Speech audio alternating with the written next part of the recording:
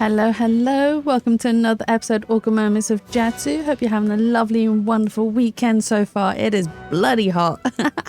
Thank you, Shumi, for the first Hiruddin. Thank you, Pyro, for the second. And thank you, Tony, for the third. And I hope you guys enjoy your taiyaki snacks. And what do you mean taiyaki baker?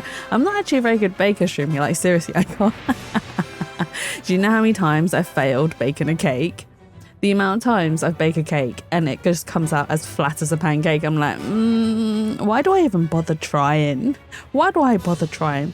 I'm melting, yet it is very warm today. I mean, it's not, is it? No, I think it is warmer than yesterday. So yesterday, I didn't think it was too bad. It was actually a little bit more cooler yesterday, but today the heat has picked right back up and I haven't been hydrating properly.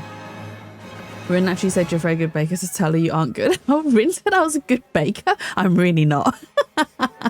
I really suck at baking. Okay, the only thing I can bake, right, is bread. Bread is the only thing that actually turns out really good for me. If it's cake and stuff, like dessert type baking, no. For some reason, dessert baking just does not agree with me. It just doesn't. And it's just like, yeah, no, Jatsu, you don't get any dessert today. I'm just like, thank you so much. Bread is actually really hard. Oh, really? I really enjoy it. So the thing is, right, so a lot of people are like, oh yeah, get a kneading machine. I don't have a kneading machine. Every single time I do bake bread, it is all hand kneaded, so it is literally just me and the dough working it out on the countertop. As bad as that sounds, oh my god, I didn't realize that sounded bad. I'm sorry. Oh my god, I've only just started and I'm ready. Okay, thank you for the luck, Twirly, very much appreciated. I hope you enjoy whatever you're up to. But yeah, no, I really enjoy baking bread. Bread is like one of my favorites. Thank you for the sus come on. That was an accident. Me and the dough working out on the countertop. Oh my god. All the things. But yes, we are going to be playing Ace Attorney. I'm also, as you can see, changing my stream time. That must be the fastest yet. I know, right? We're like 8 minutes in and already... And already this is sus. But yeah, I'm thinking of changing my Saturday streams to an 8 p.m. stream instead of my usual 2 p.m. stream. Because I found that, well, I already knew this to begin with, and I still kept my 2 p.m. stream because I was being stubborn.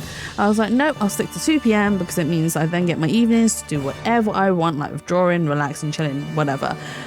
But as it turns out, I don't get that many views. So, to maximize the views and so that you guys don't miss out too much on the Ace Attorney story, I've decided to change my stream time to 8 p.m. Oh my god, dying already. We aren't even 10 minutes in and I'm dying already. So it depends on how this works. If it makes no difference, then I'll switch it back to 2 p.m. I don't know. If it does work better for me, then I'll do the 8 p.m. We shall see.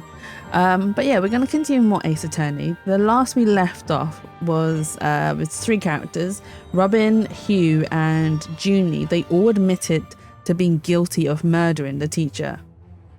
I see you prefer evening streams. I mean, I don't really mind the evening streams or the afternoon streams. So with the afternoon ones, I have to cut it off sharp at 7 o'clock because I have to I have to have dinner with my parents.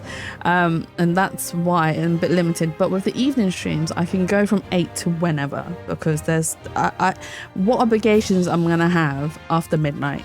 I'm going to have none except for sleeping. So I can go from 8 o'clock until like 1, 2 o'clock in the morning, which is absolutely fine because I can do it. I'll be a bit tired, but from 8 to 8, you want me to do from 8 to 8? Oh my god, a 12-hour stream. I think my throat would die. Streaming. I think my throat would die. I might be able to do an 8 to 8 for a charity stream, but that might have to wait until October when it's charity month for the spa. I'll speak to Tyria and see if she wants to do charity streams again. Since we're actually, but I can't. I mean, I could potentially do a 24-hour, but it would become problematic because I have things to do during the day, as much as I would like to. So a 12-hour stream is more likely, it's something that I can handle a bit better than a 24-hour stream. So if you guys want a 12-hour stream, I will do it for charity at one point. Like I said, I'll speak to Tyrion and say if we're doing any charity-based streams as the Spa community this year for any sort of charity. I know last year we did it for the Blue Cross. I don't know if we are still doing it for the Blue Cross this year or if we're planning to change to a different charity, just so that we can help out as many charities as possible and not just the same one, because you know they all deserve help. Yeah, I will speak to Tyrion and see if she's like up for sort of setting something up, but we shall see. But yeah, so 12-hour is technically possible and 8 to 8. I'd have to find a game. I mean, we could do several games, to be honest, but I think sticking to one game would probably help my brain a little bit better. You don't just want to help kittens. Yeah, I mean, I do, but I think a lot of other charities also deserve help. So, you know, spreading the love, Shroomy. Sharing is caring, right? Sharing is caring. But yes, let us move over to the game. No, not to the title screen. We can go from here. Load game. So yeah, so the three of them, Robin, Hugh and Junie, admitted to guilt. So the judge has given us an extra day to investigate to try and confirm who the actual murderer is. So we shall see. I like the fact that even though Nick isn't Hobo Nick anymore, his little beanie's in the back there on top of a trophy, which is kind of like a little, it's not really an Easter egg, but it sort of is a little mini Easter egg. Sorry, boss. I couldn't do it. You know, that little bit of advice you gave me. The worst of times are when lawyers have to force their biggest smiles. I don't know exactly what you meant, but there was no way I could force a smile in that courtroom today. I'm just glad you remembered that. But now, how about relaxing a little? Relax? Not gonna happen. Junie, she asked me to defend her because she believes in me. But I felt completely helpless. If it weren't for the confessions, I'd... Oh, to be fair, I mean, I suppose so, yeah. I suppose the three of them confessing at the same time actually helped Athena, because I suppose the judge was ready to hand down a verdict to say that Junie was guilty. But if this trial proceeds in the same manner and ends in the same way as the mock trial, would you not lose everything you've worked so hard to gain? Well, I'll just have to make sure that doesn't happen then, won't I? No, I can't lose it all. Not now. You okay, Athena? You're turning kind of pale. I can't just stand around here. I'm going to finish the investigation. Can't it wait? I just took a batch of freshly baked cookies out of my magic panties. Thanks. I'd better get going. Save me one for when I get back. Apollo, you wait here. I need to see Junie at the detention center first right away. No, wait. I'm going with you. Sorry, Mr. Wright, but I'd better go too. Magic panties? Yeah, Trucy and her magic panties, but why would she keep cookies in there? It's gonna be so crummy. And what if it's hot like it is now? There's gonna be melted chocolate all over the fabric. That's just sticky panties. Oh my god. No, not the sticky panties. No problem. You two be careful.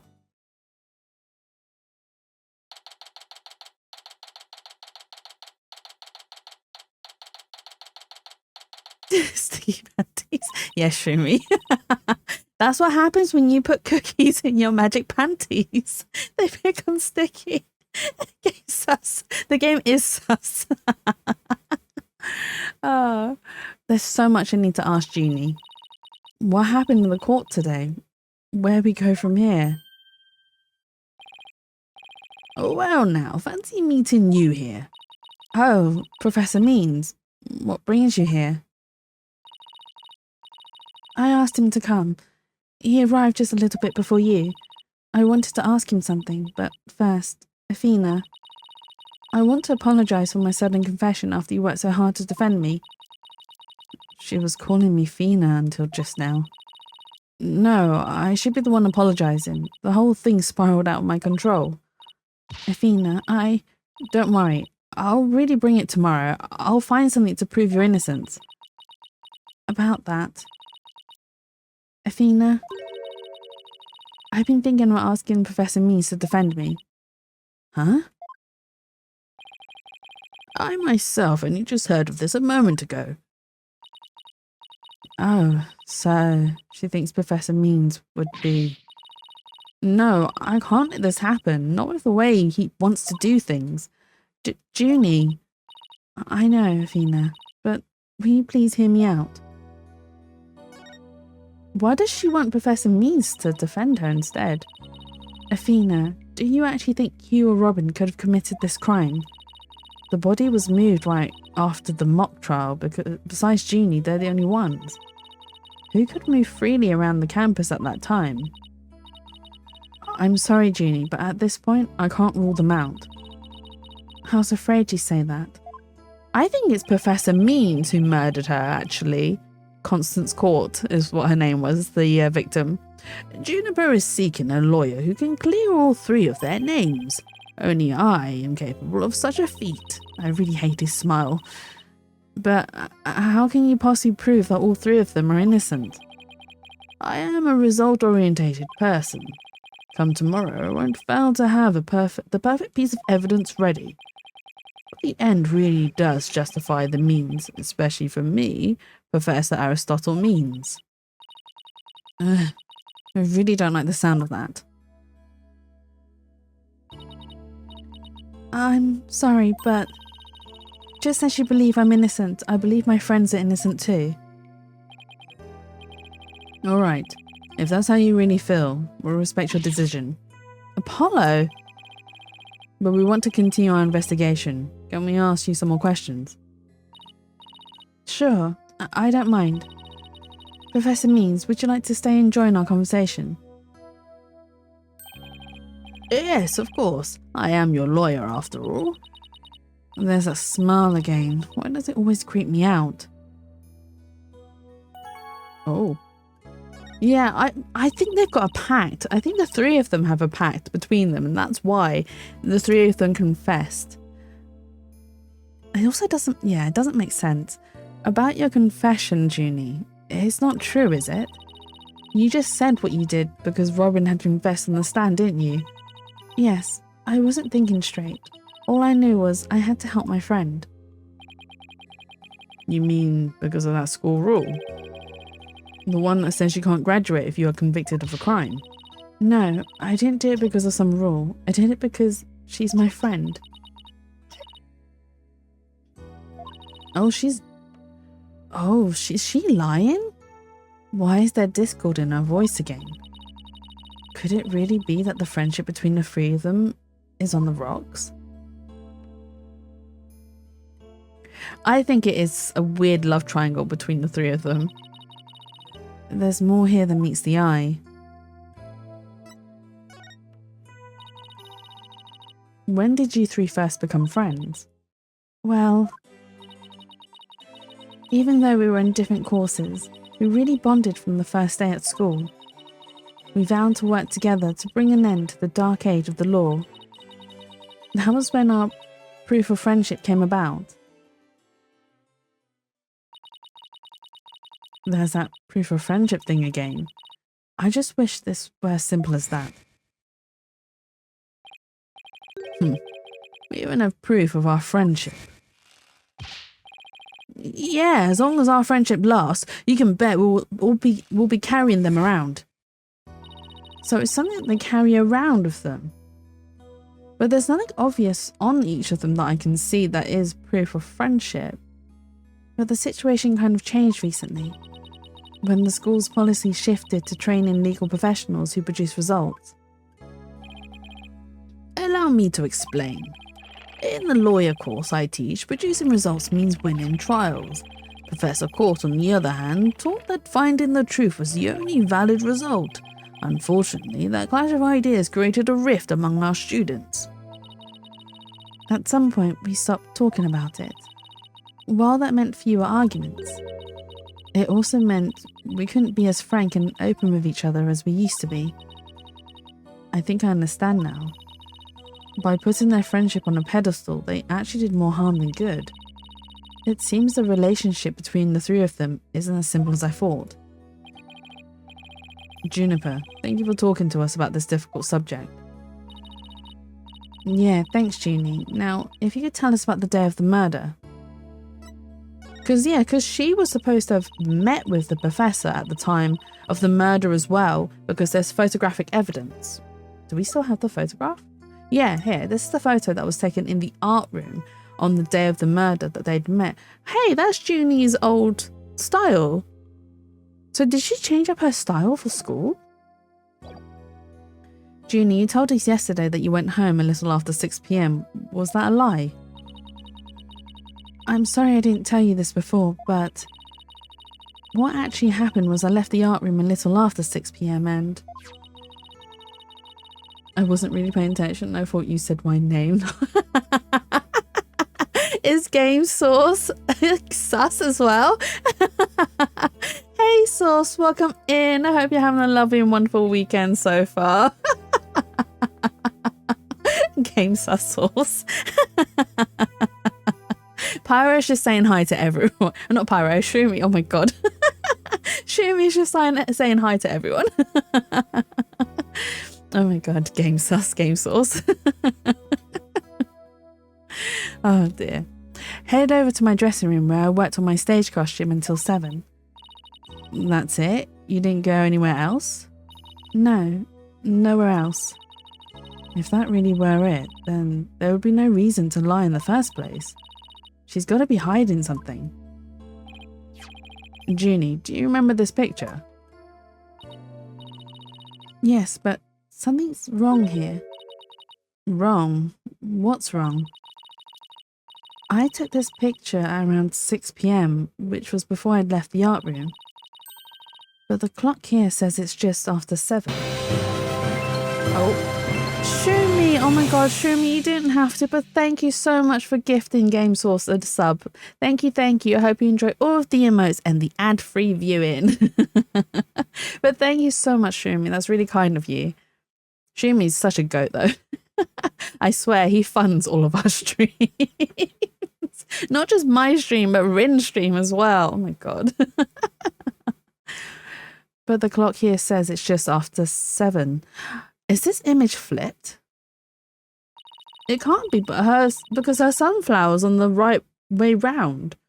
So it doesn't make sense if it was flipped. By 7, I'd already been working in my dressing room for some time. So there's definitely something wrong with the time in this picture. I guess we better go check the art room. Okay, just one last question about the day of the murder. Yeah, because we weren't able to investigate the art room before we went on the trial either, so that room was left unchecked. On the evening before the mock trial, the evening of the murder, you ran into Hugh. Yes, I did. At around 7:15, I went to the main building before going home. That's when I saw Juniper. We didn't say much as we passed each other. She seemed her usual self. That's it. Anything else you'd like to ask? You. You got a gift sub from Shumi. I looked away for 15 seconds. This is what happens when you look away. Things happen. Unspeakable things happen. No, not unspeakable things. Amazing things happen when you look away. I'll never look again. You mean at my stream, or do you mean look away again? Oh my god. She suddenly went silent. She always was terrible at hiding things. Was she trying to keep their meeting a secret by lying about going home at 6? Alright, I won't press the matter any further. Is there anything else you noticed on the night of the murder? Well, I don't know if this will help, but That evening, I went back to my dressing room to get something I'd forgotten there. It was well after the last bell rang. I'd say maybe around 8:30. Around 8:30, huh? That's over an hour after when the crime supposedly took place. That's when I noticed that both stage statues were finished. They were quite large and they were each covered with a white sheet, but I could tell. It made me happy to think that after all that hard work, they were finally finished. Oh right, the statues that Robin made. So they were covered in white sheets. Oh no, Junie. Junie, are you okay? Sorry, I'm a little tired, that's all. She's huffing her sunflower. Bless her. Athena, I think this meeting's over, Professor Means. I will use any means possible to get the result I want in Juniper's case, but it will require considerable preparation, so I must be off. I don't like this guy. I think he's a murderer. Junie and Professor Means, I have a proposal. He does look very creepy. A proposal? I honestly think he's the one that murdered Constance. Is her name Constance? Or was it Courtney? No, it's not Courtney Court, is it? It's Constance Court. Right? Yeah, Constance Court. I was like, Courtney Court? What? That's not her name. I know they use puns for all their names, but they're not that on the nose. Sometimes they are, actually. Sometimes they're very on the nose. By sundown today. Yes? I, Athena Sykes, along with Apollo Justice. Wait a second, don't drag my name into... We're going to discover the truth behind this murder mystery. What? And we're going to bring you solid evidence showing just what that truth is. I see. So it has come to this, has it? If we succeed in doing that, I want you to promise that you'll accept it, Junie, no matter how hard it is to hear. Then, you shouldn't need anyone else to defend you except me. Have we got a deal? I trust... Oh, wait, wrong voice. I trust that's okay with you too, Professor Means. Is he going to do the creepy smile? No, he's not. Okay. I have no objections as long as Juniper is satisfied with this arrangement. Okay, but only if it's the real truth. I'm sorry to put you through this, Athena, but thank you. I've been thinking only of myself this whole time. Junie, it's way too early to thank me, but you can thank me all you want once I get to the bottom of this. Very well, I will see you back here at sundown. Sorry for all the trouble, Professor. It's just, she's new to the agency, so... Oh, yeah, there's that creepy smile. Don't be silly, I find it all rather thrilling. Now, let us meet here again later. I like the music's so cute. If you'll excuse me, I'd better go. Okay, see you later.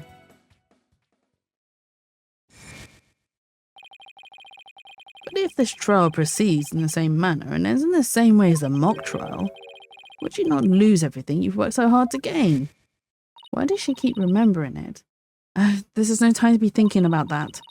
I've got an investigation to do. I will find the truth by sundown no matter what. Okay, so let's move. So we need to check out the art room. Can we go to the art room? Oh, wait, hang on. We can go to the maintenance area, right?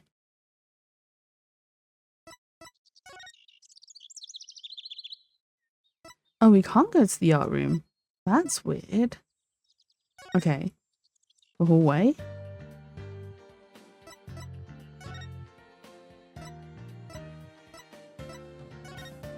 Maybe the outdoor stage then.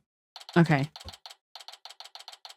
Sometimes because I thought we could go straight to the, oh, there's the, there's a girl.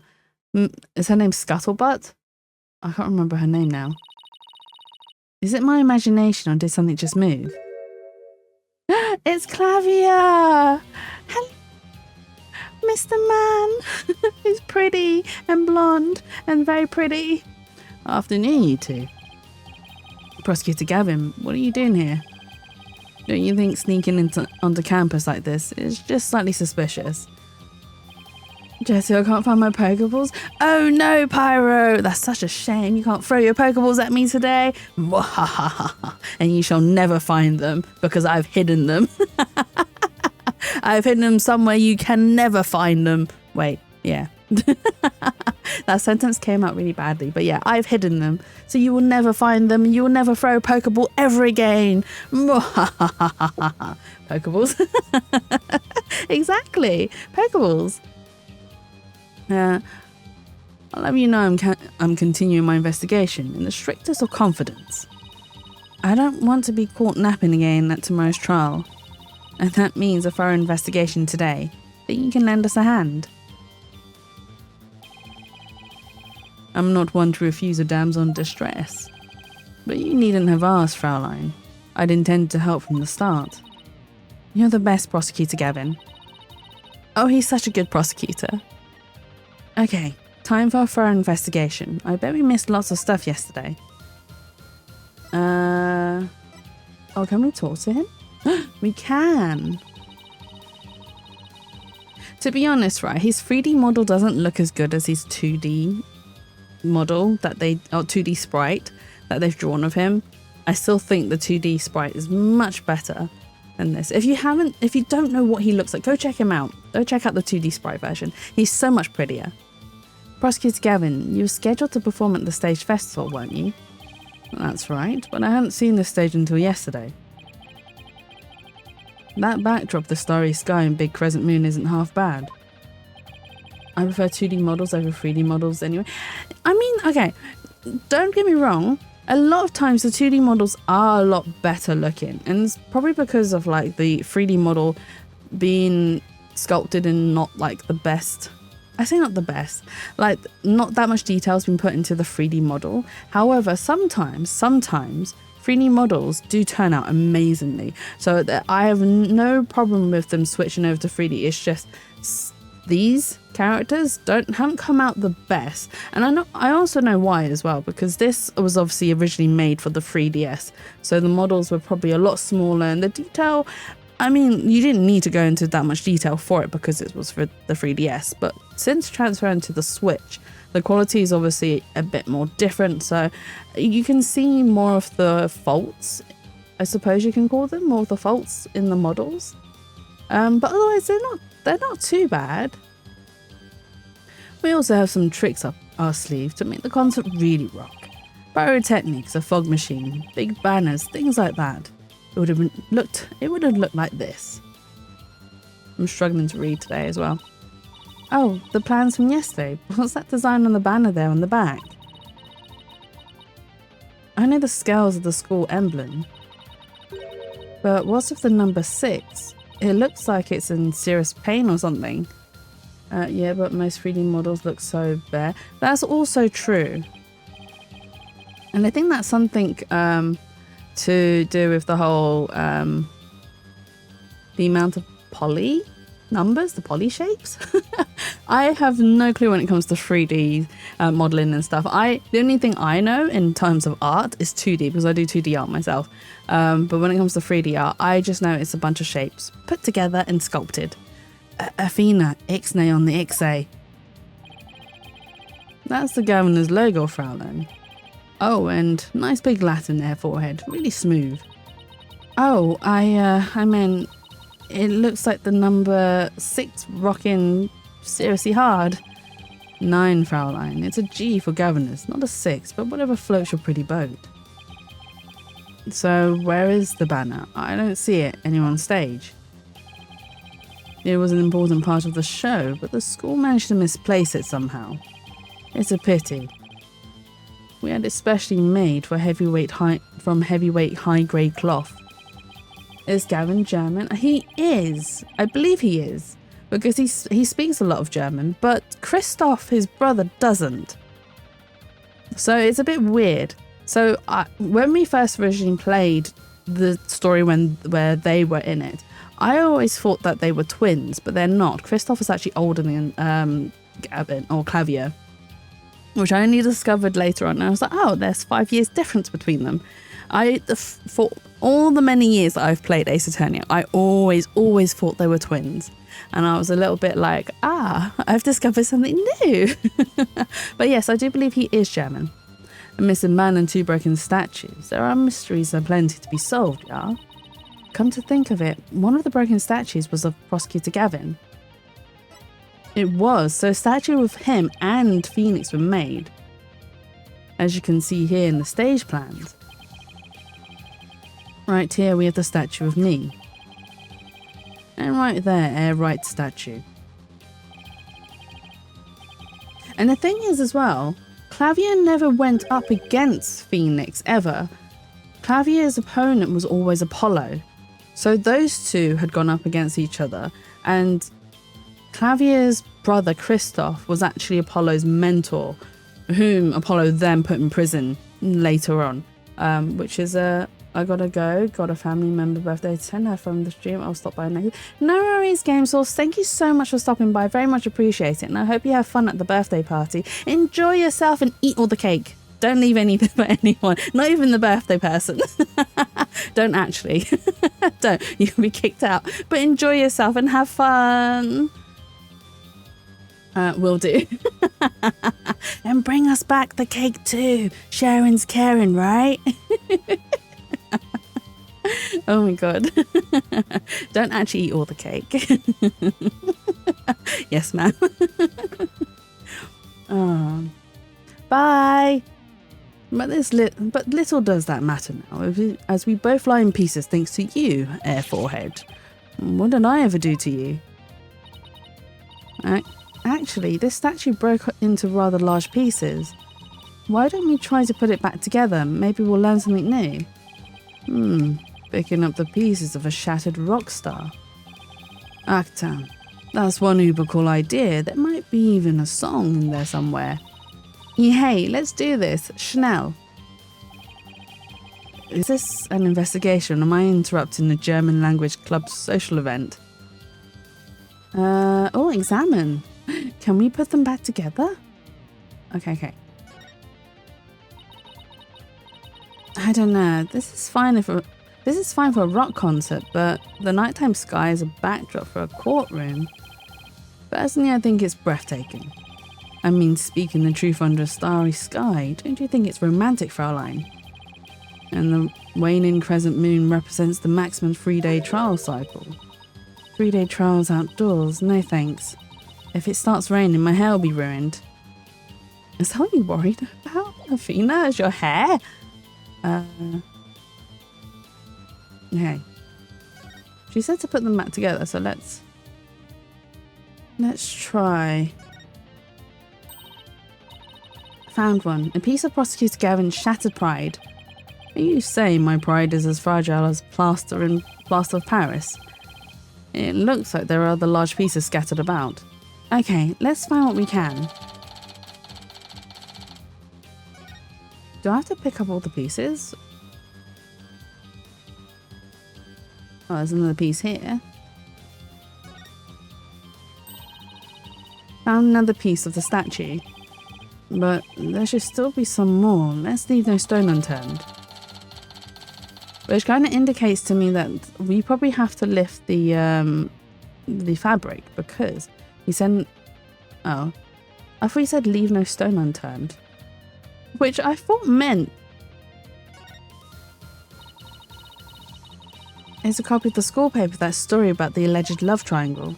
I wonder if people really waste their time reading this stuff. It's more popular than you think. I'm not doing the hiss hiss hiss. That was really annoying when I did it last week. What was that? I thought I heard something just now. You're just hearing things. It was nothing more than your ears playing tricks on you. Okay. No, Prosecutor Gavin, you're a complete wreck, literally. Really, no hiss hiss? Do you want me to do the hiss hiss? Is that what you want, Shroomy? You want me to do the hiss hiss? Why in the world would someone do something like this? I don't know, but whoever did it must have felt an amazing sense of release.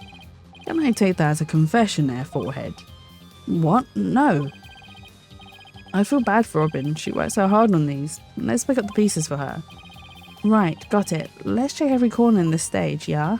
Oh, wait, hang on. That was... I thought that was Athena. That was Clavia. You got it. Let's check every corner of this stage then, yeah? Do whatever you want. Is your stream. Thank you, Shumi. It is my stream. Oh, wait. Here's a piece here. I wouldn't have noticed that.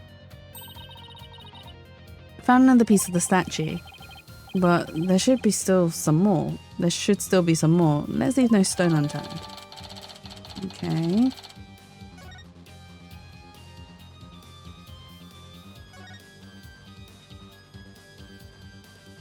Oh. There is some more. Found another piece of the statue. I'm not going to repeat that. Okay.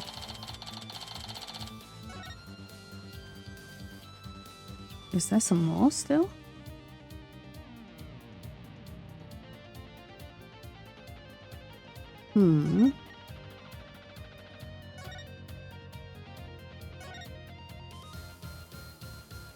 I can't see anymore.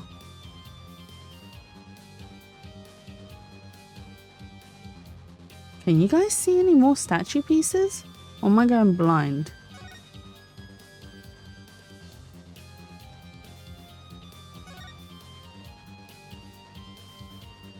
I think I've picked them all up, right? Okay. There's even a prosecutor's bench here on this stage. Ah, the memories, Fraulein. As a former rock star and a prosecutor, the prosecutor's bench has taught me much about human emotions, passion, and fight. I can picture it now, you with your silvery singing voice and... Oh, wait, hang on. Oh my god, I'm reading all the voices wrong. I can picture it now, you with your silvery singing voice and Apollo sweating bullets. Hey, how about picturing me winning once in a while? Which is true, because Apollo does win. Quite, well, I say quite a few of his cases. He's won all of his cases so far. Only because we were helping him and we were on his side aiding him. So we check out Scuttlebutt and her box. The winner of the mock trial, the winner of the mock trial was to take the training seminar right here. You mean Hugh or Robin? Yeah, besides Jeannie, they're the only ones who could move freely around the campus. But for the mock trial, that means one of them must be the killer. But that's not really enough to go on, is it? We need to talk with Juniper one more time, persuade her to give us a name. Right, and that means we have to find irrefutable evidence before the day ends. There's no time to lose, but we can't rush it either. Efficiency is the key. Oh, I thought we were going to check out Scuttlebutt. Wait, you don't think this weird box here is... hands off? Knew it. I know that voice anywhere. Objection. Hey Mia, welcome in. Hope you're having a lovely and wonderful weekend so far. Let's just ignore it. I mean, it made its wishes loud and clear. So, this is the future cardboard box technology has afforded us, huh? Okay, so we're gonna just ignore her. Okay, cool. I can't see any more pieces. It's a bit too far away to get a good look. Maybe we should try a different angle.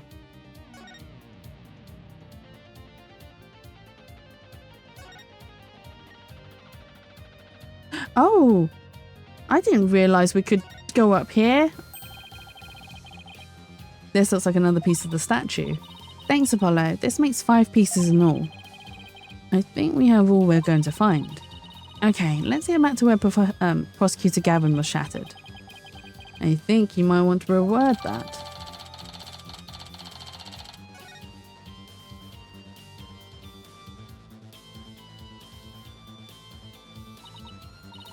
Well, I don't see any other big pieces lying around.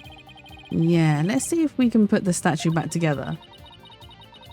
I'm wishing I was resting after a 3-day exam, but here I am still serving at my mother's 60-year celebration.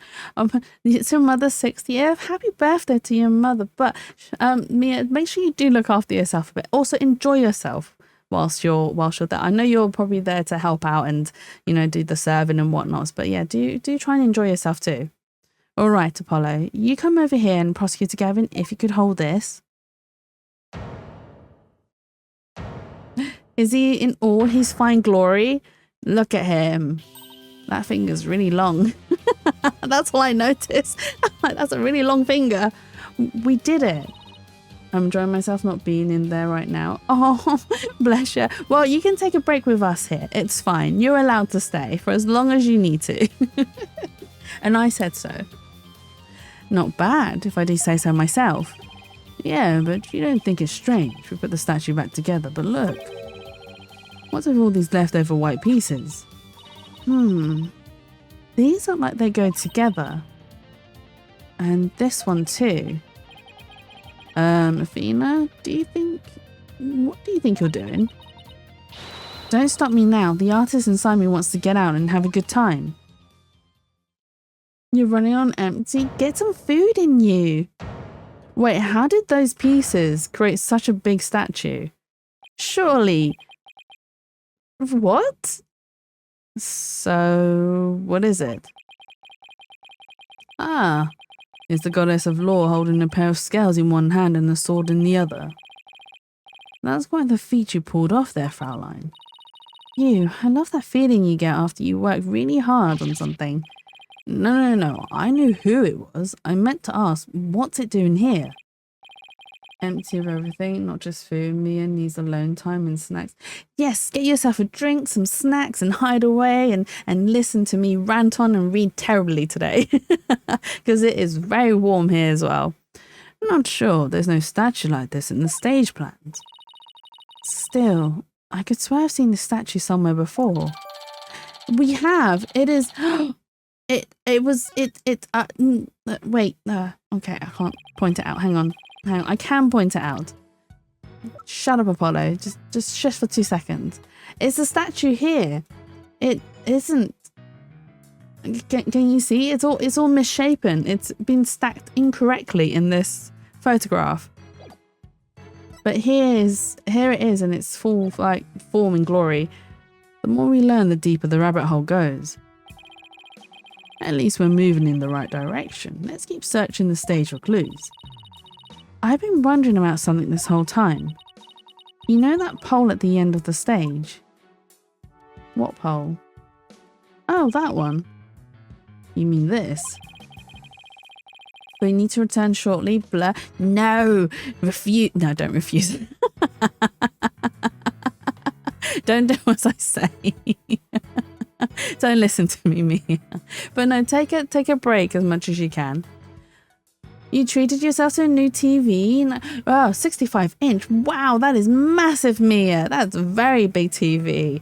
Can you fit it in to whatever room that you need to put it into? Does it fit in? There's a wire that goes off and connects to something somewhere.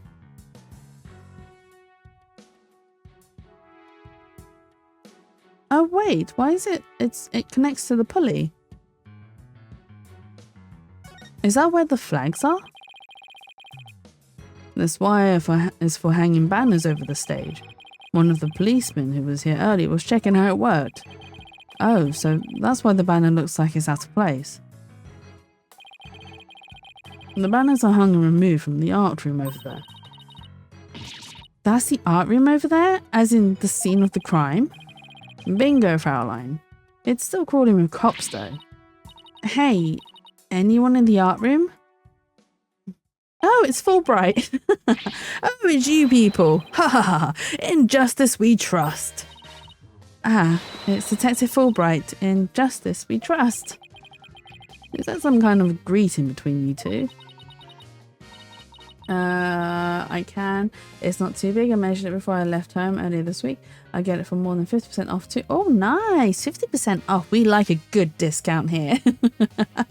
Used to be best choice, top choice from 2023. So good deal for me. Yeah, that sounds like a good deal indeed. 50% off. Oh my God, that is a lot off, Mia. Detective Fulbright, can you lower that banner from there? Of course. Just leave it to me. I do like Fulbright. He's not gumshoe, but he's still enjoyable in his own little way. How's that? Oh, he's huffing and puffing. Phew. There'll be plenty of years to come. Was plenty of years to come, Mia. Thanks, Detective. In justice we trust. Haha, always glad to help. In justice we trust. He's so sick the TV will be plenty. Oh, you mean that the TV will last you for many years? You know Date Everything's out. I do know Date Everything is out. So Twirly was playing it yesterday on her stream, and I was lurking a little bit as I was doing some artwork for Steve. And I was lurking in her stream whilst I was working on that. It is an OLED TV, but it looks nice regardless. That's good. As long as it works and does what you need it to do, that's absolutely fine. So Twirly was kind enough and actually gifted me the game. I messaged her. So I didn't even realize she gifted it to me until I'd finished all my drawings. I was about to go to bed and I was in bed. I scroll on my phone and suddenly I see an email. I'm like, what's this? And then it turns out she gifted me the game. So bless her. And I messaged her. It's like, why have you gifted me it? Because it's not cheap either. It's like, you can use that money for something else. And she's like, just accept it. And I was like, okay, fine. I accept it. I humbly accept your gift. So Twirly has gifted me the game. So I was thinking we can play it on Tuesday if you want to watch me swoon over all of the characters that appears in the game. If you're one later, I'll see you. Oh yes, I'll probably be on up until quite late today, Mia. I'll be on up until like probably 1 o'clock in the morning. So do come back later if you aren't too tired and you would like to join us. Absolutely. And enjoy yourself at your mum's party. Try and not work too hard and make sure you get some food and drink in you as well, because you need to enjoy yourself too. But thank you for the lurk. I very much appreciate it. So is that some kind of greeting between you two or not? You can play it. It is a you game. It is a very me game. So I played the demo and I kind of regret playing the demo because it kind of spoiled a few of the characters for me. But I was so excited. So I was just like, do you know what? I'm gonna get the demo, and I played it. And I was like, oh my God, I love the script that I've seen so far. I absolutely enjoyed it. So yes, I will play on Tuesday, and you can watch me swoon over all of the characters, and we can see who we prefer dating, and then go date them all, right? I don't know if there's any limitations to how many you can romance, or if you are only allowed to romance one, and if you romance more than one, will they then start to get jealous, or because I am. So for me, I bought the game, but I don't think it is really a game for me. Oh, really, Shumi? It's not for you? What about it do you not enjoy, if you don't mind me asking? Without any spoilers, if you can. Well, looks like the banner's down now. Let's go take a look. The banner is down, but that's not the same banner. Look at this banner. I don't think it would flap very well in the wind. Unflappable banner? Hey, I like that. It goes perfect with unflappable lawyers and unflappable rockers. It's like it was made for this very stage. Look at this. The bottom part is all knotted up. Let me try and unravel it. Is that the... Yeah, that is the flag. Is that blood on there? Wait! Is that how they transported the body down? Because, right, so we assumed that the body was thrown out the window and into one of the baskets. Oh no, onto the mat. The mat was pulled across. Because we also assumed that the body was thrown out the window from the front of the building, from the front of the art building. But this is probably the back of the art building, which means they couldn't have dragged the mat like all the way round, right? Generally, I don't think I am meant for dating games. I have the same problem with BG3. That's fair enough. That's understandable. I can understand that. To be honest, I don't really play a lot of dating games. It's not really my my kind of thing. I get a bit bored of them quite quickly because it's just like, oh, it's just a game at the end of the day. You get what I mean? And a lot of times, if there is a romancing option, and here's another thing as well. I'm also not very good at this whole entire dating game thing, because I can never get the characters to like, or the ones that I like, I can't ever get them to like me. And that just goes to show how little riz I have as a person. I am rizless Jatsu. Jatsu no riz. So a lot of times I end up losing interest because I just can't win over the characters that I want. So I end up not doing it.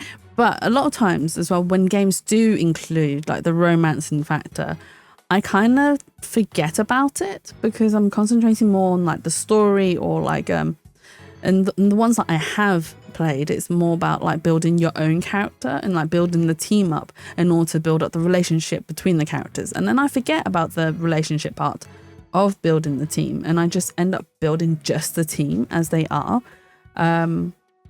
But yeah, so dating games aren't generally my kind of thing because, like I said, I am rizless, and I always pick the wrong answers, which then makes them hate me instead of liking me. And I'm like, oh, this isn't what I wanted. I don't want to be hated. I want to be liked. Please like me. So no, I completely understand. But also, I really haven't found my type, to be fair. That's also fair enough. So for me, it's quite... I've probably mentioned this before, so I'm not really... I mean, looks are great. To me, they're a bonus kind of thing. They're not the most important thing for me. I am very much a personality type person, and I tend to fall for... So the more I get to know someone, the more I fall for them. And...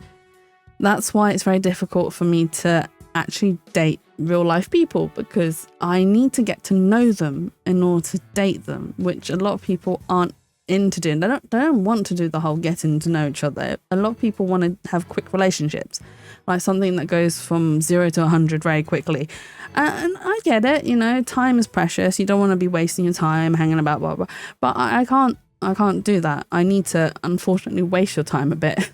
To get to know you, because then and only then do I like you enough to actually spend that much time with you. So dating's very difficult for me. But dating games aren't that difficult because they throw in all the characters' personalities almost from the get-go. Like, you get to know the characters. You want a best friend. Yeah, that's what I want, a best friend boyfriend, basically. Boo. What do you mean, boo, Pyro? But yeah, so in a lot of like dating games and stuff, you instantly know what the characters are like. So you get, well, I say you instantly, you get a lot of the baseline. So you understand what the characters are like, and you can fall for them. I say fall for them with very loose, using a very loose way. You connect with them a little bit. So yeah, I can play Dating Everything on Tuesday, and we can find out and discover these characters and see which ones I like and which one chat likes as well. There is already one that I've got my eye on. I found them in the demo and I was like, oh my god, I really wish I hadn't found you, but I did. And I want to get to know them better. So I will show them to you when we play Dating Everything, after we've done the tutorial and everything else, because sharing's caring, right? Sharing's caring. Geez, did you really have to? You don't come across an Fapple banner every day. I know, dating, talk and script. No, it's fine. We weren't really. We were talking about the game Date Everything, which Twirly gifted to me. So we will play it on Tuesday. And that, I mean, then obviously led to like just general dating and how I'm rizless and it's difficult for me to date people. So there you go. Athena, there are some things that have to yield to forces beyond themselves. What a cruel world we live in. Hey, a scrap of paper was caught up inside. It's blown away. I got it. Yes. Great catch, huh? Wait, it's from Constance's diary. Was a page missing? Looks like some kind of note. What does it say? October, Hugh 120. What's that supposed to mean? A test score maybe? Pretty impressive when you consider that 100 is perfect score. I don't see how even you can get beyond perfect. Caroline, shall I inspect the banner again now that it has been unravelled?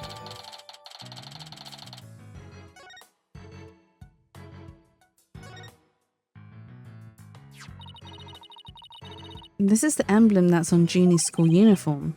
Hey, you're right. Wait a sec. It's hard to see against the red material, but look. There's a dark red stain here, just under the emblem. This banner was on a wire connected to the art room. Right, and the art room is where the murder occurred. Are you thinking what I'm thinking? This stain might be from the victim's blood. It is the victim's blood. It must be, otherwise they wouldn't have put it there. Right. Anything else we've missed? Wow, they built a witness stand too, even though it's just a temporary stage? Oh, but I think they're still working on it. Let's see what this notice says. Caution, pedestal features a high-speed rotation mode. Activate with care. You mean this thing spins? Were they going to have a stage that was lifting upwards? This statue doesn't look anything like you or Mr. Right. The goddess bearing scales and the sword, she's a symbol of fairness and strength. But she and her symbols were shattered along with the statues of you and Mr. Right. This is a direct challenge to the rule of law. Well, if they want to fight, they've got one. Whoa, take it down a notch, Tiger. Let's save the fight for when we find our culprit. Phew. That was a whole lot of poking around in such a short time. Does that mean you're satisfied? Actually, there was one more thing I wanted to check out. See that metal fence back there? There's just that one segment, so it seems out of place.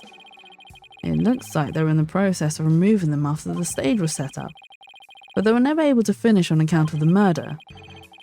We should take a look if you think it could be important.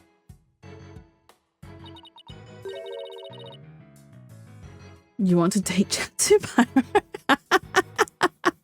Shoot me! Please don't suggest things like that. Oh my god. No, is the answer. I am not suitable for everyone. Like, trust me, I am not suitable. Well, I just say not for everyone. I'm not suitable for anyone. Let's put it that way. One, I am very much a lot older than Pyro. Like I am grandma. You have to know that I am a grandma, right? Not in real life, but I'm the age of one, apparently. Oh my god. This track looks man-made. Hey, you're right, and it looks like it starts from behind the backdrop. Maybe a big muddy pro wrestler was hiding back there. Well, that was totally random, but we'll never know until we take a look. I forgot Pyro had the minors. Yes, Pyro is very young. And they will find someone who's a lot more age appropriate, let's put it that way. Looks like something was being dragged through here, and this is where it started. Yeah, but whatever it was, it's long gone. Might have been pretty heavy. Perhaps it was used in setting up the school festival. Ah, then I guess it wasn't a pro wrestler. Still, this could be something important. Forgot what I said. Can I? Is it possible to... No, okay. I'm a bit young for that. You're not just a bit young, Pyro. You're very young. Very young. No, find someone who's more age appropriate for you, please. Well, that's about it for the stage. Right. I think we better search the art room next. I think I'll hang around here for a while, but make sure to tell me once you find it, yeah? Find what? What else? The guy on his banner that disappeared from the stage. You never know. It just might be connected to the case at hand. Really? Or does he just want his banner back? Don't tell me. So in short, that's... Hey. Are we going to talk to her? Is she going to come out of the box? Is she going to reveal herself? Go on, Miss Scuttlebutt. Reveal yourself. That box, it just took off running. Oh, did she run? I have a pretty good idea who that is, as I suspect you do too. Come on, we can't afford to have any weird articles written about us. The maintenance area is over in that direction, after that box. Scuttlebutt again, literally. She is a pain. She's only after gossip. There she is. Miriam, you're liable to get tossed in the garbage truck if you hang around here. I'm just an empty box, and that's what you do with them. You throw them away. Is she calling herself garbage? Oh my god, her box is danger toxic. She is toxic. Oh my god. Hey, did you change boxes? I like the new look. What doesn't matter anymore? I was a complete failure in court today. My work, my pride, my dreams, everything I worked so hard for, gone. Age shaming, shaking. I was not age shaming. I was just saying you need to find someone who's more age appropriate for you, and I am not that. Sorry, Miss Scuttlebutt, but doesn't believing you had a scoop when you really didn't make you a failure as a reporter. The failure as a reporter.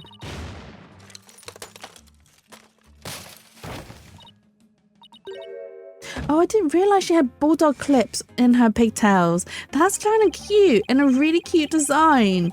Oh my god, I might steal that for a character myself. I'm going to steal it. I'm going to steal it. Come to think of it, calling her failure as a reporter might have been a bit extreme.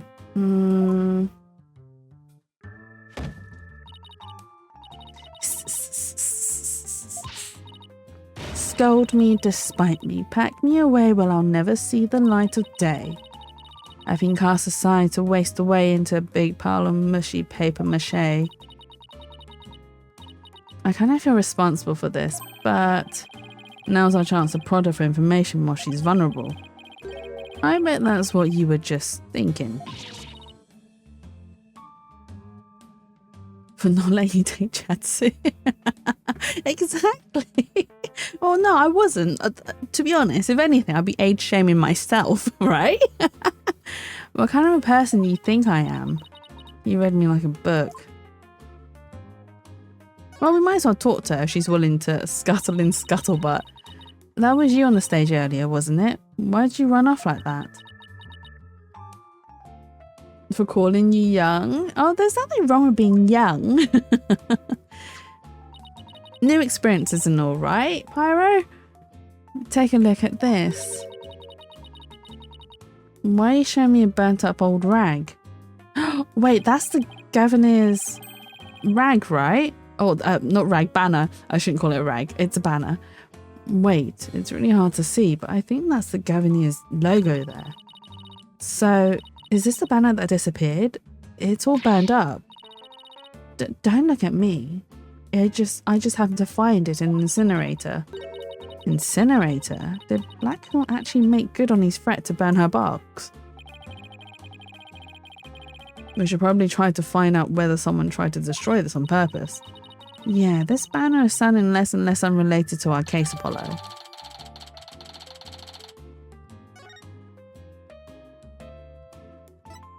Depths of despair? Did we really hurt her to make her, like, really despair? Miriam, I owe you an apology. I shouldn't have said you were a failure as a reporter. Too late. I already decided journalism isn't for me. The last step is to erase all the photos on my PC. I'm really going to do it. Here goes. 5%. 10%. 4 years of my life down the drain. Shouldn't we stop her, Athena? Miriam, you should keep publishing your paper. I didn't mean what I said, okay? You didn't mean it. Oh, No, my photos. Stop. Cancel. Abort.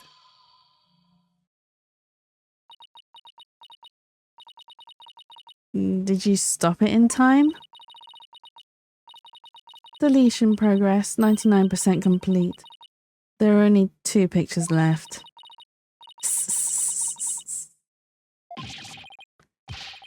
What are you going to do now, Athena? You owe it to her to make this right. I know. She's really dramatic. She really is. She really is. But I mean, that was her own fault. She could have just not deleted all of them. Don't worry, Miriam. Your photos may be gone, but the memory of your photographic genius will live on forever in all our hearts. Oh, Athena, that was cringeworthy. Hey, Miriam, check this out.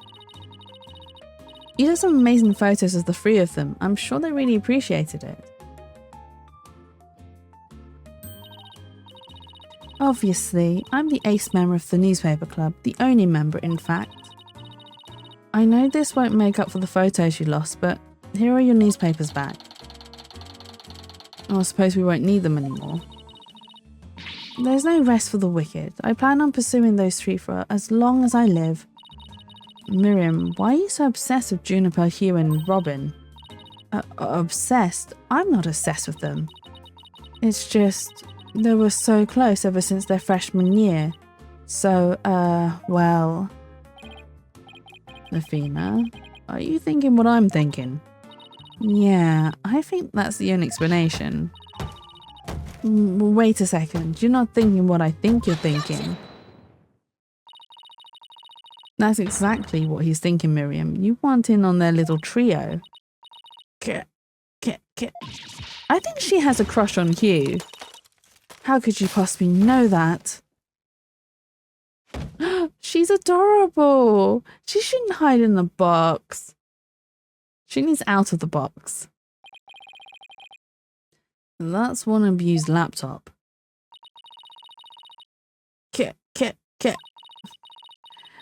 My laptop won't turn on. Never thought my life would end so soon. A mere 17 years. Now I really feel bad. Oh, I know. Miriam, we have a laptop at the office. We'd be happy to lend it to you. Go get her out of the box. I don't think that's how this works, Shroomy. Huh? You have a laptop I can use? Sure, but on one condition. I want you to ask Junie, Hugh and Robin if you can hang out with them. What? Like I could ever do that. Sorry, but that's the deal if you want to borrow a laptop. You scare me sometimes, Athena. You're like good cop, bad cop all rolled up into one. Get. Fine, I'll do it, if that's all you want. Yay. I'll be by later to bring you the laptop. Wait. It's not like I owe you anything, but here.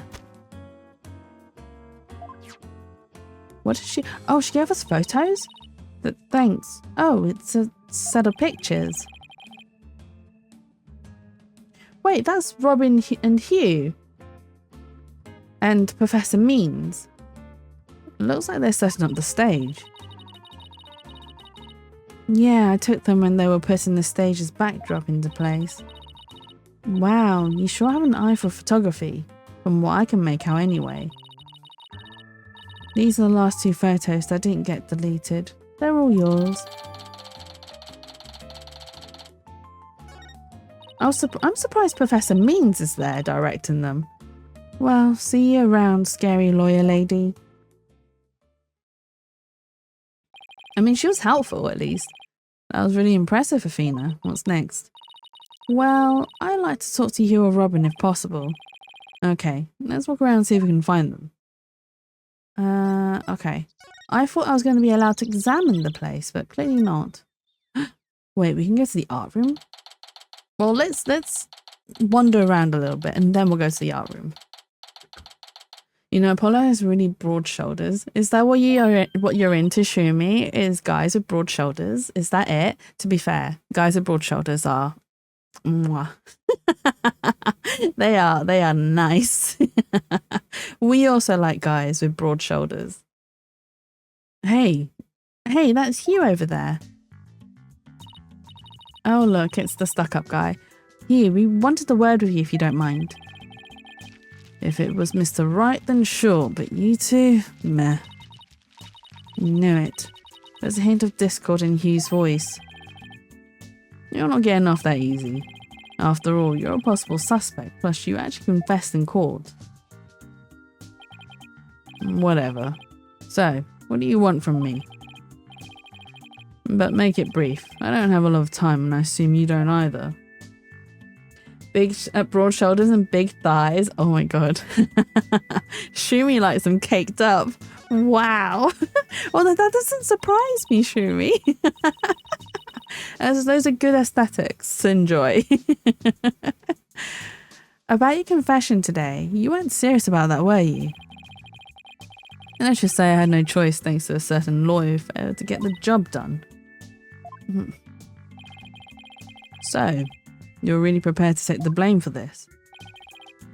Not gonna happen. The voice on the tape is female, so that rules me out. Let's put it this way. You don't actually believe that ridiculous play on words, do you? Well, my confession is just like that. A means to an end, or as we say around here, the end justifies the means. Yes, I will enjoy. That's absolutely fine. You should enjoy. But I actually do believe the voice is shouting Hugh O'Connor.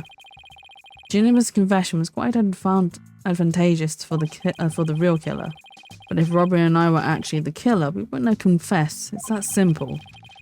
Even you should be capable of such reasoning, or have I overestimated you?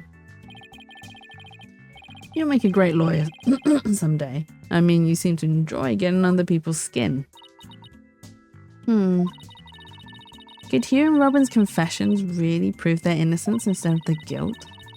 This is going to take some serious thinking on my part. Thighs? Are you also a thigh person, Pyro? It sure looked like Prosecutor Blackwood was twisting your arm to testify earlier today. Is there some sort of secret he's using against you? Absolutely. Fair enough.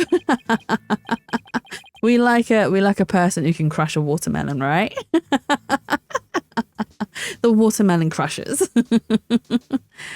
I have no intention of saying anything more. Now, if you'll excuse me.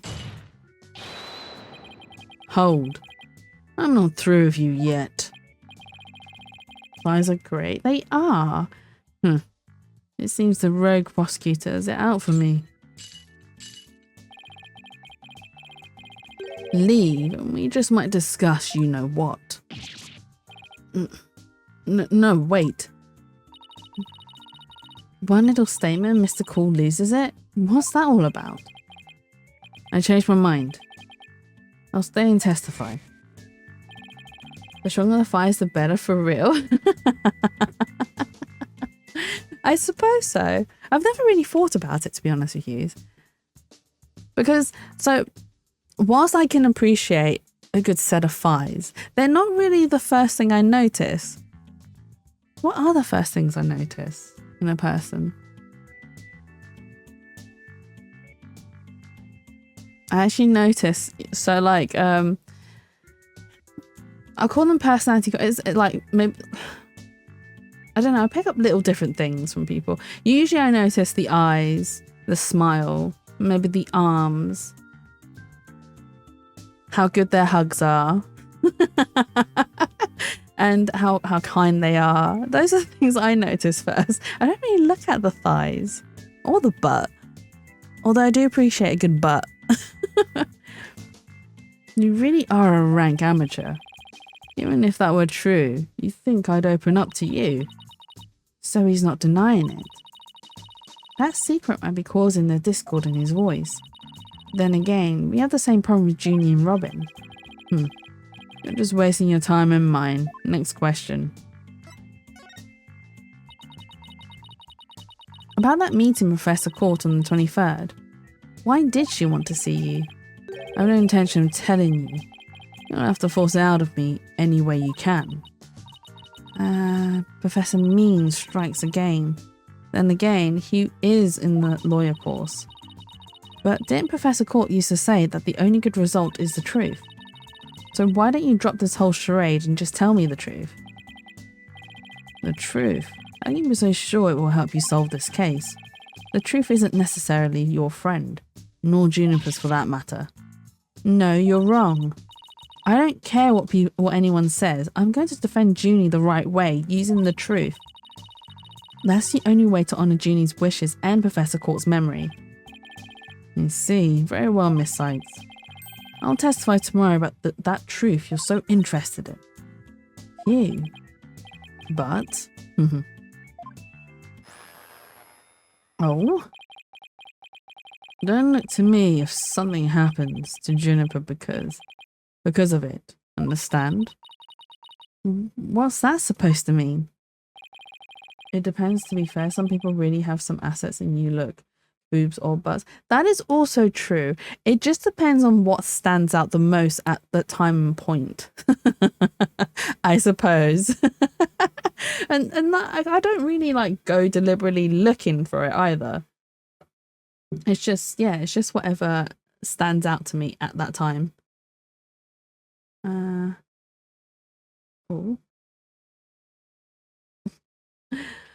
Hang on. Oh, wait. What a terrible thing to say. I thought you guys were friends.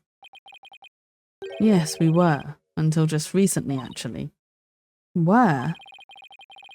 I already told Juniper, so I might as well tell you. I don't really care about her anymore. What? Why? Wow, he cut his feelings, like, he cut out his feelings really quickly, because he had a big crush on Juniper. So he was planning to confess to her when he won that trial, the mock trial, but it looks like he's like, nope, don't care about her anymore. She broke my heart, I don't care. I mean, fair play to him, but still, he got over that really quickly. Just as I have my secrets, she has a side you've never seen. Juniper's not all sunshine and rainbows like you think she is. What are you saying? This conversation's over. I said I don't have a lot of time and I mean it. You, wait. He's gone. He doesn't care about her anymore. Why would he say that? That didn't go so well. I guess we'll just have to pin our hopes on his testimony tomorrow. Athena, what do you say we head over to the art room? Might be a nice change of pace. Hopefully the police have completed their investigation. Alright, we don't really have much time left anyway.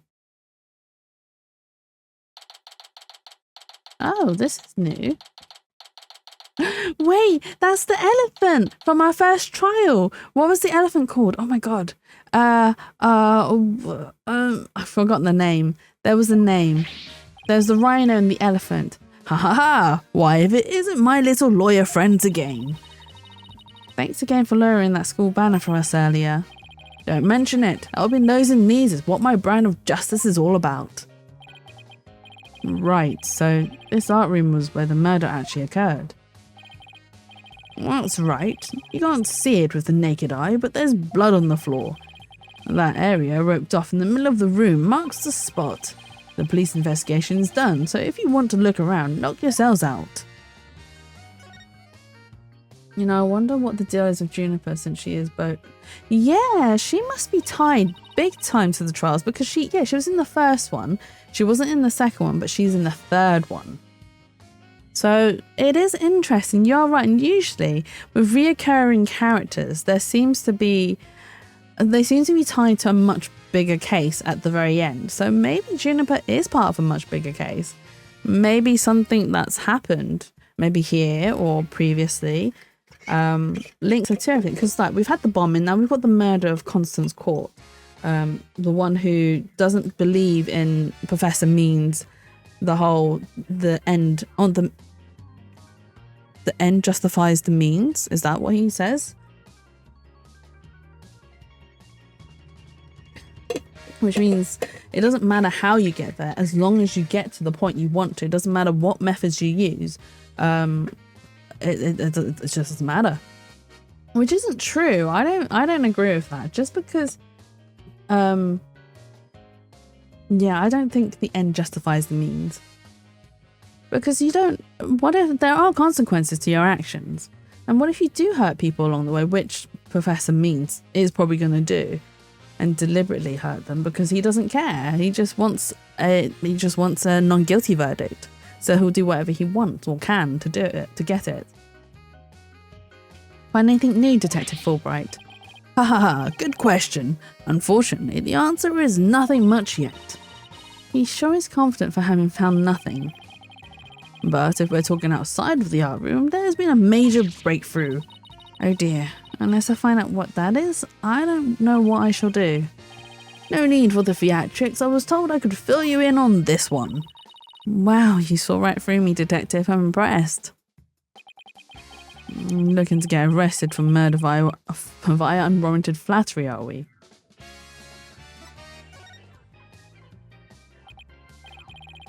So, what's the major breakthrough you mentioned? You want to know? You really want to know? You really? Come on, just tell us already.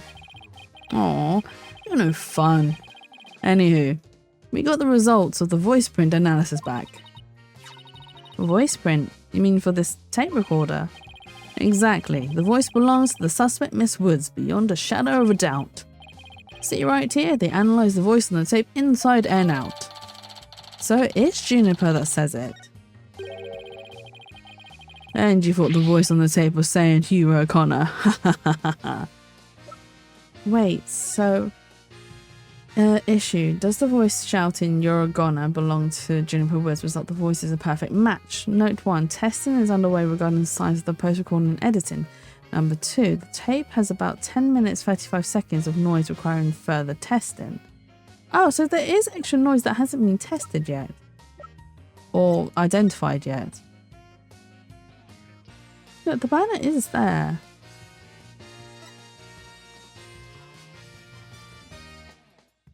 And that's Hugh in the back, and definitely Robin's there. Robin's still there. But why is this picture important? I guess I'll find out later. Thanks for the good laugh, Miss Sykes. He's the last person I want laughing at me. So now there's evidence of Juniper shouting "You're a goner" around the time of death. If we were to take this as truth, how are we supposed to make sense of it? I don't know. I can't think of any reason why Junie would shout that in the first place.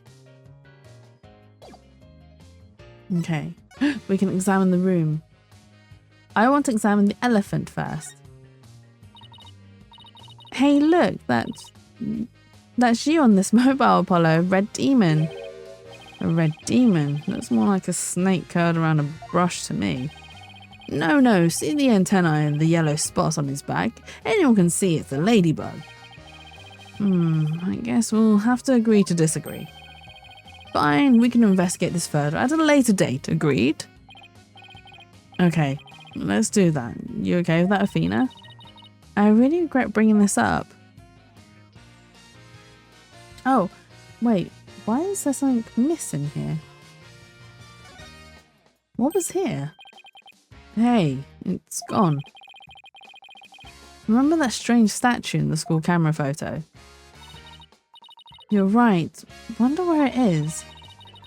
Robin's a member of the Fine Arts Club. Maybe she could shed some light on this. Junie's picture's been tipped over as well. A picture of a girl wearing a floral hat. Oh, has the artist's name right there. R. Newman. Wow, Robin must have painted this. Is this Juniper? The clothes are different, but... Oh, look, there's a piece of paper stuck to the back. Let's see what it says. Completely lacks Professor Court's artistry. Must keep practicing, Robin. Huh. I think this is plenty good myself. I wonder what it would have looked like if Professor Court had painted Juniper. I bet it would have been really artistic looking. So does that mean this is Courtney's? Constance's even. Oh my god, why do I keep calling her Courtney? A picture of a girl wearing a floral hat. Oh, it has the artist's name right here. C. Court. Wow, Professor Court must have painted this. So, is this what they consider art? I really don't get it. I swear I've seen this girl before. There's an air of fragility about her and those pity-inducing eyes. Who is this again? Her name's on the tip of my tongue. It's Junie. Look, a piece of pottery. Looks like it's already been fired. I bet Robin made it. And I bet it won't last long, not with the way she deals her own work anyway. Yeah, it seems like such a waste. I mean, this one already has some colour on it. It looks just like bloodstains the way the glaze has dribbled onto it. Just like bloodstains. In justice we trust. That does look like bloodstains. We better examine it at once. I get it. The victim was stabbed in the middle of the room where the big bloodstain is. And then brought over here, at which point some of her blood ripped onto these pieces. That means the body very well could have been dropped from this window. In the mock trial script, the body was dropped onto a mat. Then a ball cart was used to move it over to the stage. The maintenance area is below this room, and the storehouse there has a mat and ball cart. So even the body was carried out just like in the script. The killer sure had a thing for Junie's script. Well, what did you expect? That's why we suspected the defendant in the first place. Well, you're wrong, and I'm going to prove it in court. Yeah, but we know that she wasn't moved out that way. She was moved out this way onto the stage. Oh. I didn't mean to click there. Click here. Isn't that a mock trial script? Actually, there's a whole bunch of them here. Let's see. Looks like everyone from the judge course submitted one. The victim cast in court was the Fine Arts Club advisor. So she probably spends a lot of time up here in addition to her other duties. This isn't where I'd keep a bunch of scripts, but I'd wager that's how they wound up here. Poor stressed out overworked Professor Court. I know exactly how that feels. You must, because your desk always looks like a tornado hit it. You're one to talk, Apollo. Me? What about Mr. Wright? Maybe we should rename the firm Wright Stuff All Over the Place Agency. Wright Stuff All Over the Place Agency. Oh, come on. There we go. A mock trial script on the floor and nearby an envelope marked use. I wonder if Miriam's script was ever really inside that envelope. Let's see here, by Miriam Scuttlebutt. And the title is Rogue et Noir, Crimson Blood and Dark Judgment. I wouldn't take part in that mock trial if she begged me. It says there are special rules allowing the payment of bribes while court is adjourned. Oh, and you can bring in up to $3 worth of fabricated evidence. It also says, welcome to the darkest mock trial ever where the end justifies the means. The prosecution claims that this is the script that was supposed to have been used. But the scripts were selected by Professor Court considering how much she valued the truth. I seriously doubt she'd pick a script entitled Crimson Blood and Dark Judgment. Wow, you have that title memorized already? Oh, okay, we've already looked at that. Okay. We can skip this dialogue. Okay. It kind of looks like there's a prosecutor's badge at the top of the statue. But it's not if you look real close. Another strange, difficult to understand work of art. Oh, look, it has a title. Guilty, guilty, guilty. Huh, real creative. Art, either it's too abstract to understand or as subtle as a sledgehammer. It's also true. It's either really subtle or just in your face. There's a paint palette here, no surprise there considering this is the art room. Hey Binky, welcome in. I hope you're having a lovely and wonderful weekend so far. It is also very hot, so make sure you're staying hydrated. Looks like someone mixed yellow and red to make orange. I prefer yellow, you on the other hand are way too red. What's that supposed to mean? I think this is saying that the two of us have to work together to solve the case. Oh, what if this is Professor Court sending us a message from beyond the grave? What about the blob right next to it, the one with red and green? Maybe she's implying that you need more delicious greens in your diet? Are you saying Professor Court is watching over our dietary habits from the pearly gates? Okay, and then we look at the murder spot. Hey, this area of the rope around it. And that's where we detected a large bloodstain. In short, the victim was stabbed here or somewhere close by. The fact that there's no visible blood means it was wiped up with something, right? Right. But we were able to detect trace amounts of blood. Merely wiping it up does not remove all the evidence of wrongdoing, and that, in a nutshell, is justice, right? I'd appreciate it if you'd let me have the cool lines. Oh, I love Fulbright's little like pouty finger touch like. His little like sulking face is so adorable. Okay, anything else we can search? Ah, here, this crank thing. Some wire and winch. So this is how they reel the banners in and out? There's a nice view of the stage from here. But Prosecutor Gavin is still standing in front of that broken statue. So, it really wasn't you, Apollo. Don't worry, you can tell me, I won't tell anyone. I'll never clear my name unless we catch the real culprit. Oh, what we wanted to check out most importantly was a clock. I nearly forgot. Oh, come on. There we go.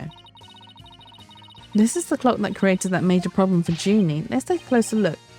Don't waste your time, I've checked it and it's 100% accurate. You sure? How'd you check it? Of course I'm sure. I compared it to my own watch, see? Detective Fulbright, didn't you notice that your watch has stopped? It has? This is unacceptable. We obviously can't rely on him. Let's take a look for ourselves. Let's see. Wait a second. It's ahead by 1 whole hour. Well, detective? But... This clock must have also been an hour ahead when this photo was taken. If so, that would fit perfectly with Junie's testimony. Prosecutor Blackwell won't like this. I almost feel sorry for the detective. Almost. You can at least pretend to feel sorry by wiping that big grin off of your face. Wait just a minute. The clock is an hour ahead right now, sure. But what proof do you have that it was running ahead on the day of the crime? That's a good question. Wait, I think I just might have something. Detective Fulbright, you would agree that there is a moon outside this window, right? Sure, a nice crescent one, like something out of a picture book. If you look at that window in the back with the winch attached to it, you'll see that the only view to be had is the opposite side of the school building. Oof, then what's the moon doing there? I wonder. Prosecutor Gavin, you were scheduled to perform at the school festival, weren't you? That's right. But I hadn't seen this stage until yesterday. That backdrop of the starry sky and big crescent moon isn't half bad. Isn't this the same as the one painted on the stage backdrop? The proof's right here, detective. This shows it was 6 p.m. Oh, we have photographic evidence because there's a date and timestamp. We have evidence. I know what this moon really is. And if you look at this photo, you'll know too. This shows where that moon in the photo came from and the truth of Junie's testimony. Where? Where does it show that? If you look right here, it'll become crystal clear. What shows the moon's identity in Juniper was right there. Oh, this, right? I'm sure it's that. They were still prepping the stage, so its backdrop wasn't in place yet. This photo shows them in the process of moving the backdrop into position. I can see that. That's the big board hanging here. The size matches too. But there's no picture. That's a crucial detail. It is, but I believe what we're seeing in this photo is the back of the board. The back of the... That's right. And at around 6 p.m. when this was taken, a photo of that same board was being taken from the front. Well, what do you mean the front? The front is against the wall. That's where you're wrong. What about the window? Remember how we said the moon shouldn't even exist in this photo? Take a good look. Are you suggesting the moon is the one on the backdrop? Exactly. In short, this photo was taken while the backdrop was being moved. And as you can see here, it was around 6 when the backdrop was being set in place. So the art room clock was running fast, at least as far back as the day of the murder. How can I ever face Prosecutor Blackwell now? Yes, I just blew a hole in a piece of the prosecution's evidence. Well, I think we've examined pretty much everything we can. By the way, did Prosecutor Blackwell happen to tell you anything about tomorrow's trial?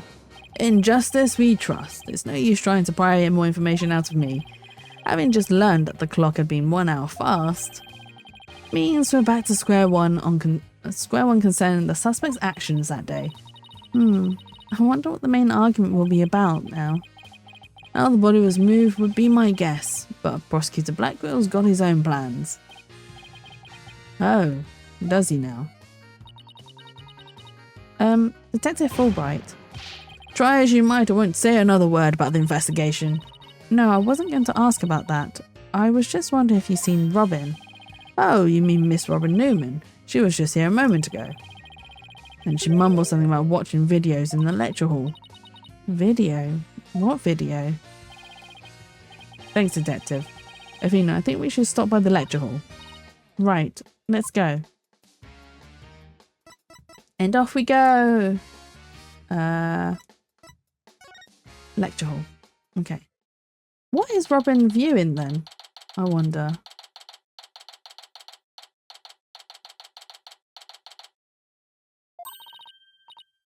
There she is. Robin. Hey, Robin. Oh, Athena. Apollo. What are you watching there?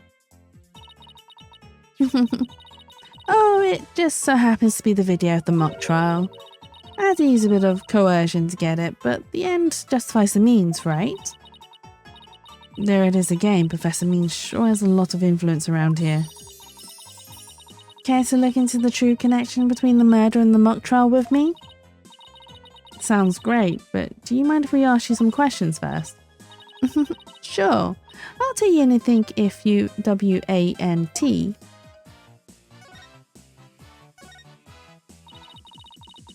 About your confession today, why'd you do it? Because Juniper hasn't done anything wrong. I had to stop the trial by any means possible. Right. The end justifies the means. So you're a follower of Professor Means too. Professor Means is a wonderful teacher, as was Professor Courts. I like them BOTH. She brushed that one off like a pro. But with that style of justice, you run the risk of breaking the law. Well, I'm prepared to quit school because of this case. What? Why? I want to be an artist. That's what I really want, man. But no, my parents forced me to study to become a prosecutor. But if the trial went south, you'd have to drop out and give up on being a prosecutor. That's what you're really after, isn't it? Mm-hmm. Talk about someone who literally changes at the bat of an eyelash. I guess she's been dealing with her own problems too. That totally makes sense. Yeah, I suppose so, but that doesn't make what she did right.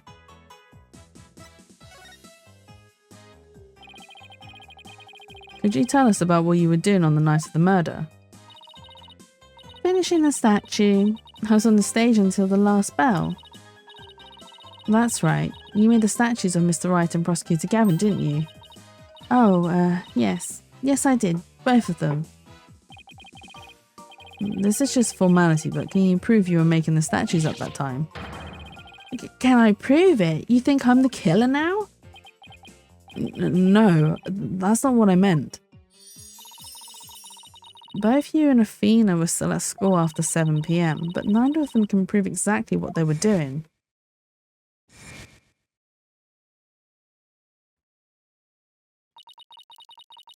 Could one of them really have murdered Professor Court? I don't think either of them did. I don't think any of the three did. I think it's someone else. I still think it's Professor Means. Have there been any problems now that everyone here knows you're a girl? No worries there. I discussed the matter with Professor Court some time ago. I told her I wanted to let everyone know I was really a girl. And just today I found out that she spoke with the school administration on my behalf. Wow, they must really like you. I know, right? But now I can finally be myself here at school. I don't have to hide the fact that I love girly clothes.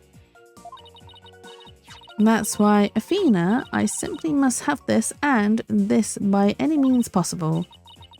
What? But this is evidence we need for the trial. Sorry, but no can do.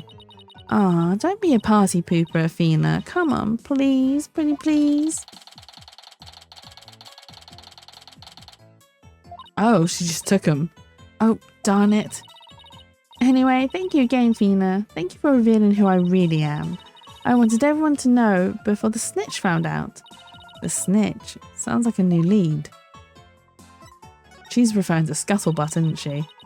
There's a rumour going around that one of the students here is a snitch. I hear they're watching everything we do, our activities, our relationships, our interests, and reporting it all to one of the professors. But why would anyone do that? Officially, I heard it's to seek out misconduct among the student body. But rumour has it grades were being bought and sold through the surveillance network. That's bribery. The situation at Themis Legal Academy is worse than I thought. While all of this important stuff, I still want to ask about that thing in the art room. I'll have to present some evidence to show her what I'm talking about. Oh yeah, we want to ask her about that statue. This one, right? Lady Justice. Oh, Lady Justice. That's so C-U-T-E. You think this is cute? Yeah, totally.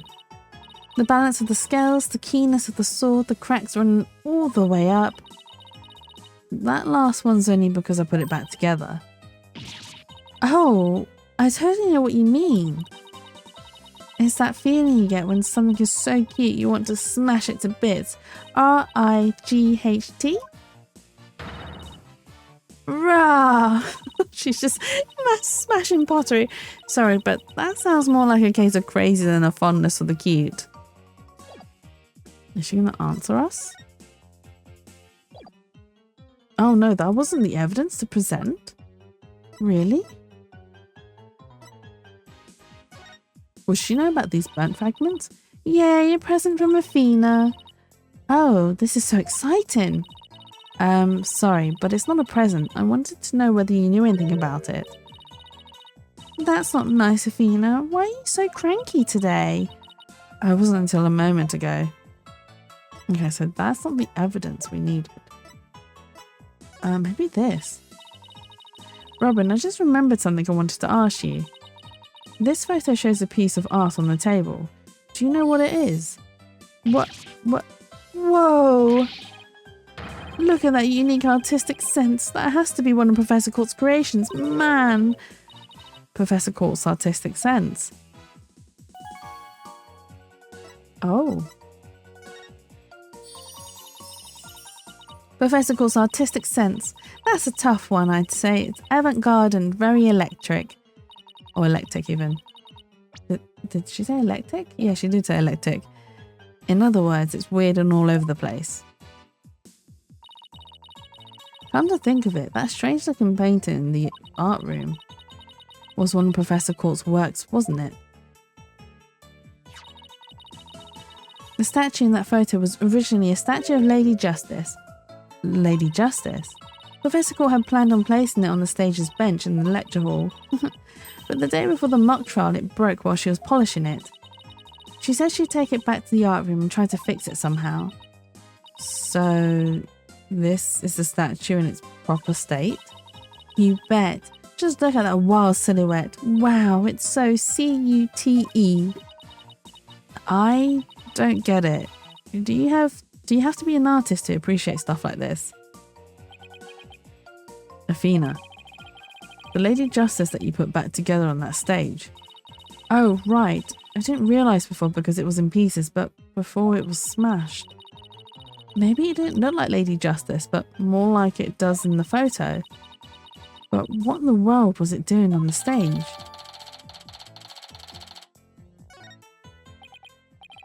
Well, I think that about covers it.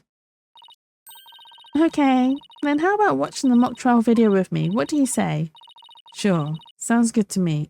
So how do you want to watch it? All classroom desks at this school have their own built-in computer, you know. Wow, this place is definitely a lot cushier than I thought. I know you guys are in a hurry, so I'll just fast forward to important parts. Let's start with the professor's pre-trial speech.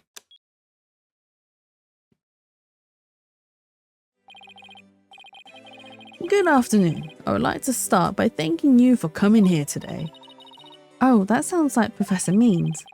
The mock trial, the crown jewel event of the school festival, will begin shortly. Is the camera like this the whole time? Yeah, it's in a fixed position in front of the stage.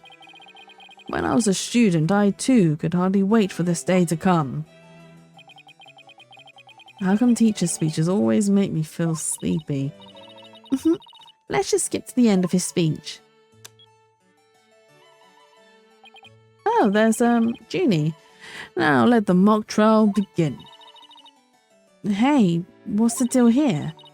Why is Junie so large in this shot?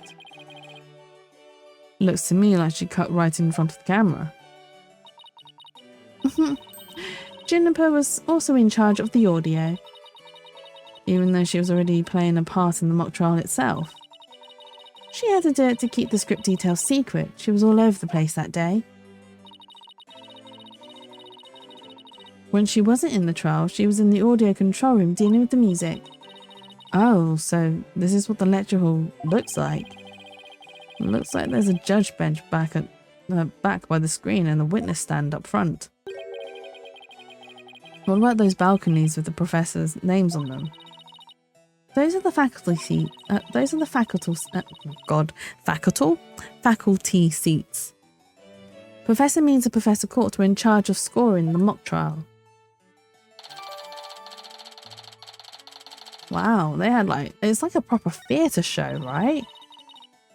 Okay, let's fast forward this a bit.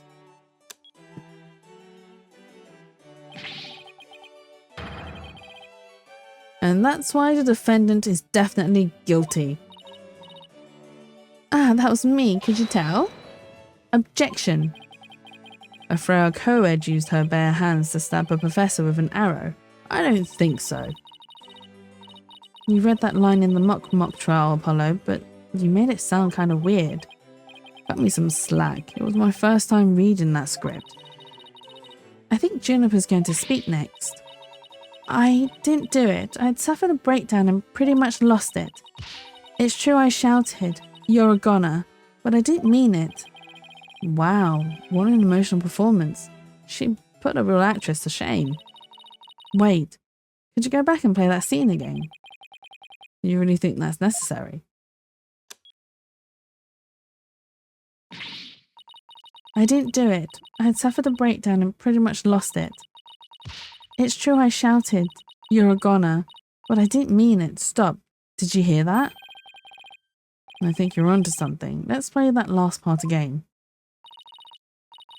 I don't follow. What are you guys so excited about? I think this piece of evidence should explain it. Time to show Robin a piece of evidence that links the line we just heard. It's the recording. I'm sure you remember this. It contains a female voice shouting a violent threat. I'll play it for you. You're a goner. The voices and performance do sound similar, but I can't believe this is happening.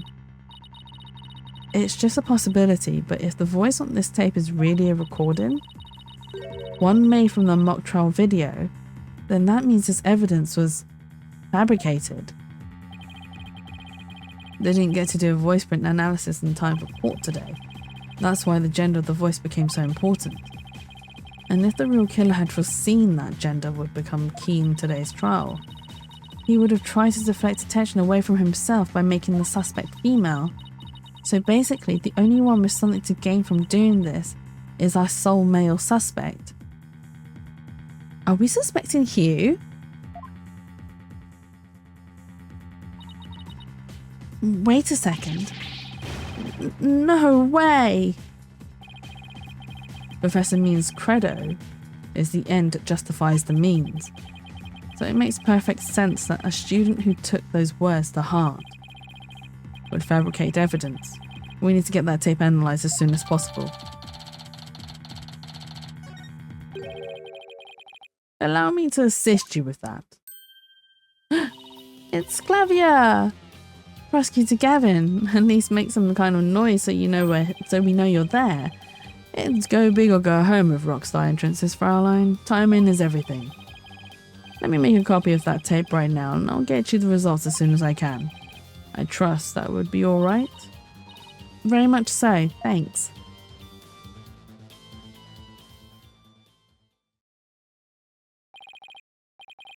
Well, Athena, it's almost sundown. Isn't it about time we head over to the detention centre? I think Jeannie will agree that this is something that could prove her innocence, but will her heart really be open to accepting it? She had to have known this was what I'd find.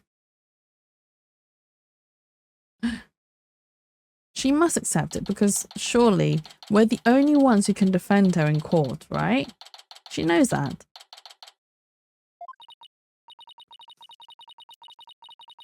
And that about covers the main gist of our investigation. I see. Very interesting. You've been quite the busy beaver today. Thank you for all of your hard work, Athena. Well, my time's about up, and it'll be getting dark soon, so, Junie, you must be tired after being on your feet all day. You should go home and... No, wait. You have to listen to me. I don't want to hear anymore. I know what you're going to say, Athena. Junie, you promised. We're going to discover the truth behind this murder mystery, and we're going to bring you solid evidence showing just what that truth is. If we succeed in doing that, I want you to promise that you'll accept it, Junie, no matter how hard it is to hear. Okay, but only if it's the real truth. So please just listen to what I have to say. Once you've heard me out, I'll let you decide what to do.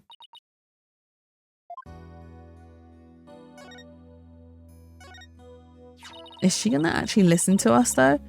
The voice in this recording has been proven to be yours, Junie. And in the mock trial video, we can hear you reading your line from the script. We're having both of them analysed now, but from what I can tell, the voices are the same. And the only one who'd benefit from faking the voice recording would be Hugh. But that doesn't make any sense. I mean, Hugh confessed in order to protect me. This may sound strange, but his confession is a ploy to make himself look less suspicious. In other words, he was just pretending to protect you. Besides, his confession came after you and Robin had already confessed. If he hadn't confessed right then as well, wouldn't that have seemed a little suspicious? Say what you will, Athena, but none of us would hurt a fly, let alone kill someone. Hugh is a gifted student. He gets outstanding grades and never causes trouble. Oh. Wait, Athena. My bracelet reacted just now. It did? But why? Junie, can you look me in the eye and repeat what you just said? Oh, none of us would hurt a fly, let alone kill someone. Hugh is a gifted student. He gets outstanding grades and never causes trouble. It's the never causes trouble bit. No, I'm sure of it. She's lying. We're gonna bracelet her.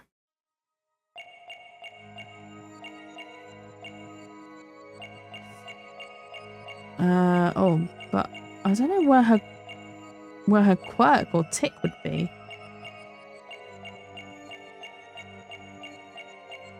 It's definitely that last bit. The never causes trouble bit.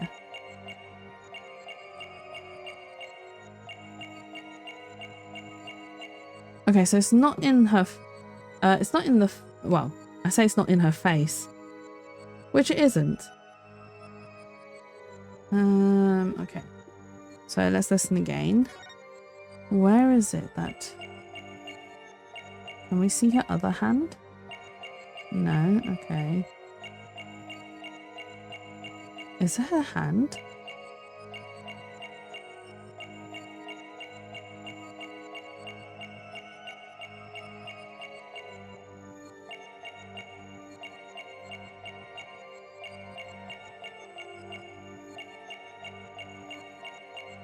I don't see any, like...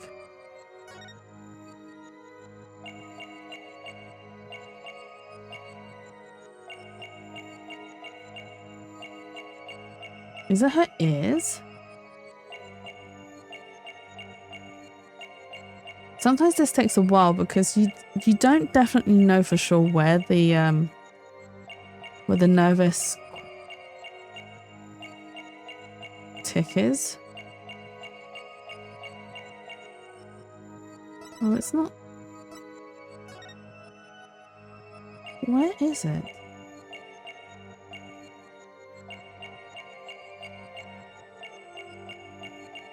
He's a gifted student. He gets outstanding grades. It's the never causes trouble bit, which is the part where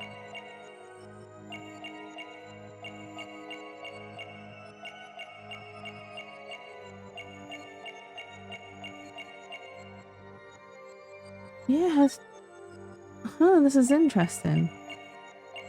And I can't fast forward it either. Is it in her hand? Let's watch her hands.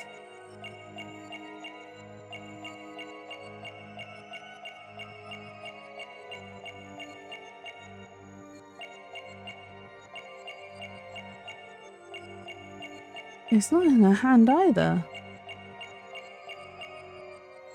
Oh. Where is this nervous tick? In her other hand?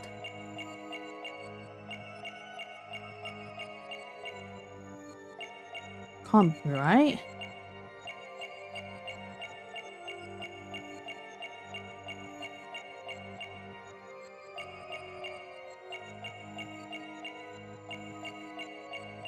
Nothing changes though. Is it a really subtle one? Where is her nervous?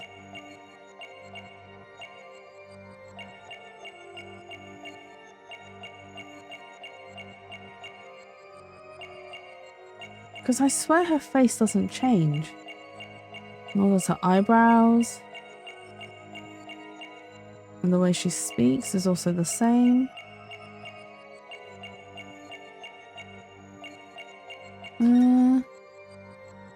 Gotcha. Is it the way she moves her mouth? Is it because of the way she moves her mouth? Is that what her nervous tick is? There it is, Juniper. You're feeling nervous, aren't you? No, that's the one thing I'm not. The student council president isn't so easily shaken. Nice try, but I just spotted a telltale habit of yours. Huh? I don't know what you're... Apollo, it's you and your loud voice that's unnerving her. No, I already told you. I'm not nervous. I'm not student council president for nothing. Well, in any case, it looks like I got that one wrong. Wait, it wasn't the way she moved her lips? What is her little quirk then? And it's not her hand movement either. I didn't see anything move in her hand.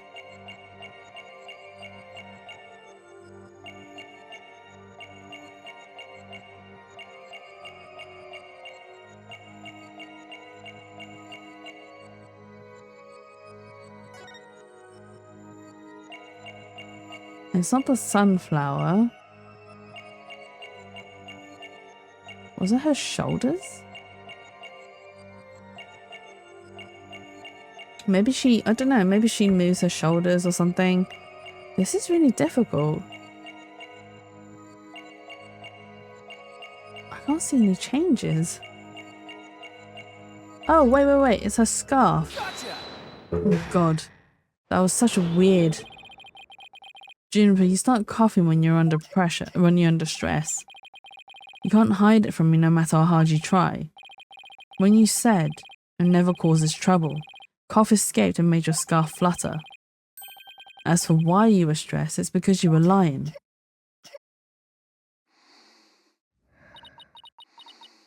That was a really difficult one to catch. Junie, you're trying to hide Hugh's connection to this case, aren't you? And I believe that also ties into a secret about yourself. A secret about me?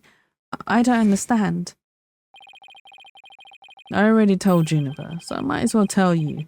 I don't really care about her anymore. What? Why? Juniper's not all sunshine and rainbows like you think she is. He ended their friendship after he found out about Junie's secret, which means Hugh must have felt betrayed by Junie, making her... Oh, the snitch. She was the snitch to Professor Court. It makes sense. You were Professor Court's snitch, weren't you? There's a rumour going around that one of the students here is a snitch. I hear they're watching everything we do, our activities, our relationships, our interests, and reporting it all to one of the professors. And while fulfilling that role, you learn something about Hugh you'd rather forget. I don't know what you're talking about. Junie, please, stop hiding things from me. I hate having to force things out of you like this. Is she going to reveal it? Looks like we're going to have to do this the hard way. Time to review the evidence and see if I can prove my hypothesis.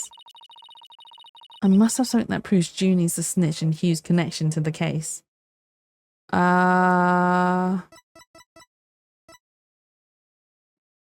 This? I'm relieved to see you coming around. You see, I wasn't trying to hide anything. Juniper's one cool customer, Athena. Wait, I don't think that was the right piece of evidence. Whatever you show me won't change the fact that I've already told you all I know. I must have something that proves Junie's a snitch and Hugh's connection to the case. Okay, so that wasn't the piece of evidence.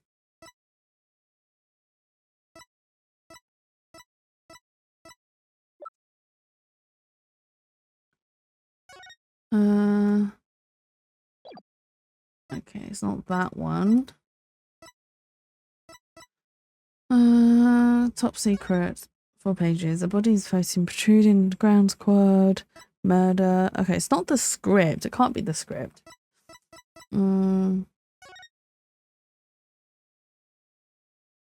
Is it this photo?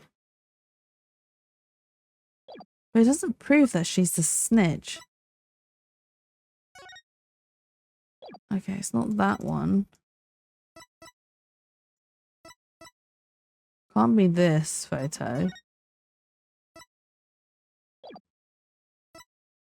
And it's not the voice analysis either. And it's not this either. What could prove that she is the snitch? I mean, the only thing I can think of is the photo. No, okay, it's not that. I'm really stuck on this. Oh my god.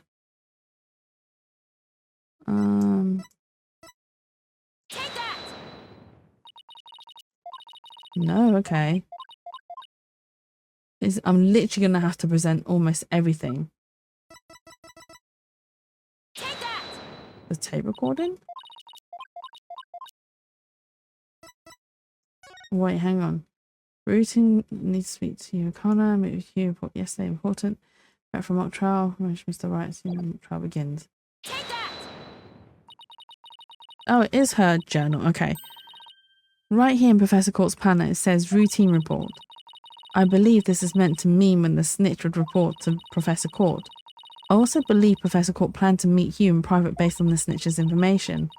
And from their meeting, Hugh must have put 2 and 2 together and figured out your secret. So, you see, it all makes sense only if you're the snitch, Junie. Oh no, her secret's been discovered. Forgive me. Forgive me, Fina. I've been lying to you this whole time. The truth is, I suspected Hugh from the start.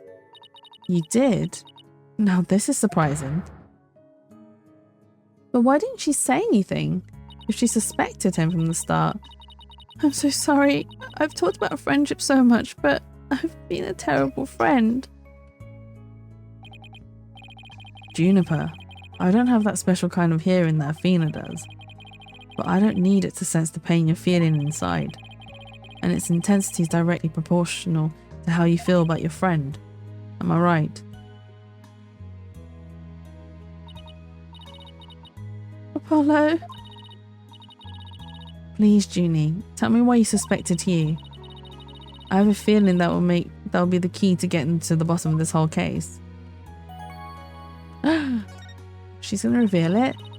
What exactly was your role as class snitch? Professor Court had told me about Academy alumni had told me how Academy alumni had strayed from the path of justice. The dark age of the law, huh? She didn't want any more of our students going astray like that, but few others at the Academy shared her view. I thought her ideas were beautiful, though sad and unrealistic. She asked you to be her eyes and ears, didn't she? I used to report to her once a month about any wrongdoings I'd seen or heard about. And that report session, our planner, the one from October 22nd, was a part of that. Yes, that's when I reported you to Professor Court. She snitched on her own friend. I'd accidentally overheard Hugh talking. What did you hear? He was talking to someone on the phone. I think it was one of his parents. What were they talking about? Something about having paid money for good test scores. I only overheard him talking, so I never did find out who the money was going to. What? That's bribery. He was buying his way through school, and if that's the case, then that evidence that always seemed out of place might actually be about his secret. What evidence? This? We found this while we were investigating the stage. It's got Hugh's name on it. I didn't know what the number meant at the time, but now that I'm hearing about bribes, it must mean that a bribe of 120 grand was to be paid in October. What's more, take a look at this mark. That same mark is on the page of Professor Court's planner. Hey, you're right. Wait, but why would Professor Court have that kind of information in her planner? You don't really think the person who was taking the bribe money was... It's just a possibility at this point, but it may indeed have been Professor Court. But... Wait, Professor Court was taking bribes? She was the one that was allowing him in the school and buying him or being paid off to grade him higher? That's impossible. She'd be the last person I'd ever suspect of accepting bribes. Like I said, it's just a possibility, but a rather good one. Maybe their private talk had to do with the possibility of bribery being exposed, and what started out as a little argument soon got out of hand. It's not your fault, Junie. It's not your fault, Junie. Anybody would have suspected you if they knew what you knew. No, I don't believe that alone would have driven him to murder. There's another reason why I suspected you. You've got to be kidding me. There's another reason? She has another reason? I saw Hugh around 7 PM the day before the mock trial. Oh, so she's finally ready to talk about that. When I saw him, his... Oh, Fina. Junie, are you alright? Just try to relax and tell me what happened. I never wanted to see what I did, but I'll have to live with it, won't I? In that hallway, Hugh's hands. His hands were dripping with blood. Wow, she actually saw his hands covered in blood.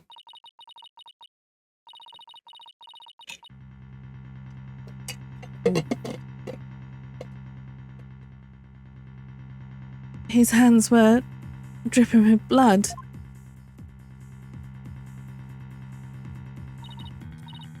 What? But why? What am I going to do? Deep down I know Hugh can't be the killer, but my mind keeps telling me he is, no matter how hard I try to convince myself he isn't. Oh, what am I going to do? Hugh, he's... I can't take this anymore. Fina. So she hid the fact that she had seen Hugh and said she went home at 6 because she wanted to avoid talking about what she saw. Jeannie. It must have been terrible holding all that in. But it's going to be okay. I'll get to the bottom of this. And that's my promise from one good friend to another. I'll be defending Juniper tomorrow. If that's okay with you, Professor Means. My main concern is whether you can defeat that prosecutor. But I won't try to stop you. I'll be watching from the gallery. And shall look forward to seeing what sort of results your methods can produce. Good luck tomorrow, now if you would excuse me. So maybe I was wrong about Professor Means. Fina, I'm sorry, I really mean it. I wish I'd trusted you from the start. You have to uncover the truth tomorrow. I know you can do it. Don't worry, we already know what the prosecution's key piece of evidence is a fake. And thanks to you, we figured out the motive too. Let's give this our best shot, Afina. Let tomorrow be the day Juniper walks through. I wouldn't have it any other way. We should be all ready now. We should possibly go... What could possibly go wrong this time? We should. Still.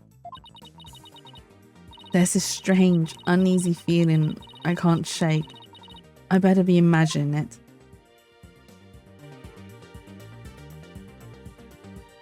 To be continued, and we are going to continue. We are going to go straight to court and hopefully, we can win this battle. Yes, save current progress. Let's go. Okay. Yes, let's continue.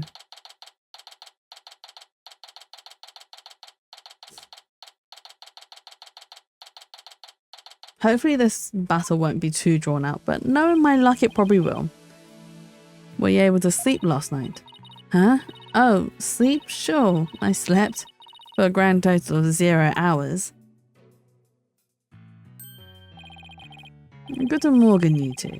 You look like you're ready to put on a real show. But before you do, I have a good luck gift for you. The voice print analysis came back and the results couldn't be more clear. The voice in the mock trial video and the tape recording are one and the same. In other words, the recordings are fabrication. They presented fake evidence to court. Now that's a big no-no. The lab is continuing their study of the tape. So far, they found signs of overdubbing. But it's going to take a bit longer to recover the audio that was erased. Oh? Who's there? Wait. Did she see who it was? No. I got a quick look, but they got away.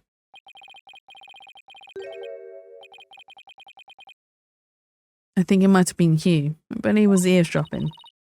I wonder if he saw our hand. Oh, I'm sure he wasn't the only one just now. I bet Robin and Boxgirl were listening too. I'll make sure they don't make a run for it. That is my final gift to you. Okay, all that's left now is to reach out to the truth. Time for a mini course of still workout. I'm Hollow Justice and I'm fine. Your turn. I'm Athena Sykes and I'm fine. We're all fine. We can do this. We've got this.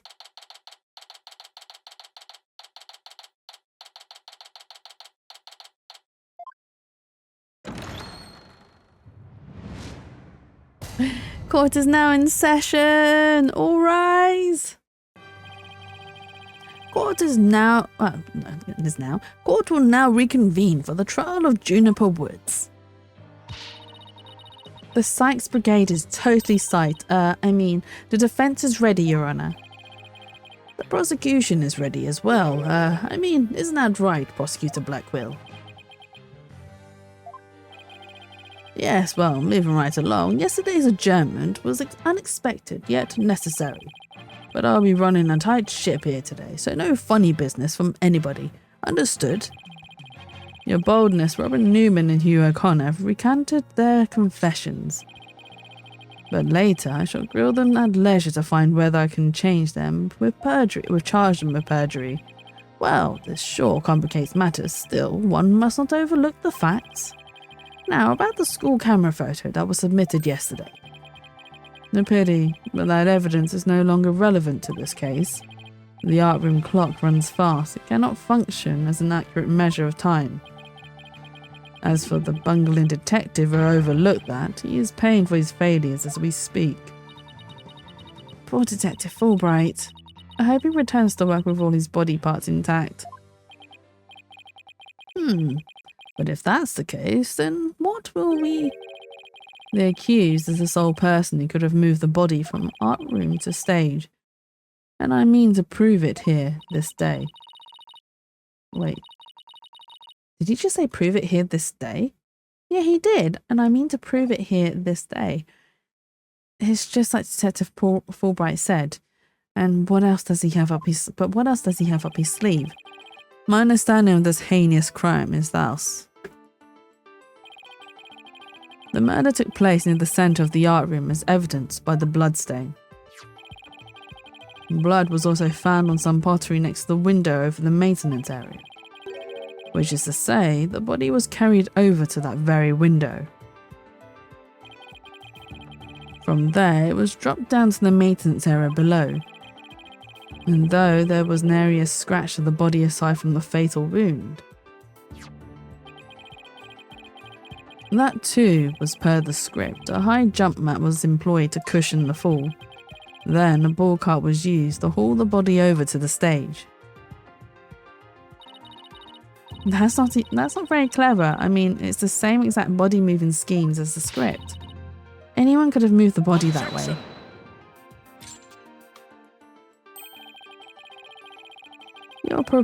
Your propensity to spew forth words before you think is not very clever either. Why you... Moreover, the prosecution has a witness, which is more unfortunate for you. Witness, it's time for you to come forth. Who is the first witness? Oh, they're using Hugh, our little murderer? Our little fake-ass murderer? Huh. Well then, will the witness please state his name and occupation? Hugh O'Connor. I'm a senior at Famous Legal Academy and I'm studying to be a lawyer. Yesterday, I told that lawyer there that I would testify to the truth. So I intend to cooperate fully in today's trial. Happy now, Miss Sykes? What's he up to now? The court appreciates your cooperation, Mr. O'Connor. Now, your testimony, please.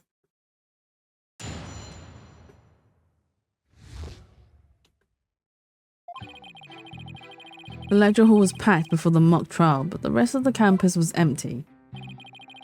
That's when I saw Juniper dragging a large mat from behind the stage. I was watching her from a vantage point between the stage and the maintenance area. She was headed towards me, so I assumed she was on her way to the maintenance area. But I didn't have time to stand around and see what she did after that. The real truth hurts so much, doesn't it, Miss Sykes? Or maybe you thought I was going to bring up something else entirely against your client. Never a snappy comeback when I need one. He's coming straight at us today using any means possible. To protect the student who had to climb up high when setting up the stage, a mat was brought over to the stage from the storehouse. Our client is the student council president. What's wrong with her taking it upon herself to put the mat away after they'd used it? Oh, there is plenty wrong. There is but one mat in the entire school that could cushion a fall from such lofty heights. Ergo, the mat in question was indispensable to move your body. It sucks being the last and everything. I think I get it now. The drag marks we saw behind the stage were made by the mat.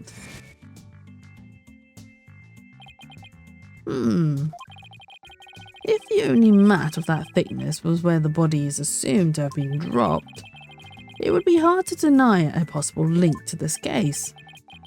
We're off to a bad start again. You sure you're okay, Athena? It's game on, Hugh. Game on.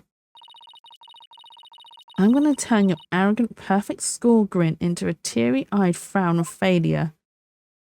You tell him, Athena, and you smack him where it hurts.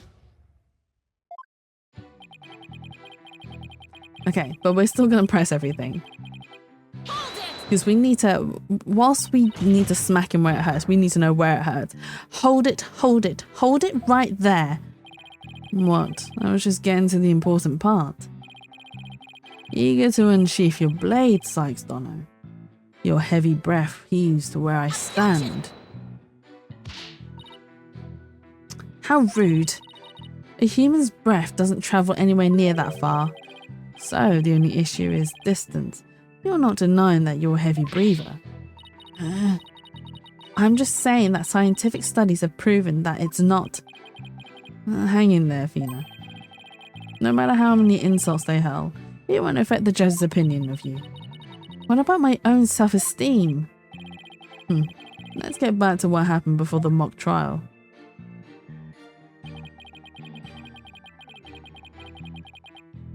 He really is gonna just drag Juniper's name through the dirt. Our client was simply putting the mat away and nothing to do with this case. That is where you are wrong. There is but one mat in the entire school that could. There's only. Oh my god.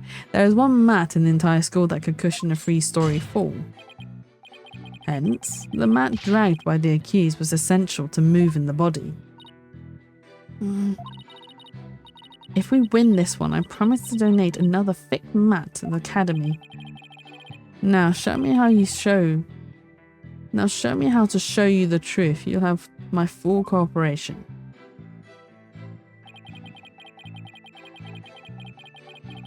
I can't be here because spoilers will have fun, Jetsu. Hey Faye, welcome in and thank you for stopping by. I very much appreciate it. This guy smiles like Miles Edgeworth. You mean this guy, Hugh O'Connor? He was probably modelled after after Miles. However, he is nothing like Miles. We don't like Hugh O'Connor. He is a butthole. And I don't want to tell you why. It's just that he's a butthole. That's it. That's all I'm saying. He's a big, big butthole. And we don't like him. And it's an insult to Miles that he is taking after him. But no, that's fine. That's fine. Oh. Wow, auto mod, really? Really? Damn it. Don't worry, I'll allow it. Buttholes are made for what?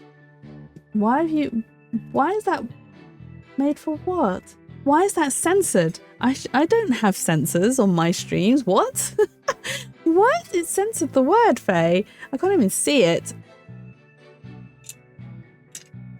Apparently butthole was what? Oh, you typed in the censor menu. Okay, that's fine. That's fine. It was the word butthole that triggered the auto mod. It's just a string of asterisks. No, that's fine. I thought my stream had censored it. I was like, what? Why is it censored? I lowered that sensitivity so it didn't censor any words.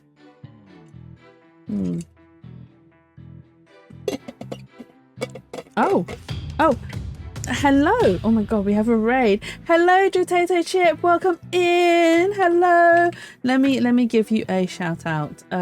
Wait, name Joe Potato _ wait, I can't spell. Did I spell that right? Yeah. Welcome in, and thank you so much for the follow, Adam like the ant. That is a very cute name, but welcome in. Hello Raiders, my name is Jax. I'm a variety streamer. I do a lot of story-based games, psychological horrors, and I also occasionally draw. But welcome in. Oh, thank you so much for the follow, Pink Panther. Thank you. You guys are amazing. How was stream? And you're playing Wonder Song? What is Wonder Song? I've never heard of it before, but I hope your stream went well. Is this Dual Destinies? I love this game. It is Dual Destinies, and it is my first time playing it. So I've played Let's Go Follow Goal. Yeah, let's go. 260. Oh my god, I need to do something for it. But yes, welcome in Raiders. If you haven't hydrated for a while, please make sure you grab that cup and take a nice big sip. And if you haven't moved for a while, please lift your arms up into the air and do a nice big stretch, which I'm going to do because I haven't moved for a while. Well, I hope you have a blast. I think this is a really great one. I've been really enjoying it. So I really enjoyed the second case with the whole, the whole wrestlers in the Ninetales Vale. That was a really fun story. I really enjoyed that one. This one has been a little bit weird. I'm still enjoying it, but it's a little bit confusing. And Wonder Song is a cute little indie game when you play as a bard who sings. Oh my god, that's really cute. You play as a bard that sings? Is it like a full-on story game? I might have to check it out a little bit later myself. But that sounds really cute. I've been trying to get in, well, I say trying to get into.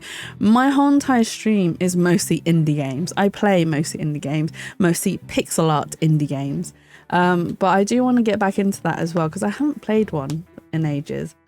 It has plenty of story, yeah, okay. I'll definitely give that a check out. Definitely add that to my list of long list of games. One song is really cute, 100% recommend. Okay, definitely will add that onto my list. But yeah, we are playing Apollo Justice, Dual Destinies, as you have seen. We are on, I think, the final trial for this third chapter. So we're trying to discover who the real murderer is because we have multiple confessions, but we have discovered quite a bit of the truth. And we are in the middle of doing a... what's the word? He's done the testimony. What are we doing? We're doing the cross-examination. Oh my god. I know words. I remember words. I haven't played Dual Destiny since it first came out. I've forgotten so much. Yeah, so I've actually not played this one. So I've never actually played Dual Destinies, and I played a bit of Spirit Justice because one of my friends wanted to play with me. So we started it and then we never completed it because she wanted to hear my thoughts on the story. But this is my first time playing Dual Destinies. I've had it, so I had it on my DS for years, like years and years, and I just never got around to playing it. And since the re-release on Switch, I was just like, well, I'm already streaming the games. I've streamed literally majority of the Ace Attorney games. So we've done 1, 2, 3. We've done Miles Edgeworth's Investigations 1 and 2. We've done Apollo as well, Apollo's first game, and now we are doing the second game. But yeah, so do you know what? I might as well stream it and we can enjoy it together as part of my stream. Also, streamers and raiders, if you do need to go rest, please make sure you do look after yourselves first. Self-care is the most important thing. So please do take some rest if you need to. The lecture hall was packed before the mock trial, but the rest of the campus was empty. Did we push this one? Athena's really angry. Did we read this one already? Oh, we did. Okay. We read this bit already. Where they said that she was breathing too loud. Okay. And then, that's when I saw Juniper dragging a large mat from behind the stage. Our client was simply putting the mat away. It had nothing to do with this case. That is where you are wrong. There is but one mat in the entire school that could cushion a 3-story fall. Hence, the mat dragged by the accused was essential to moving the body. Oh, we've done this bit as well already. And then it was this sentence that we hadn't pressed yet.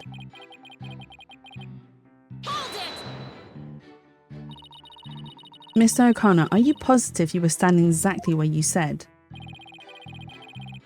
I was between the stage and maintenance area and she was behind the backdrop. He's sticking to his guns. The issue here is where he was standing when he says he saw Jeannie. But nothing I say will mean anything without evidence. Time to dig a little deeper. Oh, and before you ask, I have my glasses on. Therefore, I'm positive it was Juniper. That is not an issue. We know he couldn't have possibly been stood there because one of our evidence says that there was something in the way. Right? There we go. It was the wall. This wall. So we can present this. Haha! I've got you now, Hugh O'Connor. So, you saw the back of the stage from between the stage and the maintenance area. Well, let's take a look at this photo taken by Miss Scuttlebutt, shall we? This photo shows the students setting up the stage the day before the mock trial.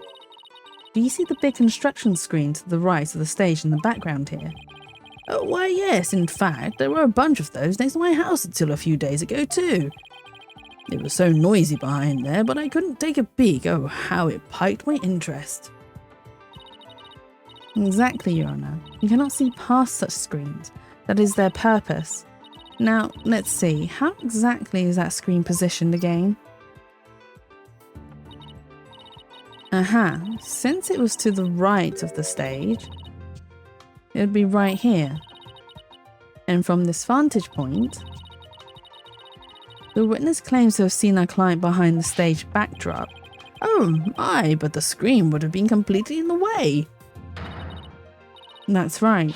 Therefore, the witness couldn't have possibly seen our client from this point. Youch.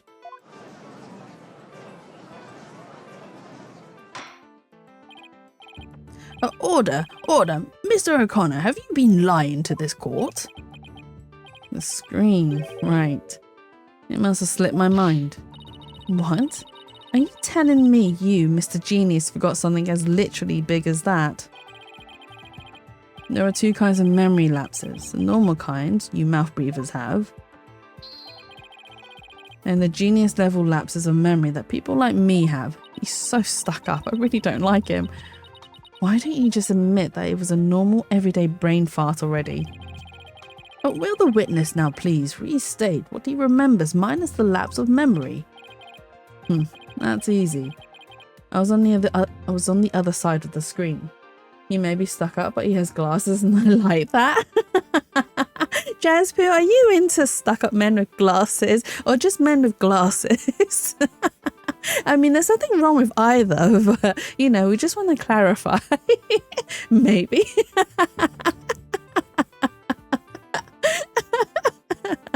So I take it you're into both.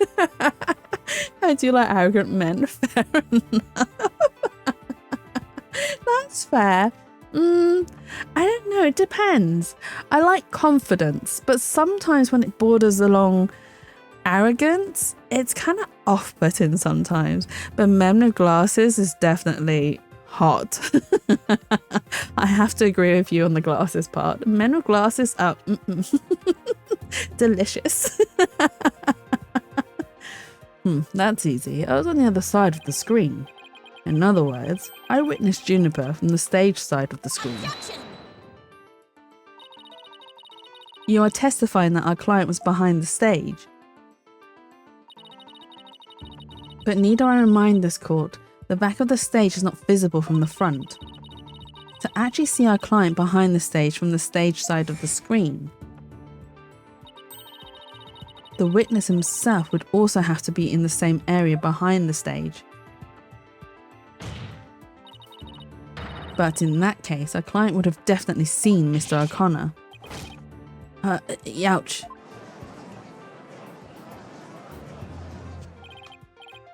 Nice one, Nafina. Keep it up. Black Quill, what are you gonna say? Alright, golden boy. Is this not your chance? Telling the truth will be like a weight lifted from your chest. The truth? What truth? The fact that Golden Boy here was where he initially stated.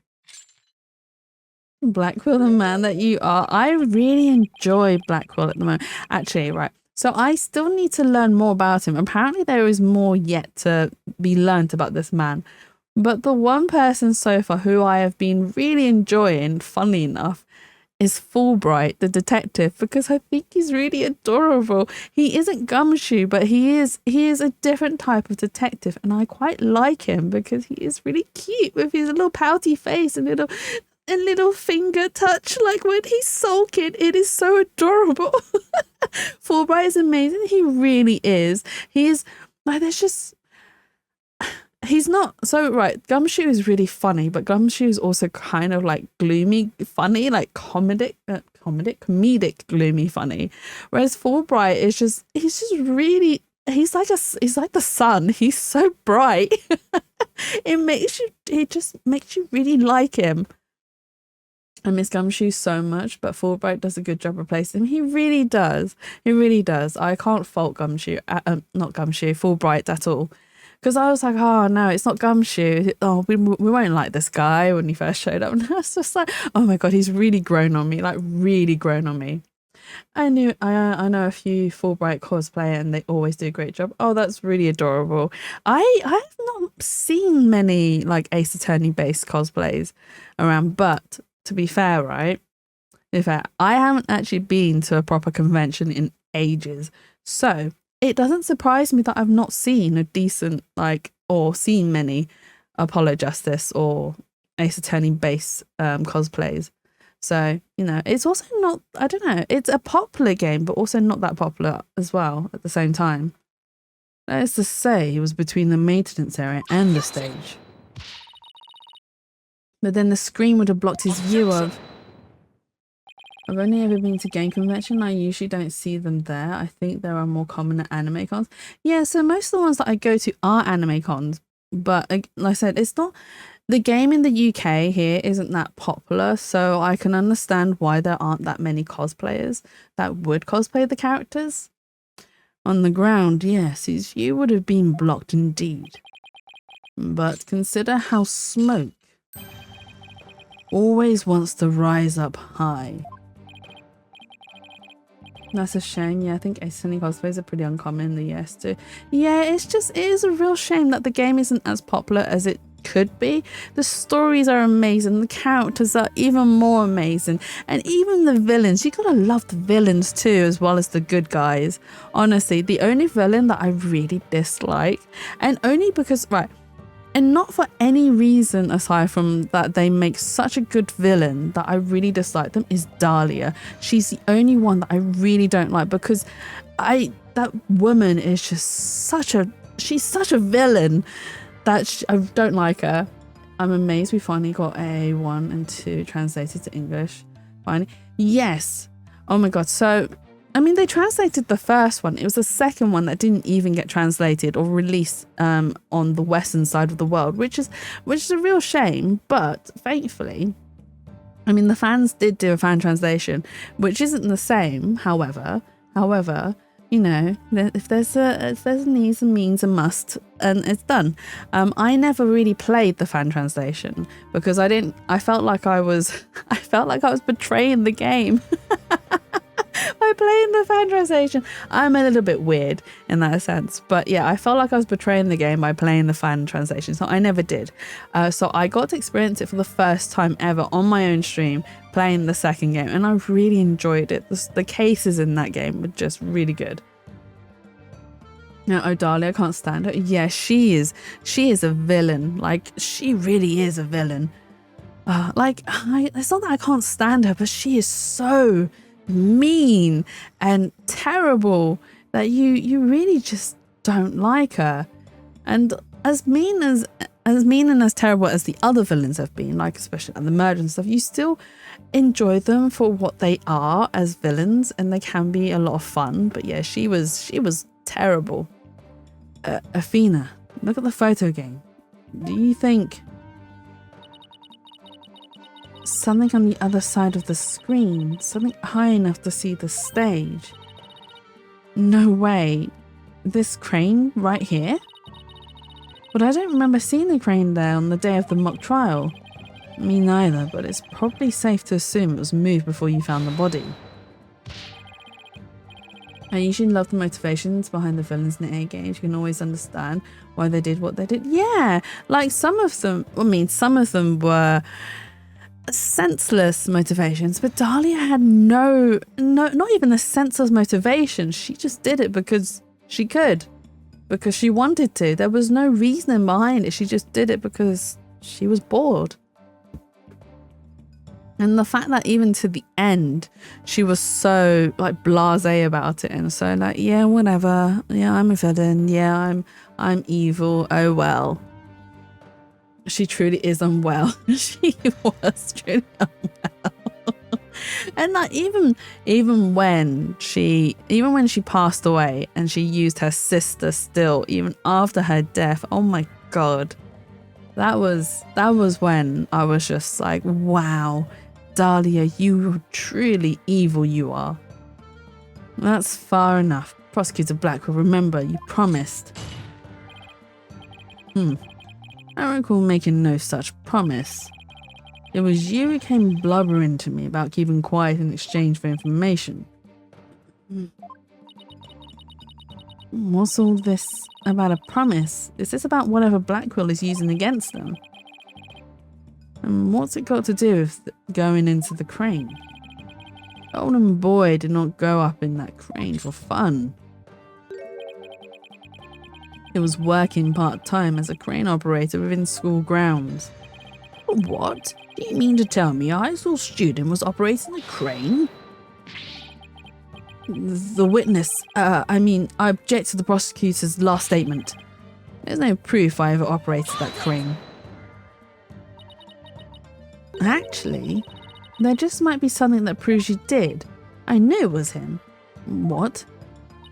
Wait, was one of the rules not allowed to work additional jobs whilst you were studying? If this whole part-time job thing is true, I doubt it would be limited to a single day.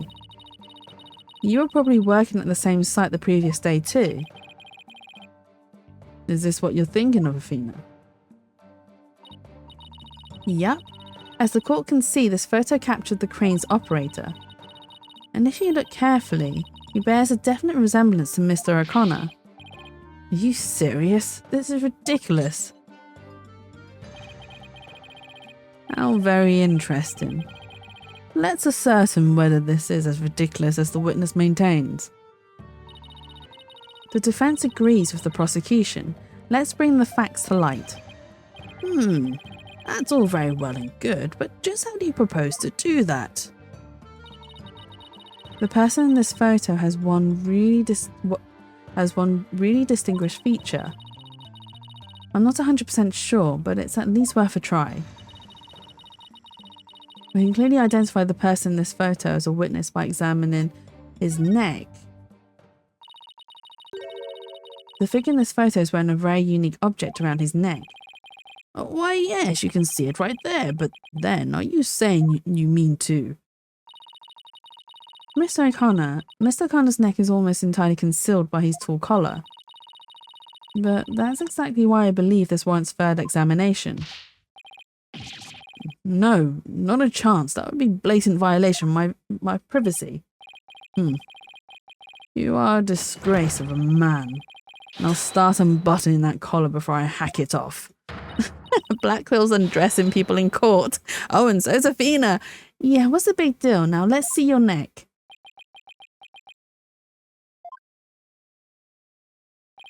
Ayo.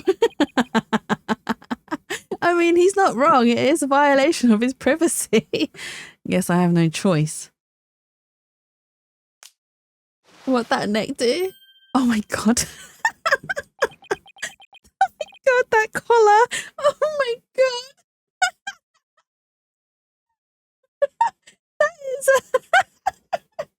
That is a friendship collar and a half. Oh my god. I can't even read the lines. Oh my god. What is that collar? I can't read the lines. Oh no, I can't breathe. Wow, that collar is something. What's going on? So right. Okay, so Hugh, Juniper, and Robin, they're all friends. And previously they mentioned that they have proof of their friendship and they're wearing it as they speak. So clearly this is their proof of friendship. They all have a collar with this handshake to prove their friendship. Yes, clearly it's a fashion statement. It is it is quite something. Oh my. So, where did you buy that neckband, if I might ask? Oh my god, look at it. Oh my god. No wonder he's wearing high collar clothing. He has to hide it. I would hide it. Oh my god. Look at it. Oh, that should just be like the straw hats in One Piece and get tattoos on their hands. Do they do that in One Piece? I've not actually. Okay, admittedly, I've not watched or read any One Piece, so I don't know the story at all. But is that what they do? I didn't buy it. It's handmade, and there's only one like it in the world. Well, it sure looks like the neckband in the photo. Should we have the photo analysed? You're one irritating lady. Fine, I admit it. Plops into the floor seemingly dead. No, Mia, but welcome back. Is that the end of your night? Are you finally able to rest now? Welcome in, and I don't blame you for not knowing One Piece. It's a lot to get into. Yeah, so I'm gonna get so much hate for this. So one of the main reasons why I don't want to get into One Piece isn't because of the length of the story, because it doesn't matter how long a story is or how many chapters it could potentially be. If I wanted to get into it, I would totally get into it. However, the artwork for One Piece does not appeal to me, so I don't really want to get into it because it just seems really unappealing to me. I'm gonna get a lot of hate for saying that. But yeah, that is one of the main reasons. I have heard that the story is amazing, but unfortunately the art style isn't really for me, or appealing enough for me to want to dive into the story. The art style was also what held me back from checking out too. I got dragged into watching it by my friend. Yeah, it's really unique with the art style. I mean, each to their own. No shade to the artist. Like, the artist is amazing for making something this huge in general, but yeah, it just really isn't for me. It's the same with like a lot of, like shoujo style artwork and comics and stories. Again, one of the reasons why I love romance stories. It's one of my feel-good things that I get into every now and then, but a lot of them really put me off because the art style is just really not for me, and I'm just like, no, I can't deal with the artwork because I have to look at this for a very long time. Especially if the story's long and I have to spend hours staring at it, and I'm like, no, I can't do it, just can't do it. I do think Oda is a great manga. I just hate how he draws women. I mean, that's fair enough too. He draws them really skinny, doesn't he? Like really slim waist and big boobed, if I'm correct. That's why I liked watching One Piece with the dub. I just play Minecraft while I listen. I mean, yeah, that's a good way to go about it. That's good. But doesn't the anime also have like a lot of fillers? Who's this nerd flipping through a book? This nerd is called Hugh O'Connor, and he is our main suspect that we do not like because he's a poopy butthole. He is a poopy butthole, a big poopy butthole, who has a collar that has made us laugh terribly. He's now hidden it because he's ashamed of his fashion choices. Yes, the anime is quite a bit of filler. There's a fan project out there called One Piece. Oh, One Piece that cuts out all the unnecessary fat. Oh, okay. Does it cut out like a lot of it though? Because to be honest, I don't know how much of it is filler and how much of it is actual story. He has a neckband, Mia, that is proof of his friendship with Robin and Juniper. I work a part-time construction job. It has nothing to do with our school. Operating heavy equipment is no big deal for a guy who can parallel park one-handed. I can parallel park one-handed, doesn't mean I can handle heavy machinery, but I never expected one of my jobs would take me to my own school. But when you factor in all of the required tests and apprenticeship period, wouldn't you have to be at least 20 to have a license for operating the crane? Oh, about that. You see, I'm a genius, so you know. Objection! I haven't seen a whole lot of One Piece, but I'd say significant amounts of the anime still remains. It's mostly a lot of repeated flashbacks and stuff that gets cut. That's fair enough. Okay. Okay. I don't know. Might still not. I might still not get into it. It's just too long. Is he not forklift certified? So I don't think you can... It's not the same license though, Jatato.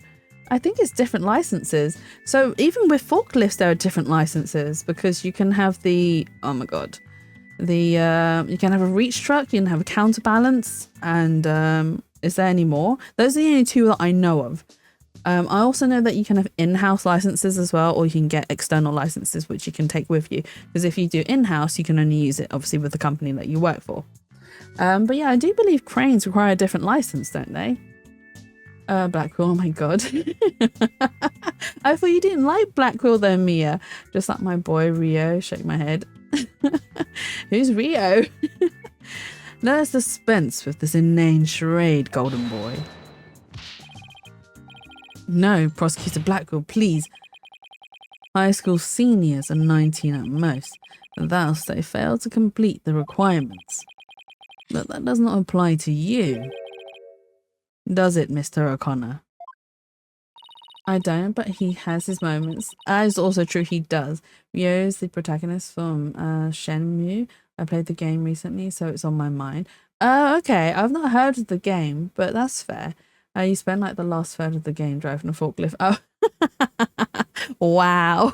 I want to learn how to drive a forklift. It looks like it's a lot of fun, but also really dangerous. So I'm like, do I risk it? Do I learn to drive a forklift, or do I risk possibly endangering people's lives? Because knowing me, I probably will be a danger to people's lives. Jatsu on a forklift.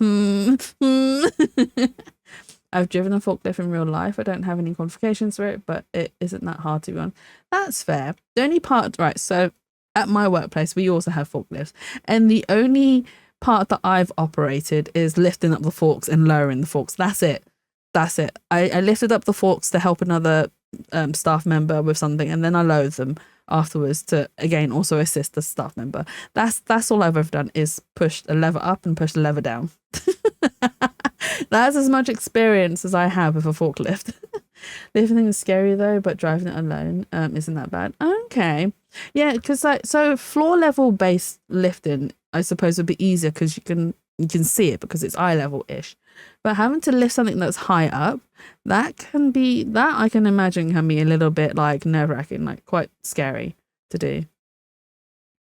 Why doesn't it apply? He's a senior, so he's around that age, right? Oh, right, Jatsu. Yes, Mia. What have you got to tell me? Actually, Golden Boy here is 25. He took a 7-year break from school. Wait, he's 25? The bell haunted my dreams the other day, and I was not amused. He dreamt of LaBelle. Don't laugh at him, Blackwell. He's what? He's 25? Oh my God, this case is just getting more convoluted. There's so much to it. But wow, you dreamt of LaBelle. Do you have a crush on LaBelle, Mia? Is that what you're telling us? You fancied LaBelle that much? You liked his ever-changing hair color and whatnot?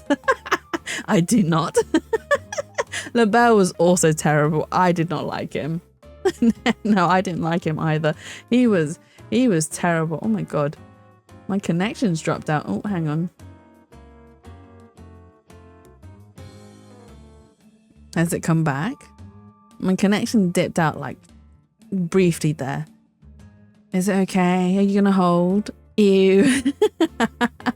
Okay, LaBelle is ew. I admit. He's terrible. Oh my God. Oh, I thought it was me. No, it was my connection. I do apologize. My connection dropped out a little bit there. So hopefully it is back. Yeah, you good? Thank you so much for checking. But yes, it is returned. Yeah, it dipped out for a little split second there. Wait, come again? Take a gander at the official school enrollment documentation. It is all right there. That's a secret he was hiding, that he was 25? 25? You mean he's older than me? A 25-year-old? That is... Wait. Ew. No. Wait. How old is Juniper? She is 18. I mean... So he said he fancied Juniper, and okay, the age difference isn't too bad, but I still take issue with that because she is 18, he's 25. Yeah, I take a little bit of issue with that, but that's, I mean, all right, if Juniper was 21 and he was 28, I would have no problem with that. It's because she's 18 and he's 25. That's where I take issue. That's where I take issue. Okay. That's we're moving along because he doesn't like her anymore because he found out that she was a snitch. So he's like, I hate you. You are dead to me. Yeah. Yeah, sometimes. We're moving along. A 7-year break. 7 years. I have just one thing to say. There are two kinds of 7-year breaks. The ordinary kind you mouth breathers take. And the genius kind people like me take. Genius? What? Oh my god, 7-year break for geniuses apparently. But a genius would quickly become a chore for a 7-year break. No. Mia, come back. Sit right down. Sit your butt back down. You are going nowhere. You are staying here and joining me on this journey. I think you have that backwards, Athena. Even geniuses make mistakes. I just happened to make mine only 7 years in a row. He failed his exam 7 years in a row? Is that what he's saying? What butt is so flat? Yeah, even the flat butt is still a butt, so sit down. Sit down. I demand that you put that butt back down in your seat. Only Hugh could get away with using only like that. Enough of this jibber jabber. Suffice to say, the witness was up in the crane when he saw the accused dragging the mat. Maybe he's just a burnt out gifted kid like me. No, Jazzpoo. I don't think he is. I mean, maybe burnt out. Gifted? No, definitely not gifted. He is... How do I put it? Only stupid people will think that they are geniuses and are constantly in the right when really they're in the wrong. He is the dictionary definition of stupidity. That's what Hugh O'Connor is. The dictionary definition of stupid. The accused readied all she needed to move the body immediately prior to doing so. That much is clear. I see no need to deliberate the matter further. No, the definition of stupidity is Mia. No. Mia is wrong. Mia is wrong. That I do not see a picture of Mia in the dictionary under the word stupid. Cute, yes, there's a big picture of Mia under the word cute. Considering that the body was moved in the same manner as in the script, I find Prosecutor Blackwell's claim to be quite persuasive. Does the defense care to dissuade me? No, cute would also have L in it. You need an updated dictionary. No, I think my dictionary is up to date as it is. As long as a mat was used to move the body, Junie's going to be under suspicion. Athena, I just thought of something. What was Hugh doing in the crane right before the mock trial? He couldn't have been on the job at the time. I mean, he was waiting for the trial to start. Yeah, why was he in the crane? Wait, you don't think? I do think. I know exactly what he was up to. Then L should be in the cute section too. I mean, objection. L is in the dictionary. He's under the word tranquility. There we go. Your Honor. Yes, Miss Sykes. I've got it. I've got an amazing idea that will turn the prosecution's claim on its head. A little conjecture has never stopped us before. And cute. No, he is very sweet. He is sweet. He's under the word sweet. And me is under the word cute. There you go. Interesting. Mr. O'Connor, you were using the crane to... He was using it to move the body. The body was just like it was in the script, so it must have been moved like in the script too. At least that's what the prosecution believes. How simplistic, even foolish. Those are pretty strong words, Athena. You sure about this? The witness is a licensed crane operator, so he could have used it to move the body. Objection. Well, Golden Boy, care to chime in? I intend to say no more on the matter, save that this does not bode well for you. Wait, he's on my side this time? Or is this another trap? What I like about the prosecutors is that even though we are fighting on opposite ends, eventually when they discover that actually the person we are accusing is the murderer or actual culprit, they side with us on a subtle, well, I say subtly, they then stop actually defending the person who we suspect is the culprit. They actually help us. Hey, watch this. Why did I say hey? I can use a bow and arrow one-handed. Wow, that's a crazy level of dexterity.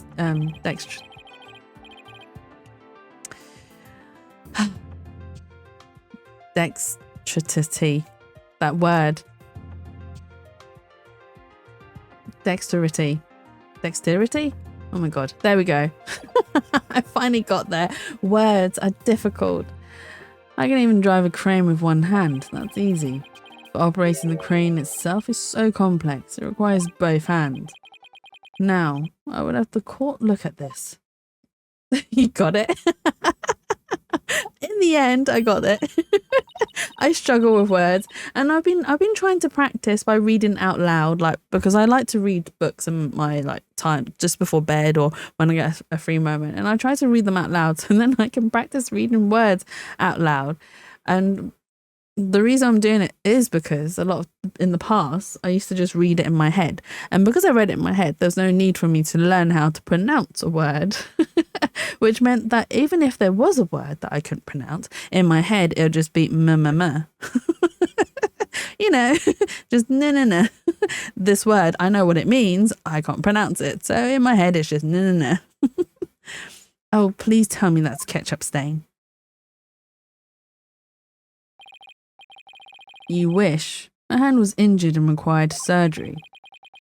That's the reason I kept my hand in my pocket all this time. There's tons of words I've read and never heard out loud, so I feel that, yeah, I mean, since playing these games, they're majority of words I can read, but then there's the occasional word where it's just how do you even pronounce it? Especially when there's, how do I explain it? So the word where you can use both hands. Or you've got really good motor skills with your hands. You know the word. I can't say it again without seeing the word. So when there's words with extra, is it syllables to pronounce like that, I find it really hard. There was one that was the other day where I couldn't pronounce, and I can't even remember the word. It was fatitaceous or something like that, but just words like that I find really difficult to pronounce, because in the English language you don't know when a letter is silent or when it's not pronounced at all or is pronounced entirely. You never know unless you've heard it before or know what the word is, and sometimes I'm just how do I even say this? I've already verified this with the hospital treatment. Quite a nasty wound, they say. So, how did you hurt it? I see no need to discuss that. There's no relevance to this case. 2 hands are required to operate complex machinery such as a crane. Ergo, on the day of the mock trial, the witness was incapable of moving the body by crane. English has tons of exceptions when it comes to pronunciations. That's why second language learners struggle so much, because they try to pronounce things based on the rules they've learned, but a lot of times they don't apply. Yeah, this is also true because, right, so English is actually technically my first language, but I also speak Cantonese, or Chinese Cantonese, and obviously the pronunciation, we don't have an alphabet.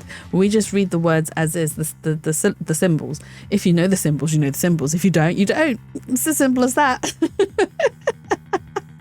I speak Cantonese. That's amazing. Yeah, so I can speak Cantonese quite fluently. It's not at its best at the moment because I don't use it very often. But when I travel to Hong Kong and stuff and I have to use the language, then it improves drastically. I also can't read very well because it's not my very first language, it's like a second language. I can read some words, or I recognize some of the symbols, so I'm like, okay, I know what that word is, and okay, mix that together, and then I can read like every odd word, and I'm like, right, I know what this sentence means because I can read every odd word, therefore it only makes sense that this is the sentence it's trying to make, basically. That is how I that is how I read Chinese, which is really bad. But it's fine, it gets me through. And plus, I know the most important words, which are the words for different types of food. So rice, noodles, pork, beef, chicken, I know all those. They're the important things I need to learn. Food is the most important thing. Is here, but probably will fall asleep. It's too tired to start. No worries, Mia, that's absolutely fine. I appreciate you like lurking, and also cool that you use my stream as sleep aid. I very much appreciate it, and I'm glad I am soothing enough for you to actually fall asleep too. You're right, food is the most important. Exactly, food is the most important.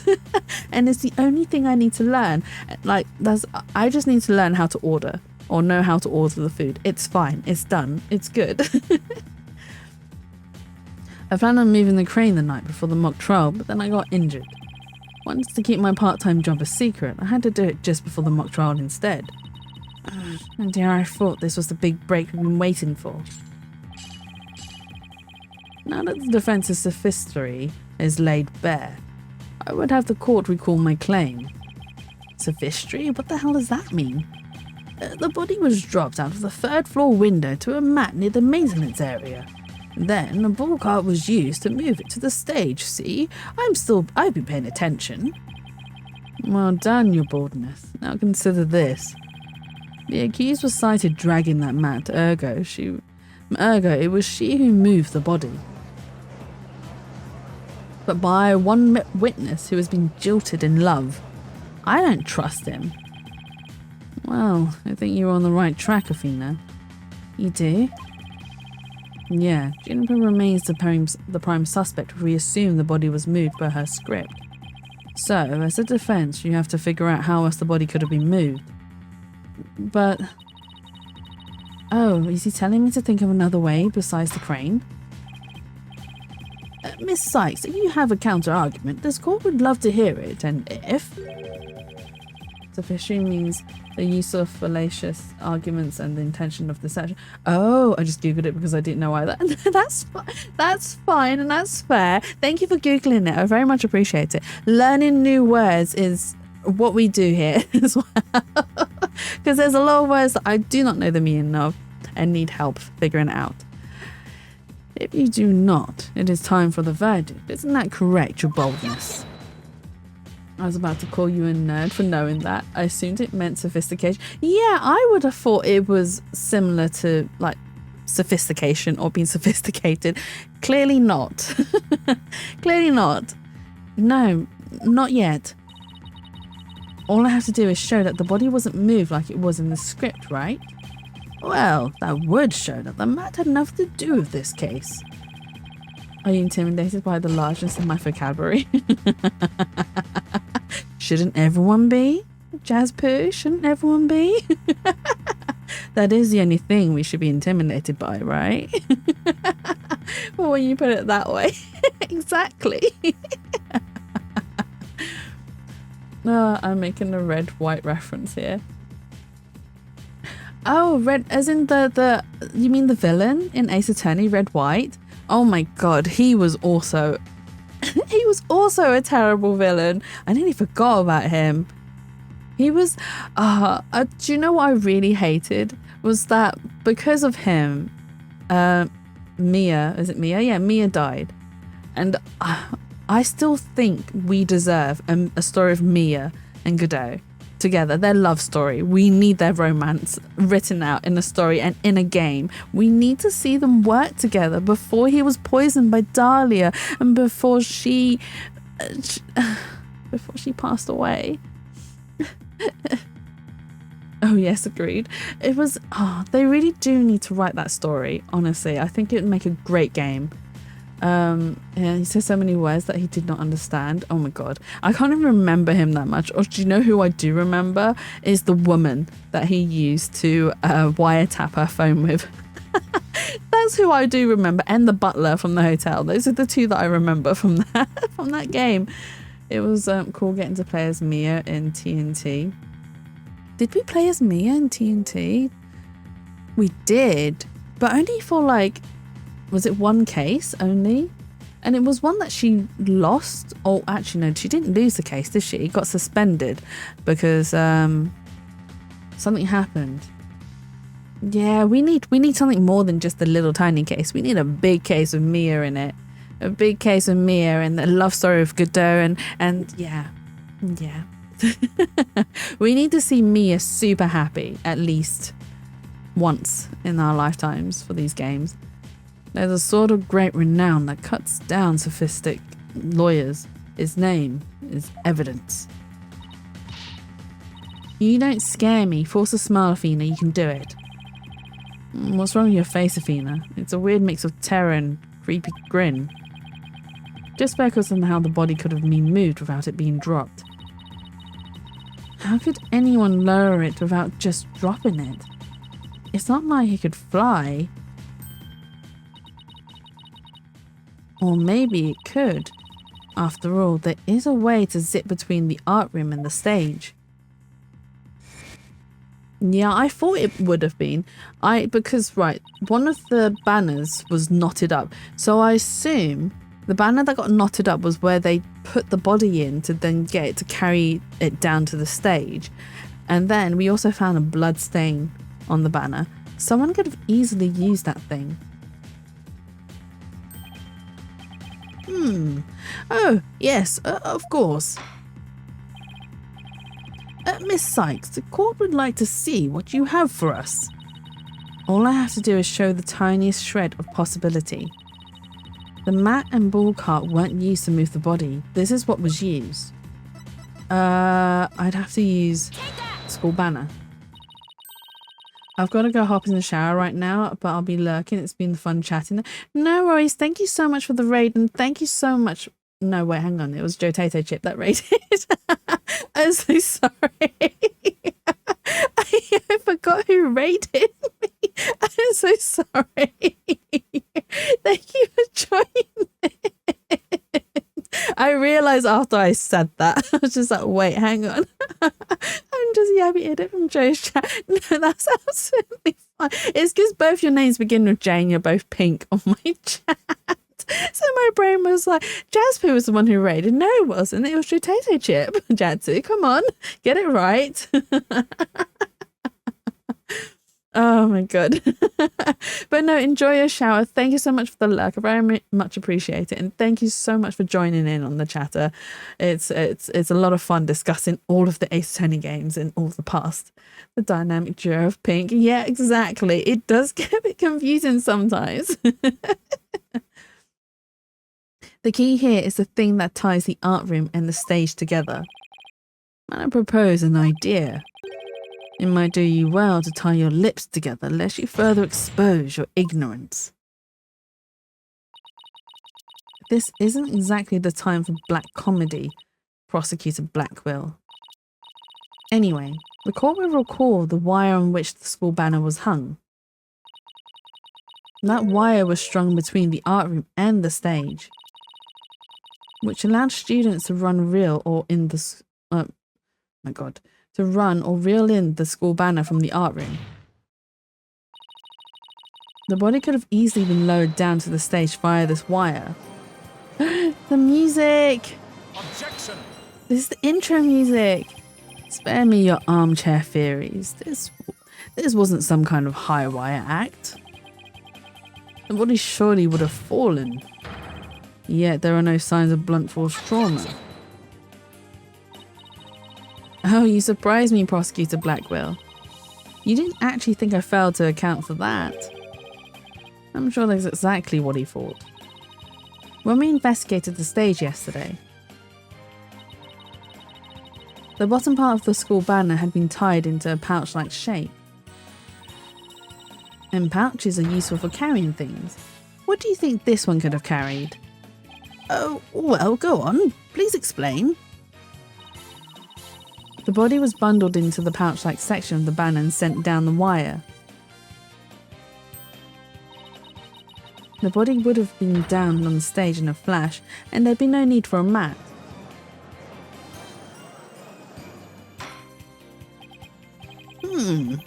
I've heard the phrase carrying the banner, but the banner doing the carrying. I have no patience for you and your cheap parlour tricks. Your claim is as shaky as a corpse performing the absurd high wire act. If you have an actual objection, then just come out and say it. I trust you recall the bloodstains left in the art room pottery. If the wire had been used to move the body, it would have been via the window above the quad, the one with the winch. However, the bloodstained pottery was next to the window above the maintenance area. What if the pottery had been moved? Ergo, the wire and banner had naught at all to do with this case. Oh, the bloodstained pottery. I remember that. This doesn't look good. We'll be back to the mat theory if you don't do something. Well, Miss Sykes, I hope you have something better this time than a circus act. If my wire theory is true, then that blood on the pottery must not have been blood at all. At first we thought it was red glaze, but it turned out to be blood.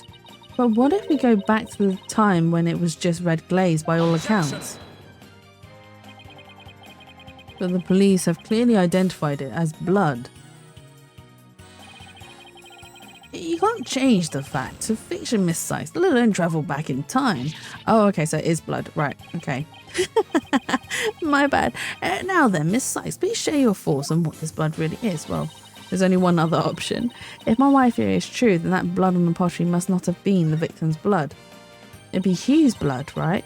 Maybe it's not the victim's blood. Did the police check to see from whom the blood on the pottery came from? Shame on you, Sykes, don't know. Have a little more respect for the constabulary.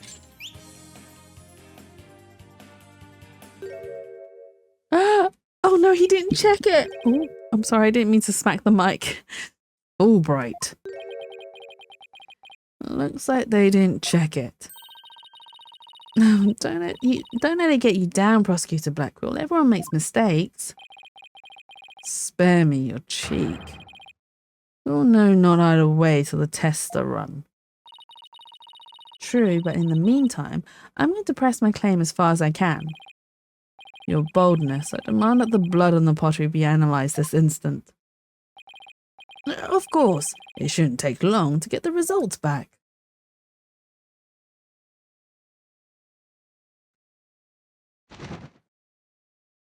Oh, that was quick. I was expecting to do a bit more battling. Oh my, that was quick. We're history if it turns out to be the victim's blood. Please, please, let it be someone else's.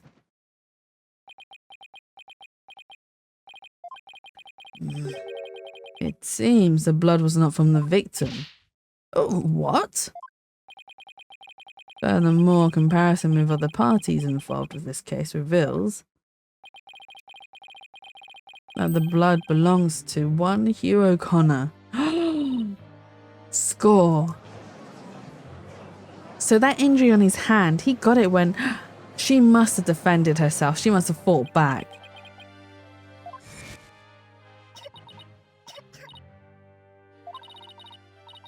Don't worry, Junie. Just try to relax. His hands. His hands were dripping with blood. Oh, it was his own blood she saw on his hands. That also makes sense. Your Honour, as we saw earlier, the witness's left hand had suffered a serious injury. He sustained the wound in a struggle with the victim and his blood got on the pottery. Then Junie saw his blood-stained hands as they passed each other in the first floor hall. It's the only explanation that covers everything. Objection! There is but one way now to turn aside her blade, but do not cast the blame on me. Your grudge is with Sykes Dono, for it is she who forces me to expose your secret. Fine, whatever. Wow, how much dirt does he have on Hugh? The court will observe this odd-looking envelope. It was inside this that Miriam Scuttlebutt's script was found. Miss Scuttlebutts. But didn't the prosecution already claim that this envelope is the one that contained her script? Circumstances have changed. You see, Golden Boy had hidden this from us all. Let's see here. My word, talk about the world's most painful paper cut. Indeed. You can clearly see that if this envelope is not opened correctly, a powerful spring-loaded blade will shoot forth, leaving a horrible gash upon the hand. The only one who could have been told of the correct way to open it was Constance Court. You really want to see my script that bad? Well, you better watch out. Read it without my permission and you'll wish you hadn't. Oh wow, she really protected her script. Yikes, Miriam wasn't kidding when she said that. Blood on the blade is the witnesses. Our genius here tried to sneak a peek at the wrong script and paid for his foolishness. Ouch. This guy's the worst genius I've ever seen. Don't worry, Athena. The wound isn't that deep. We've still got the wire theory. Yeah, I've got this. Since the blood by the window overlooking the maintenance area isn't the victim's, there's no longer any basis for denying the body was moved using the wire and banner. Therefore, the defense once again asserts just that. Oh? You call yourself a lawyer? Don't you see the glaring contradiction you're thinking? Huh? The court would like to remind the witness that his role is not to point out. And you, how can you adhere to such outdated beliefs? But whatever. It seems you've forgotten the two statues that were on stage directly below the wire. The body sent sliding down that wire would have crashed into them. Care to explain that away? Oh, why, I believe he's right. The statues and the wire are extremely close together. So the body would have collided with the statues. What if they did collide? Wait, that's... Wait, what did she say?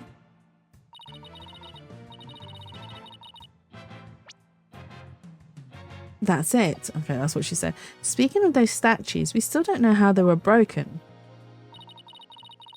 But if we assume the body crashed into them, it would make sense. That would also explain that loud sound we heard while we were in the waiting room. Oh, now that you mention it, you and Mr. Wright went out to the stage after you heard that sound, correct? Objection! Interesting. How very interesting. But may I ask just one question? When was it that you heard said sound? It was a little after the mock trial had started. Mr. Wright and I were practically bored to tears there in the waiting room when... Precisely. If that sound you heard did happen while the body was being moved, then that would place it during the mock trial. Ugh. Which means the body wouldn't have been there before the mock trial started. You see, right before the mock trial started, I saw the body. He said he saw the body before the mock trial. If so, then my claim that the body was moved during the mock trial doesn't hold water. Stupid contradiction. He's going to get me and our case killed. The focus on just 3 suspects because the body was moved before the mock trial. That has been the major premise that'll star. Your assertion, therefore, contradicts the very foundation of this case. Both sides still lack incontrovertible evidence. So, should we not also treat Golden Boy's testimony with some level of suspicion? A good point. But Prosecutor Blackwell is on our side. I bet he's figured out the truth behind this case. Well, great, as long as he's not up to something else. If the statues really broke when the body hit them, then Hugh's statement about seeing the body before the mock trial is a big fat lie. Okay, Mr. O'Connor, let's get to the bottom of this contradiction about when you saw the body. Look me straight in the eyes and repeat your statement to me. Like I said before, before the mock trial, the body was, you know. I should only say this once, Golden Boy. You'd best tell the truth, and do it now. That is, if your head wishes to enjoy the continued companionship of your body. Yikes. Now, out with it. Did you truly witness the body? Or were you just lying about it? Well, which is it?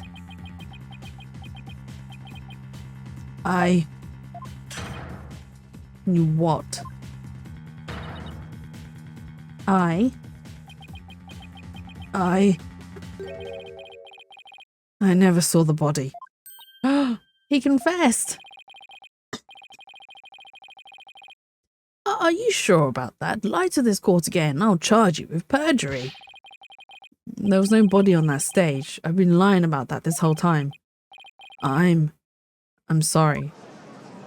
He's sorry? Really? I don't think he is. Yes, we've exposed Hugh's big lie for what it is. But why would he lie about this to begin with? Order!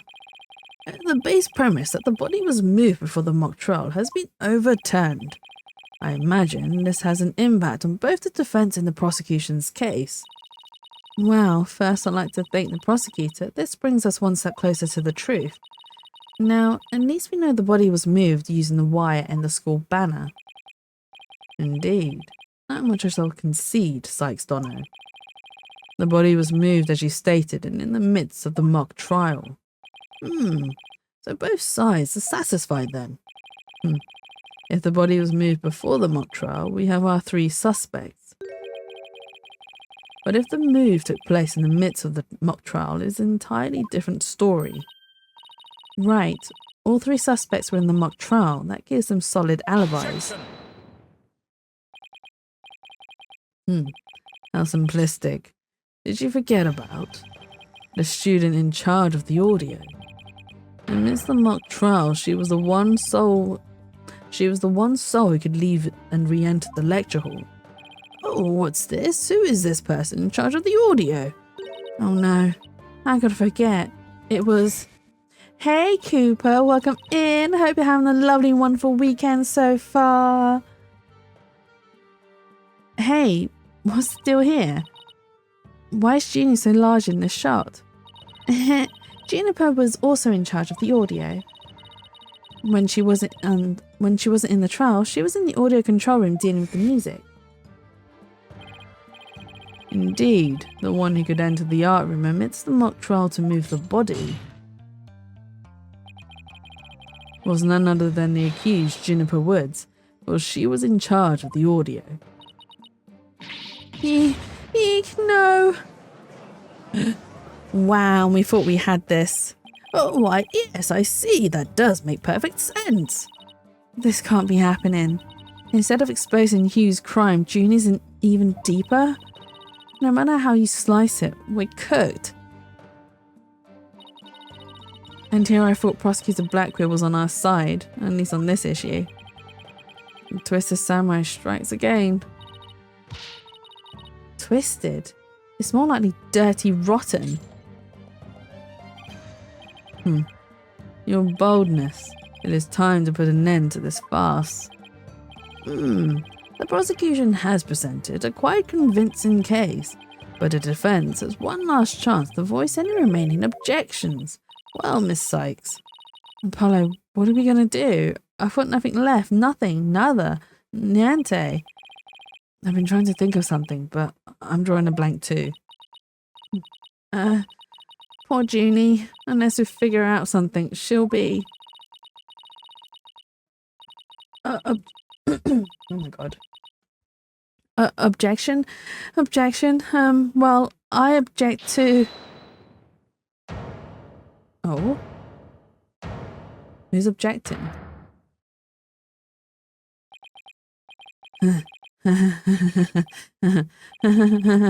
Stop right there. What is he up to? All ears to me. It's time you heard about the rare genius of Hugh O'Connor. Listen and you will hear the secret behind my perfect crime. Perfect? Crime? Is he... What is bro doing? I don't know. This case is so, like, weird. Wait. This is some serious deja vu. Didn't we just go through something like this yesterday? Yes. Yes, we did. This had better not be another one of those invasion traps. The murder, the movement of the body, the cover-up, it all sprung from my brilliant mind. Well, go ahead. Arrest me. The real killer's right before you. Order, I say, Mr. O'Connor. You already confessed yesterday, then earlier today recanted your confession. As if you mouth breathers could comprehend my genius, the end justifies the means. Now bow down and kneel before my great and maddening intellect. Objection. Enough. The only thing maddening is the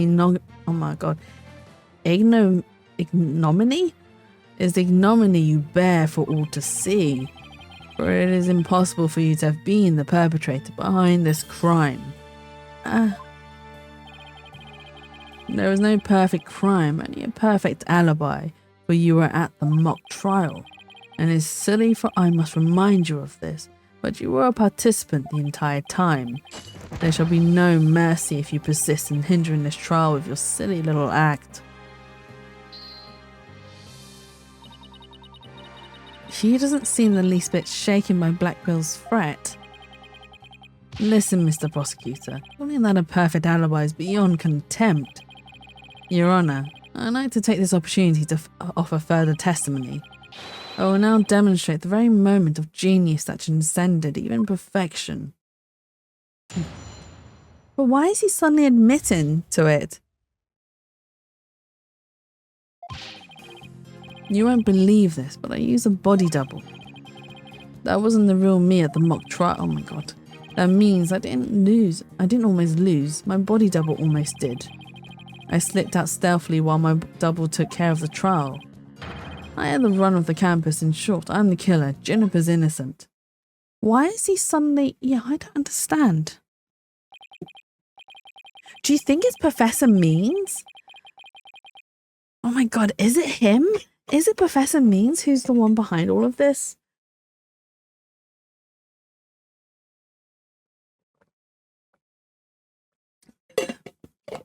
Oh, sorry, I had to take a sip. I had to take a drink. I have a question I was hoping the defense and prosecution might help answer. Is it just me, or does the witness testimony make no sense at all?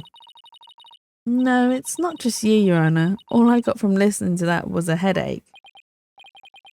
Yeah, that was just plain weird, especially the whole thing about body double. Well, I'm relieved it's not just me and the prosecution. Your boldness, summon an ambulance this instant. The witness is stark raving mad. Yes, I think that would be for the best. Now then, let's pretend that never happened and move on to my verdict. You people don't believe me? It's not a matter of not believing you, it's more along the lines of questioning your sanity. Yeah, the funny farm just called. They want your genius back. Shut your pie holes. The intellect of a genius transcends even logic. Besides, don't you guys have that weird device for testing me like this? Widget's on a weird device and I don't waste him on ridiculous testimonies. Easy there, Tiger. Think of it this way. We don't want a verdict to be passed just yet. So how about we give Widget a try? Well, this is against my better judgment, but I'd like to conduct a short therapy session. Your better judgment? I'm a judge and it's far beyond mine, yet I find it hard to say no. Prosecutor Blackwell, I trust you have no objections. Prosecutor Blackwell? Oh, has he disappeared? The prosecutor said, rubbish, we'll be out on a stroll. And then left with Detective Fulbright.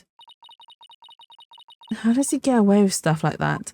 He's just like, right, I'm going for a walk. I'm not dealing with this. You guys have fun. I'm not listening to this BS. And just walked out. Right. Thank you, Blackwell. Thank you so much.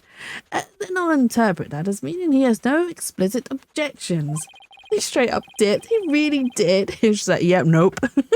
He noped out that one. All right, Miss Sykes, you may proceed with your therapy session. I've seen my share of crazy trials, but this one takes the cake. This one does take the cake. What is going on? And why does he want to be psychoanalyzed as well? Is he lying? Or maybe he's skewing the truth. Oh.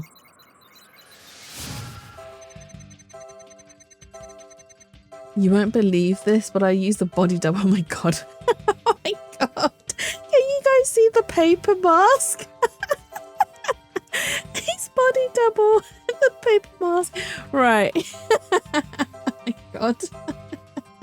Yes, because the body double with a paper mask was going to fool people into thinking that he was the real Hugh O'Connor. Brilliant. Okay. Right. That wasn't the real me at the mock trial. That means I didn't almost lose. My body double did. This guy is in serious denial. I slipped out stealthily while my double took care of the trial. I had the run of the campus. Like, the only emotion he's emitting is happiness.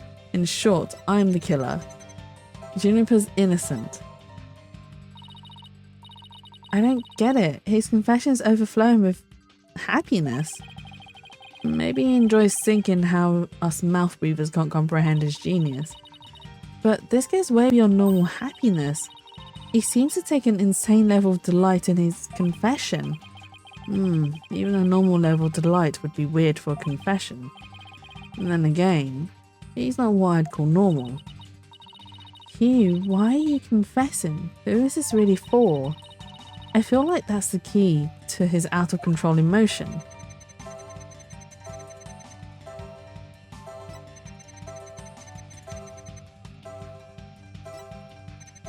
But it doesn't change, does it?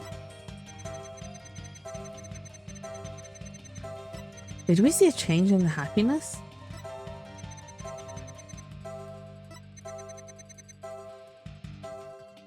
It's the same sort of happiness.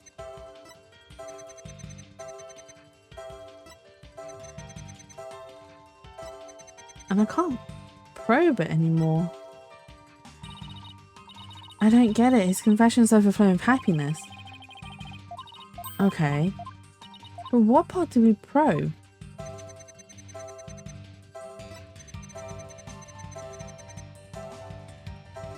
Okay, so it's definitely... We know he doesn't... Okay. We know that he doesn't fancy Robin. Maybe he still has feelings for her. As much as I disagree with this... Right, maybe it's... Juniper.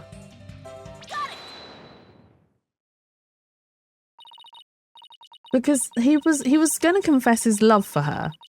But then he stopped himself because he found out she was a snitch and then was like, no, we're no longer friends. I hate you.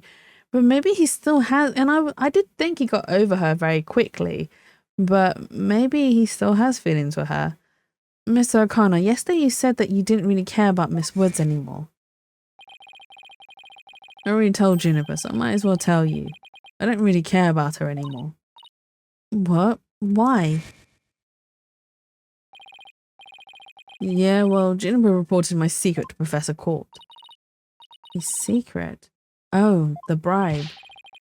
She wanted nothing to do with me because I had disappointed her. That's why I don't care about her anymore. I was never trying to protect her. My confession was always about one thing and one thing only, the truth. Mr. O'Connor, you feel great happiness in the fact that you might help set Miss Woods free. So much that it overshadowed all of your other emotions. What are you? I can hear it clearly now, Mr. O'Connor, the discord you've been trying to suppress. People don't normally feel like you do when you confessed. So you really was trying to protect Juniper? Yes, I'm sure of it. His feelings for her are the real deal. But that means his confession is... Finally figured out the obvious, have we?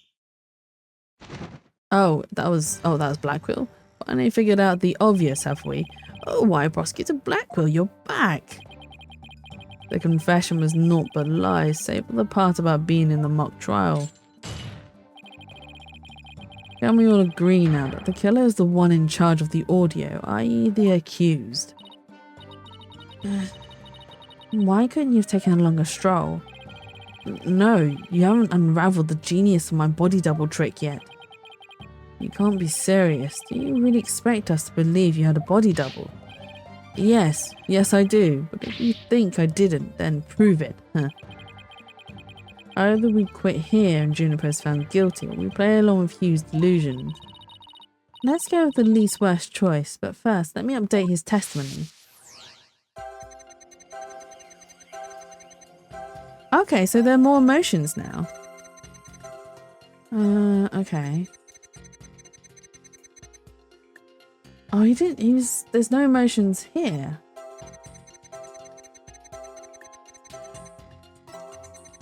Okay, have the run of the campus. And sure, I'm the killer. Juniper's innocent. Why is he sad?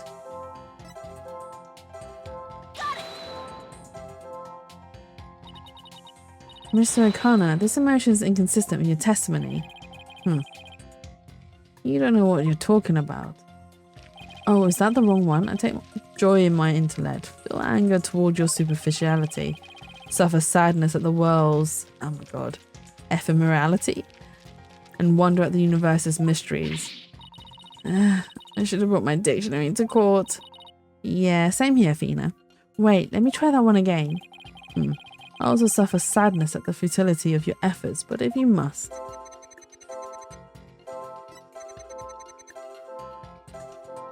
Oh, maybe it's not, maybe it's the sadness here, right?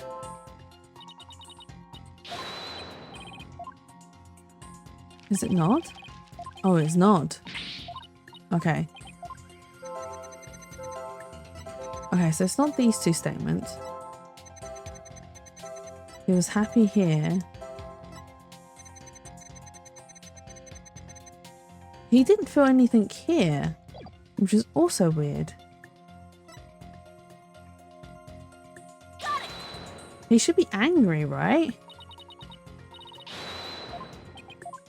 Oh, no, apparently not.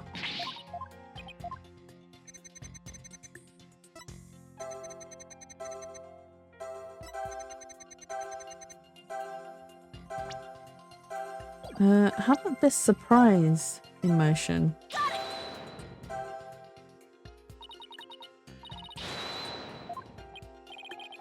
No, it's not. Okay. Right.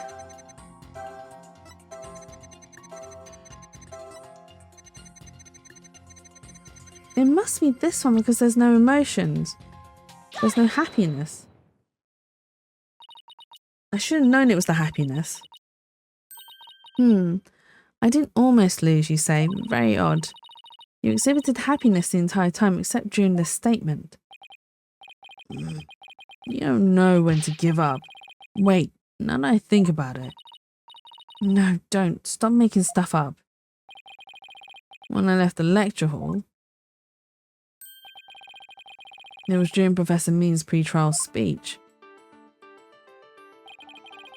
And that's when I moved the body. I then slipped back in just before the verdict. So you're saying you were there the moment your double was about to lose? Yes, I was, naturally. I wasn't happy when I saw that. In any case, I was at the far end of the lecture hall behind the screen. I figured no one would would see me if I came and went through the doors there. Sykes Dono, how much longer will you indulge him in this charade? While it's true that none in the audience might see him through either of those doors, the faculty seats on the balconies are a different story and have a splendid view. I thought you could do better than that. The lawyer's bench is on the right side when facing the front of the hall. I used the door on the right near the lawyer's bench. That means my movement were only visible to someone on the left balcony seat. But that seat was empty at the time, which is only natural. After all, it belonged to Professor Court, and as we all know, she was already dead by then. Did it? That can't be right. We have a picture of the map. Was it Professor Court's side? No, it's Professor Means. He got it wrong. That can't be right. An empty balcony seat on the left side contradicts this piece of evidence. Take that! I've no idea where this contradiction is going, but I don't have any other moves at this point. Guess I'll just have to follow it and see where this takes me. You see the left balcony seat? Oh, you said the left balcony seat was empty, but was it really? I saw with my own eyes, it was definitely empty. But what about this diagram? According to this, Professor Means was supposed to be seated in the left balcony seat. But if you left the lecture hall during his pre-trial speech, he would have been standing there at his seat addressing the students and faculty. No, this can't be right. It is. You didn't murder her. It was Professor Means. Because, right, so even though he did give a speech, he didn't have to be there for it. He could have pre-recorded it. No. Can it? I don't know. Because 1 minute I'm like, it was Hugh. And the next minute I'm like, well, actually, is it Professor Means? Because he wasn't there in the stand. So that then tells us that he doesn't have an alibi. You do no one any favours by exposing the falsities of his confession. I've told plenty of lies so far, but this part is true, I tell you. There was nobody in the left balcony seat. You've got to believe me. It doesn't seem like he's lying this time. Okay, Mr. O'Connor, let's have your testimony again, but this time don't spare any details.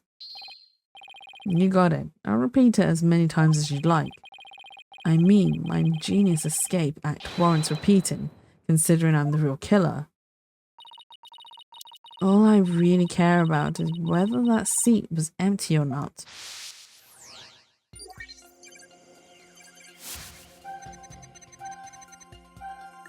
The second floor was deserted. Why won't you believe me? It's true, I tell you. I went out through the back door without anyone noticing. And then all I had to do was go through the empty audio control room. It leads into the hallway, so I was perfectly capable of moving the body.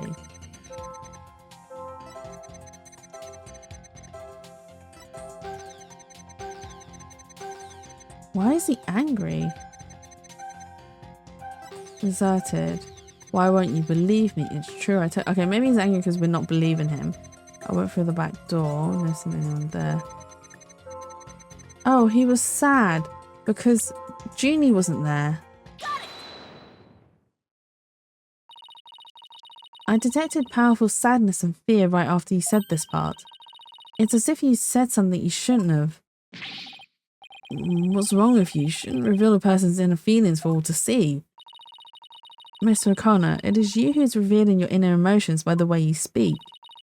Plus, I have a good idea about why you're feeling sad. You're a horrible person. Can't you just leave me be? Thank you for the fart, Sandwichy. I hope you're having a lovely, wonderful weekend so far. Welcome in. Hydrate. Oh, thank you so much for the hydrate. And a stretch too. I will give you that because I am thirsty. Stretch! Oh, okay. And a nice big stretch. Oh, yeah. And thank you for redeeming the taiyaki snacks. Hope you enjoy. You said that you went through the empty audio control room, but that's not true, is it? There was someone who returned from there once Professor Means finished his speech. And that someone who was in the audio control room was Juniper. Take that! I know you realised there was a problem with your statement as you were saying it. That's why you felt so uneasy. If the audio control room really was empty, that would mean Miss Woods was roaming around the campus.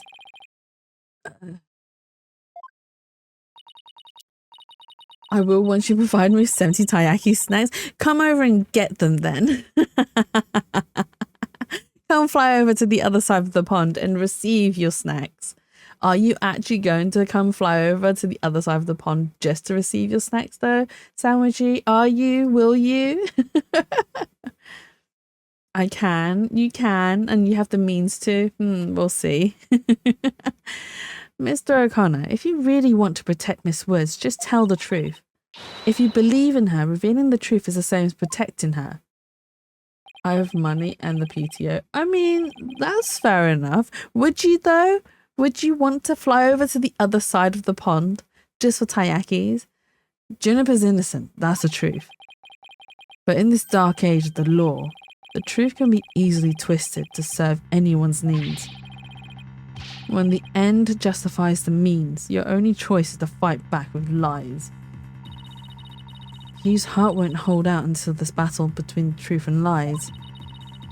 Is there something I can do to make him recant his false testimony? I fear nothing now, and I have lost everything. Go ahead, Prosecutor Blackwell. Cut me down if you wish. I thought you never asked. With you gone, we may swiftly proceed to a verdict. Free food where the calorie count could probably last me a week, sure. It'd last you more than a week. Oh my god, 70 taiyakis. That would last you like a good 3 months.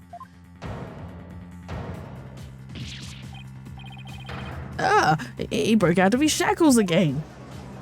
I thought they said they made them stronger so he couldn't break out of them. I don't want to be the poor accountant. Oh my god. I don't want to be the poor accountant down at the detention center. You O'Connor. In deference to your valor, I will limit your suffering with one clean blow. Could you wait just one moment before you cut him down? Silence. Did he just patooey and feather? Wait, what did he say? Silence? Do not come between a samurai and his foe, Sykes Dono. Eek! I never learned about this in law school. Careful, prosecutor. Remember that shocking experience you had last time? Oh, is he still got the electrocutor thingy on him? Very well, Golden Boy may live for now. Enough already, Mr. O'Connor. Miss Woods would never want you to protect her this way. She values the friendship between the three of you more than anything. Well, that's where you're wrong. She doesn't feel anything for me now. But what does it matter anymore? I might as well tell you everything. This is no doubt news to you, but I am not and never was a genius. Sorry, but I already knew. I think everyone knew. Me too. And don't forget me, though in all fairness, it was pretty obvious. And I thought he was a genius at first, but the stuff he said was crazy. I need to rub it in. Just shut up and listen. It all started several days ago. I accidentally learned that my parents have been paying good money for my grades. Oh, but that's bribery. So the bribery wasn't Hugh's idea. All of my perfect scores were the product of cold hard cash, not genius. Even worse, when I confronted my parents about it over the phone, Juniper overheard me. Oh, okay. Oh my, what a terrible misunderstanding. I've been living a lie. I don't know what else there is to say. I'm no genius. I'm completely worthless. This is very similar to Thingy's story. A Perfect Zero. What's his name? Winner. Eustace Winner. This is similar to his story. His dad also bought him all of his perfect scores and whatnot, which he then also discovered and felt really hurt, which I can understand. Hugh. Even so, I still wanted to make it up to Juniper for disappointing her like that. That's why I wanted to clear her name by pinning the blame on me. I mean, she probably hates me now, so it'd be a relief for her to see me locked away. If you were trying to help her, then why did you testify against her? You were the ones who told me to tell the truth yesterday, so I thought if I did, it would help her. He wasn't trying to provoke us? It looks like we seriously misunderstood him in more ways than one. At the detention centre yesterday, Junie was in tears when she opened up to me. But the truth is, the friendship between the three of them is still rock solid. If there were something that could help me prove that to Hugh... We even have proof of our friendship. Yeah, as long as our friendship lasts, you can bet we'll be carrying them around.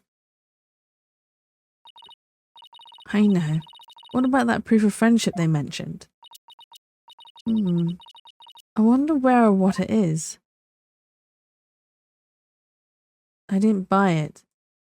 Oh, I didn't buy it. That's what he said. It must be made by Robin, right? Because Robin's the craftsman. That bloody neck brace. It's handmade and there's only one like it in the world.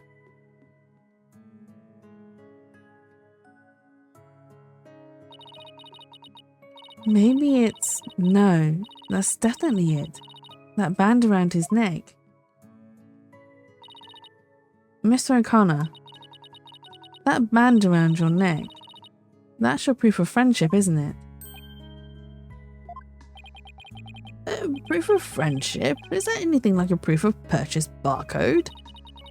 In court, evidence is everything. That's why the three friends created friendship bands. It's the evidence that proves their friendship. Oh, how very interesting and chic. Why did the music get sad? If they have doubts about their friendship, they can look to the proof they have on hand. That's why Mr. O'Connor's hand always goes to his neck when he is pressured. It proves he still has feelings of friendship towards the other two. It doesn't matter if I wear it if those two... Wait, what? If I wear it if those two... It doesn't matter if I wear it if those two... But they feel the same way too. I know they wear their friendship band somewhere. Junie and Robin must both feel the same as Hugh. I just know it. Everything Hugh has said leads me to believe that.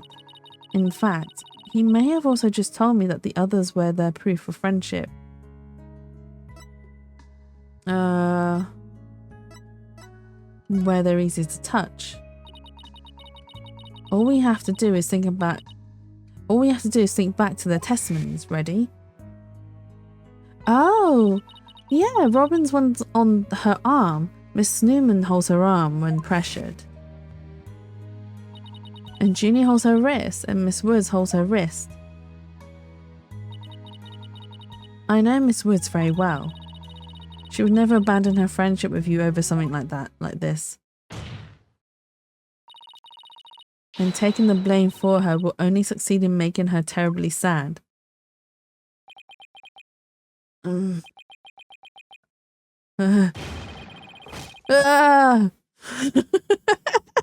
My really poor screens, I'm sorry. Wow. Yeah, they must still be friends. Oh.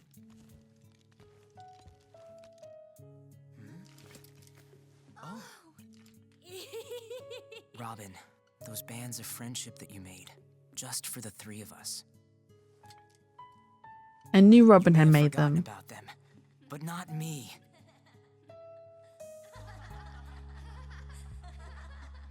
Oh, they're so cute. Hugh! Ah, Hey, Hugh! Oh, they're all adorable. Bless them. and to think, I should have known better than to doubt my best friends. Oh. Okay, maybe I don't dislike him as much. Oh, it is very like I brought a tear to my eye.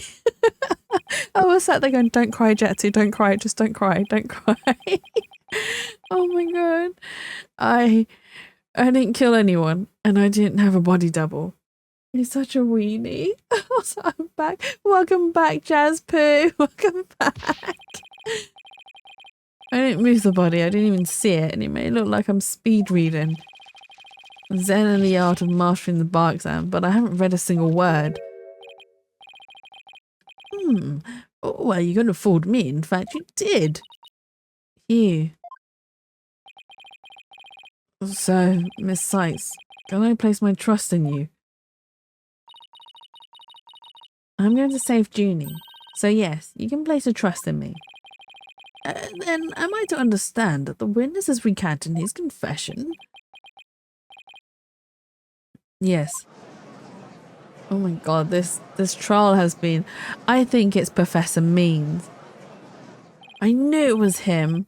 I shouldn't have doubted it. Because these three really threw me in for a ride. I was just like, oh, it's definitely... I think it's Professor Means who's murdered Constance Court. But then these three came along. I was like, oh, wait, maybe it's Hugh. Maybe it is Hugh. Because he's got something to hide, you know. He's got things to hide. And then, as we found out, he isn't even it's nothing to do with these three. They just happen to be thrown into the whole entire mix. Or caught the bullets, stray bullets. The plot thickens. The plot really does thicken.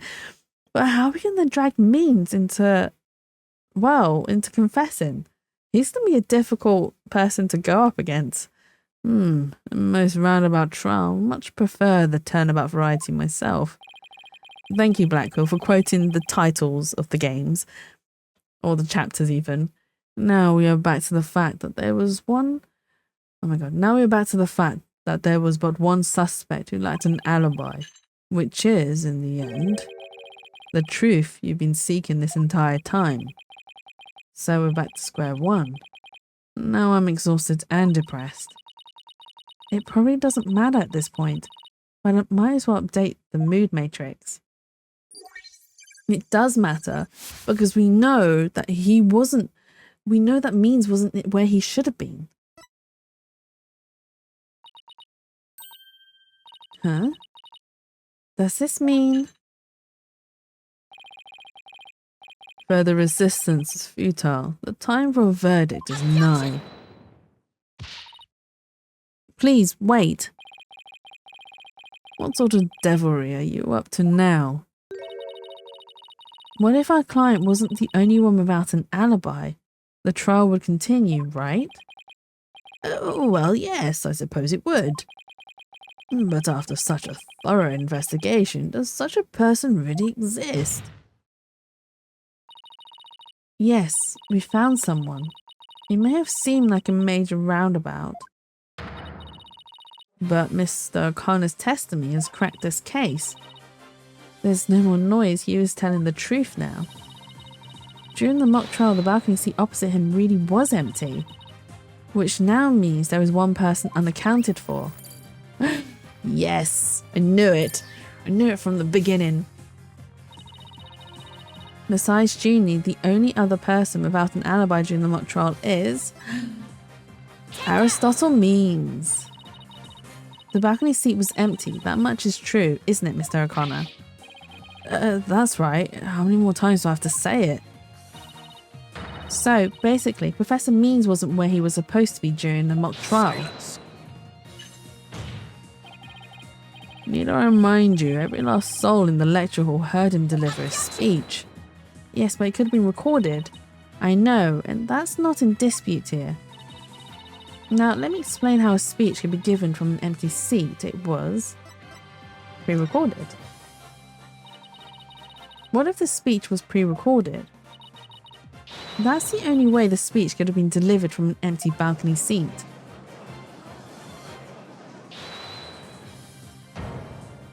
Oh, who's objecting?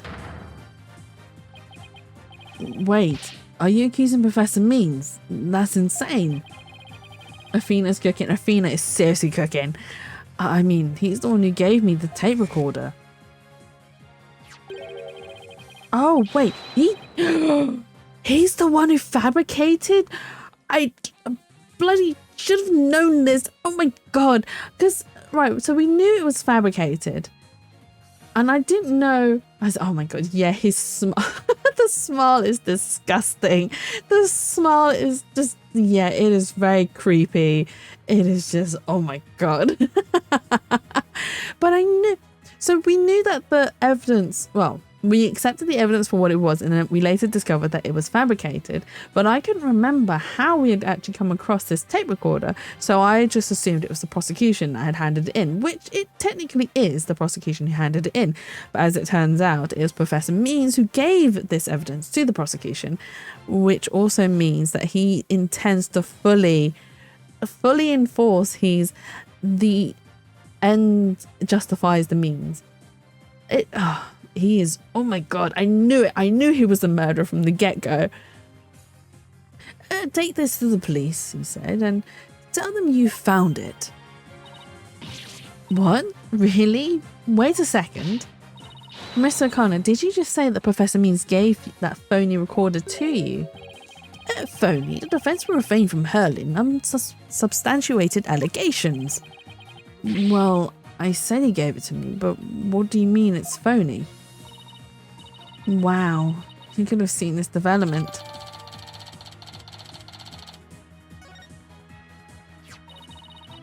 The voice shouting "You're a goner," as recorded on this tape, was dubbed onto it using the line our client said in the mock trial video.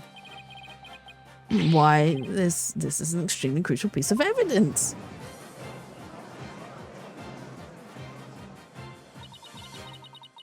Professor Means gave Hugh the phony tape. If that's really true, then Professor Means has guilt written all over him. Your Honour, the defence moves to call Professor Aristotle Means to the stand. Are you going to stop us? The seat was never empty. It was but an oversight by our dullard of a witness. An inmate who was formerly a surgeon once told me something. He said it's often all too easy to overlook critical symptoms. Well, we're not going to overlook this oversight. If the speech was pre-recorded, the basis for suspecting our client would be shattered. Let's check with Professor Means and see whether the empty seat was a witness oversight. A verdict without first looking into that would be inconceivable. That's enough, both of you. Now, here's my opinion on the matter. While a surgeon overlooking critical symptoms is a problem, a witness oversight too must not be overlooked. Thus, as to the matter of whether Professor Means was or was not in his faculty seat, I believe we must ask the professor himself. I agree, Professor Means should be here in the gallery today. Do as you please.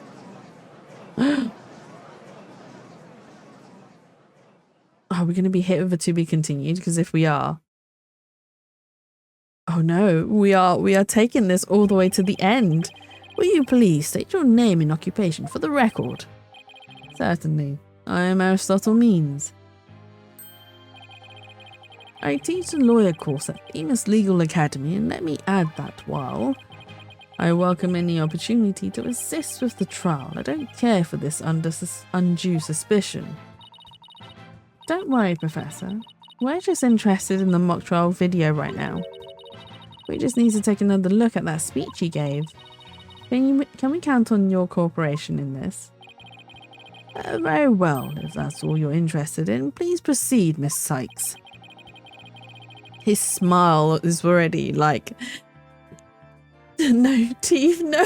I'm sorry, Jatato, I'm sorry. He is very creepy. The first time I saw that smile, I was like, no. You're too creepy. You're disgusting. We need to find some sort of evidence that shows his speech was pre-recorded. All right, I believe we're ready. Let's roll the video.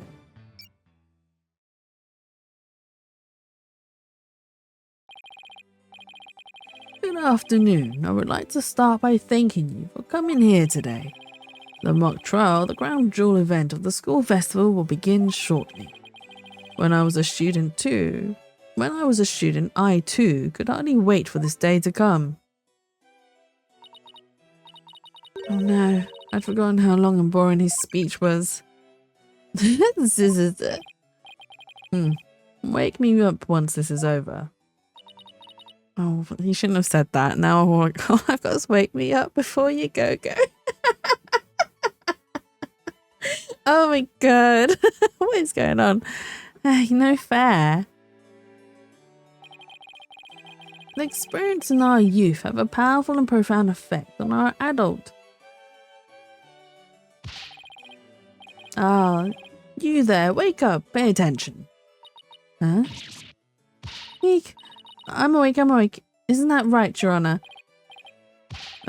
Oh, I'm awake too. Wide awake, see? Oh my god, they all fell asleep. Once again, our pure white Lady Justice will be watching over all of you today. Pay attention, you may make a difference one day. Now, let the mock trial begin. Wait, he said pure white, but it's golden. He wasn't there. That is about it. One of my better speeches, if I do say so myself. I even saw some of our students with tears in their eyes. I think they were yawning, Professor means. He's obviously not familiar with the phrase bored to tears. Listen, Sykes Donner, if you have subjected me to this epic study and tedium without purpose, Taka will feast on your tongue after I've cut it out. Eek! But you were asleep the whole time. Well, Miss Sykes, did you notice anything strange about that speech? Could I please hear that last part again? Once again, our pure white Lady Justice will be watching over all of you today. There, I finally found what we needed. Professor Mees, I have only one question about your speech. Why does that last part we just heard contradict with this? It is the lady in white. Well, not so white. She's golden here. The professor said the pure white Lady Justice would be watching over them. But the Lady Justice in the video isn't even close to being white. It's as gold can be.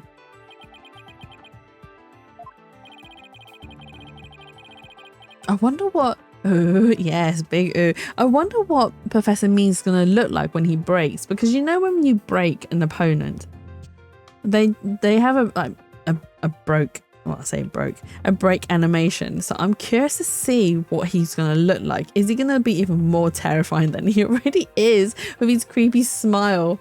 I'm not sure I can wrap my jaw around that to test its authenticity. I didn't say it was made of gold, Your Honor. Now, it's true that this statue is pure white, but it broke before the mock trial began. The one you see here is a replacement. Oh, well, that's a shame on every count. Ironically, this golden statue sticks out like a sore thumb compared to the white one. He'll just show more of his teeth, probably. Oh no. No, not the teeth. Oh my god, not the teeth. Meaning the professor wouldn't have made a mistake in its colour if he'd been present. It seems that I have caused some confusion, but it was merely an oversight on my part. The statue was in the middle of the room. How could you not know what it looked like? Well, I was in the balcony seat. Furthermore, the statue had previously been white. It's always interesting to see the really attractive baddies in this series. Oh my god, right. I mean, Matt on Guard was... Oof. So, like, Matt on Guard, when he was being normal, quotation marks, he was like this doe-eyed, cutesy looking actor. But when he broke, oh my god, he swept back his hair and he had a scar on his eye. I was just like, wow, you are yummy. You are delicious. Oh my god. We have a raid from Horror. Hello, welcome in, Horror. Let me give you a quick shout out. The Unnameable Horror. You're playing Dead by Daylight. Welcome in, Raiders. My name is Jatsu. I'm a variety streamer. I do mostly story games and psychological horrors, and I also occasionally draw. Today we are playing Ace Attorney, well, Apollo Justice, Dual Destinies, and you were playing Dead by Daylight. Did you have fun, Horror? And you're up late? I am up late, so I'm changing my streams.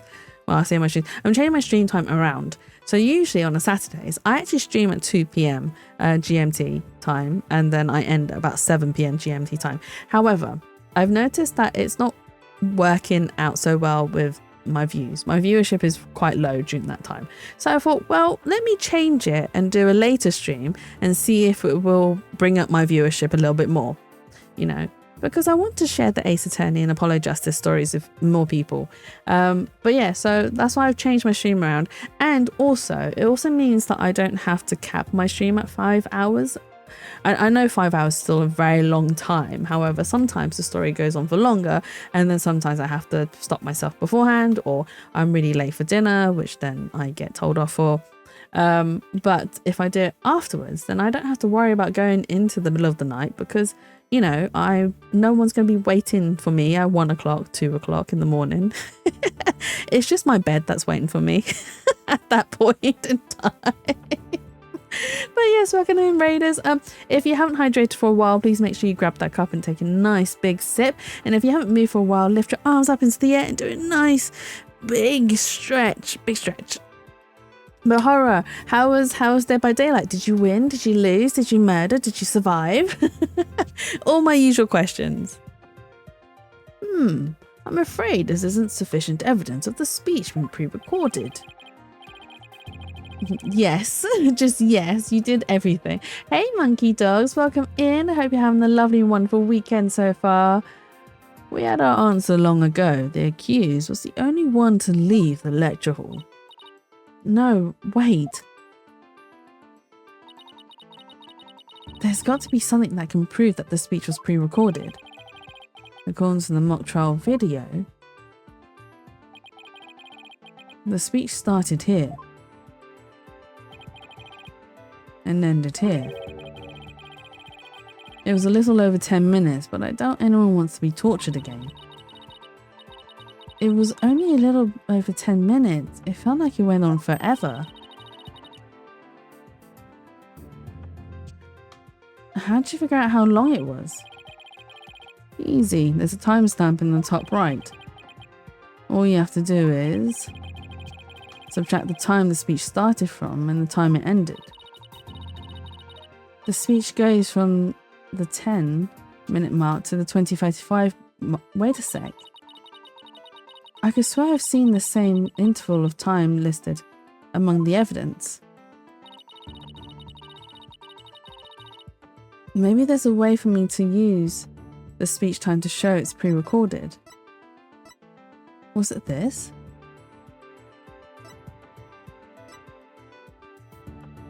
Was it the tape recorder? I'm sure it was the tape recorder. Oh, wait, no. Oh, crap. Wrong evidence. It is a tape recorder, but there's something else related to the tape recorder. I presented the wrong evidence. I'm sure of it mentally, physically, and psychologically, you name it. You're sure? Huh? Oh, well, yes, I'm sure. I think. Yeah, I know. When the bar is still on the screen and you know you fudged up. Yeah, definitely. I'm just like, no, no. Perhaps this penalty will help you make your case with more conviction. But are you sure? I'm really not sure. Let's see, the speech took a total of 10 minutes and 35 seconds. 10:35. Where have I seen that number before? Maybe there's a way for me to use speech time to show it was pre-recorded. Okay, it's this evidence here. The voice analysis. The tape has about 10 minutes 35 seconds of noise requiring further testing. I knew it was the tape recorder, but not that evidence. It was the voice analysis evidence. I would like the court to take a look at this. And this is the voice print analysis that proves the voice on the tape recorder belongs to our client. Okay, but sure, are you? No, still not sure, Horror. And I'll never be sure. Never ever, and you can't make me be sure. Yes, but didn't we just establish that the voice on the tape recorder was a fabrication? We did, but what I'd like to focus on is the noise that is also there. Noise? Yes, the defense believes it resulted when the tape's previous recording was erased. And what do you hope to prove by that? Do you prefer the seashore anyway? Are you going to get some seashells at the seashore?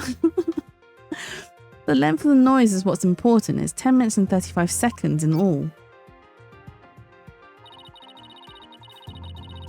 And what did the timestamp read on the moment Professor Means began his speech?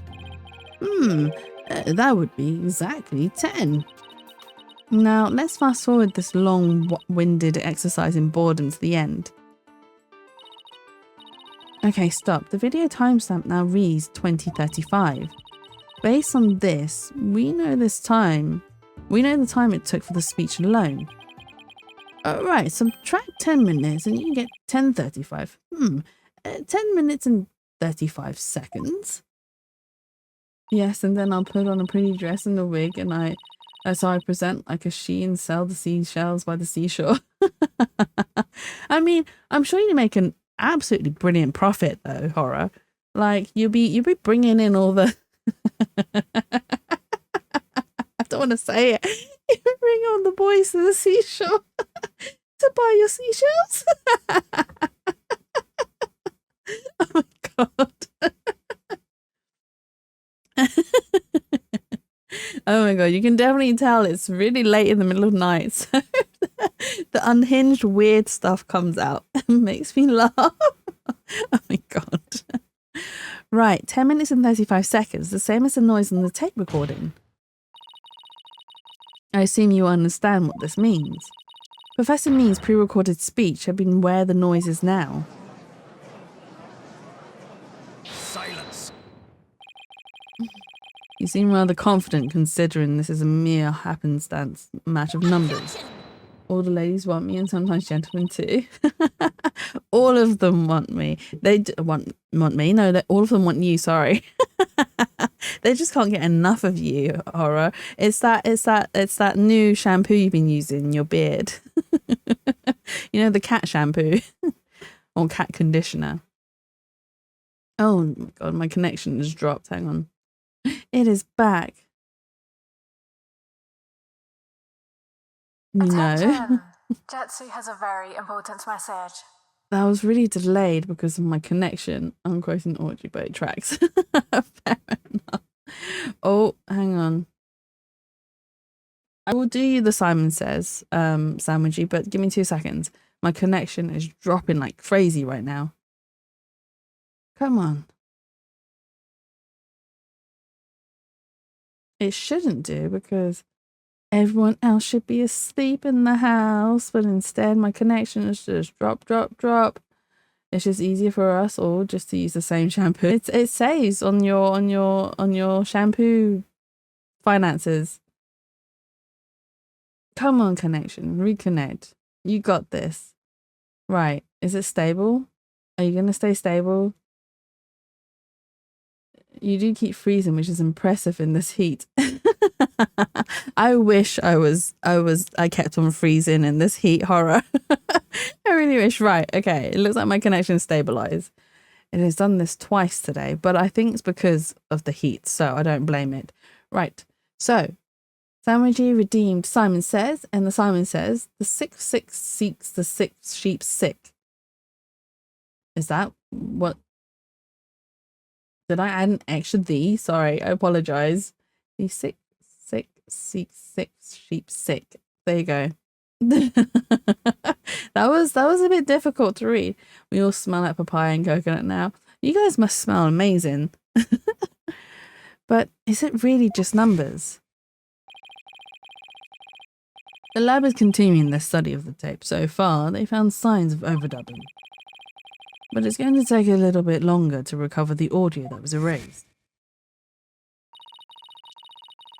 The police are analysing the noise as we speak. It won't be long until we know what was originally there.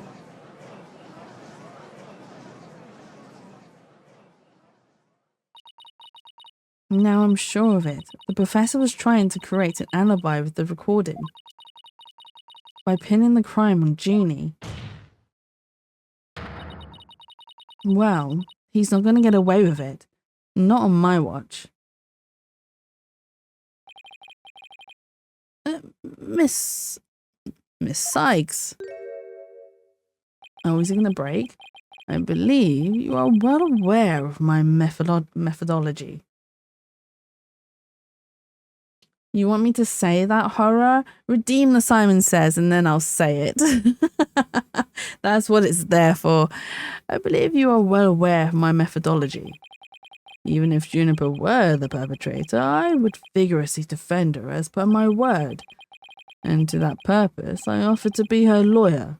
Alas, look what happened. All I've stated are obvious deductions derived from evidence and testimony. Truth be told, I had no intention of testifying. I had been keeping quiet for Juniper's sake. Thank you for redeeming Tayakis. But now that you cast this blame upon me, I have no choice but to reveal the truth. Oh my god, I don't like it when he talks with that smile. That was creepy. Uh-oh. This doesn't sound good. I will now reveal the truth behind why I had to pre-record my speech before the mock trial. Now I'm going to save my points for something embarrassing. Okay, sure. Fine. You can save your points for something more embarrassing if you so wish to. I can't stop you or force you or yeah, I was going to say stop you again. I can't stop you or force you. I, Professor Means, always say what I mean and mean what I say by all means. Oh, he's going to be a tough cookie to crack. The defendant came to me, but what she said was very important and by necessity secret. She asked me to pre-record my speech and come to the audio room during the mock trial. Juniper confessed to the murder and asked that I get her declared innocent in court. She also said I'd become an accomplice after losing my alibi due to the pre-recording. But when I said I would protect Juniper, I meant it was because it's the humane thing to do. You can't stop me or even stop me. He does look like a tough ass to crack. Oh my god. Do you want to crack him, horror? Is he your type? Is this what you look for? Oh my. So you're saying the defendant threatened you? This has to be a lie. I mean, everything about it lines up too perfectly to be true. On this most consequential of occasions, let me be completely frank with you. Juniper has truly taken to heart my teaching that states the end justifies the means. I don't believe you.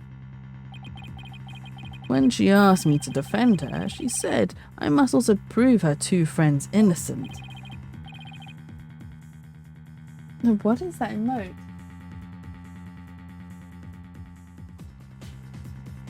What's written on your emote? I can't read it. I can't read it. I had to lead it really close. I still can't read it. Her two friends, the witnesses. Correct. You O'Connor and Robin Newman. I was in Shaw 3, walked free. His glasses do not function. Oh my god, that was one of the first things I noticed about him. His titchy tiny glasses that just sit on the bridge of his nose. They're not even anywhere near his eyes, unless you're telling me Professor Meeks is cross-eyed and that's how he looks or how he views things with his cross-eyedness. Oh my god. Yeah, his functions, his glasses are not functional at all. In any way. I mean, come on, they're like the tiniest pair of glasses ever. Who would pay for that? It literally just sits on the bridge. And not in a sexy secretary, like sort of librarian sort of way, but just in a really like, why? Sort of just why? Oh my god, the glasses almost look like they used to be bigger, but then the developers just kept shrinking it for laughs. Do you know what, Jazz? I would not be surprised. I would not be surprised at all. Those are doll glasses, exactly. Maybe Professor Means isn't as rich as we thought he could potentially be, even though he works at a very prestigious lawyer school or law school. Maybe he is just piss poor, and that's the only pair of glasses he could afford. The doll glasses, right? Just little titchy tiny doll glasses. All three were to achieve their dream. That was the result Juniper was seeking. And she was even willing to threaten me, her own professor, to that end. You, no doubt, had high praise for her ruthless tactics. The glasses justified the seas. Oh my god, that is his new quote. The glasses justifies the seas. Yes, well, that is why I vowed to vigorously defend her despite her threatening me. There was a time when lawyers merely sought the truth if they wished for victory in court. But alas, those days are over. Now in the defense of justice, order, and all that is good, the end justifies the means. I am so sick of hearing that phrase. Although it truly grieves me so, I must tell you this. Forsake the truth if it's victory you seek. Seal yourself with this new courtroom reality. That does it. He's going to regret dragging those dismal, depressing ideas in here. Perhaps it's a monocle going through mitosis. Does that mean they're gonna continue to duplicate, and then he's gonna have several lenses, and then he's gonna have to develop several eyes too whilst he's at it? Since he's already surrendered to the dark age of the law, it's up to me to fight it. Why so silent, Sykes Dono? Something the matter? He's going to be sorry dragging these nuts. Oh my god. For God's sakes, you horror. Seriously? Are you serious right now? I actually read a part of it. You got me. Oh my god, you're terrible. Absolutely terrible. Haha, got him. God. This is a court of law. It's no place for long-winded talks about idealistic principles. That's why I'm going to let the evidence do the talking. Let's not get carried away now, Miss Sykes. It will not do you... Oh my god. It will not do to have you attempting to discredit my doctrine. Do not force me to rectify this situation. See, I can just save my... Fine, you've made a point. No, go ahead and rectify it. Only if I lose and you win, that is.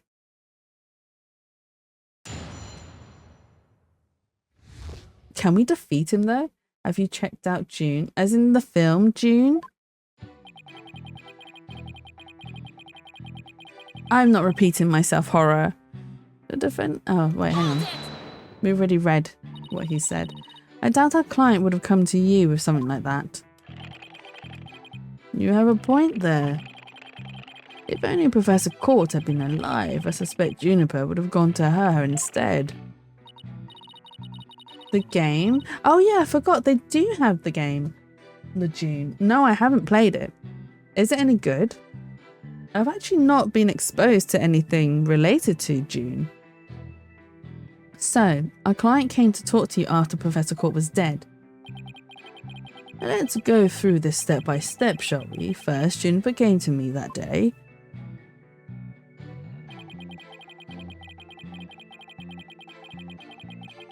But why would you pre-record your speech without asking why? Are you suggesting it was our client who told you to fake an alibi? You have every reason to be surprised. I too was shocked when she told me that. Simply put, Juniper has a secret that she wished to protect that badly. Is he kidding me? That lie couldn't be further from the truth. I've watched the first movie and have the book, but I haven't read it yet. I want to play it, but I have no one to play with. Oh, is it a multiplayer like co-op game? Sandwichi? The problem is, how am I going to expose it? It was an earnest request from an outstanding student. How could I possibly have refused? Anyways, I'm going to head out and get ready for bed. Have a good stream. Thank you for the raid, Horror, and thank you for hanging out as well. I hope you get some good rest and get some good sleep. I want to be part of the house. Ashrise, nuts. Thank you so much, Sandwichi. Thank you so much.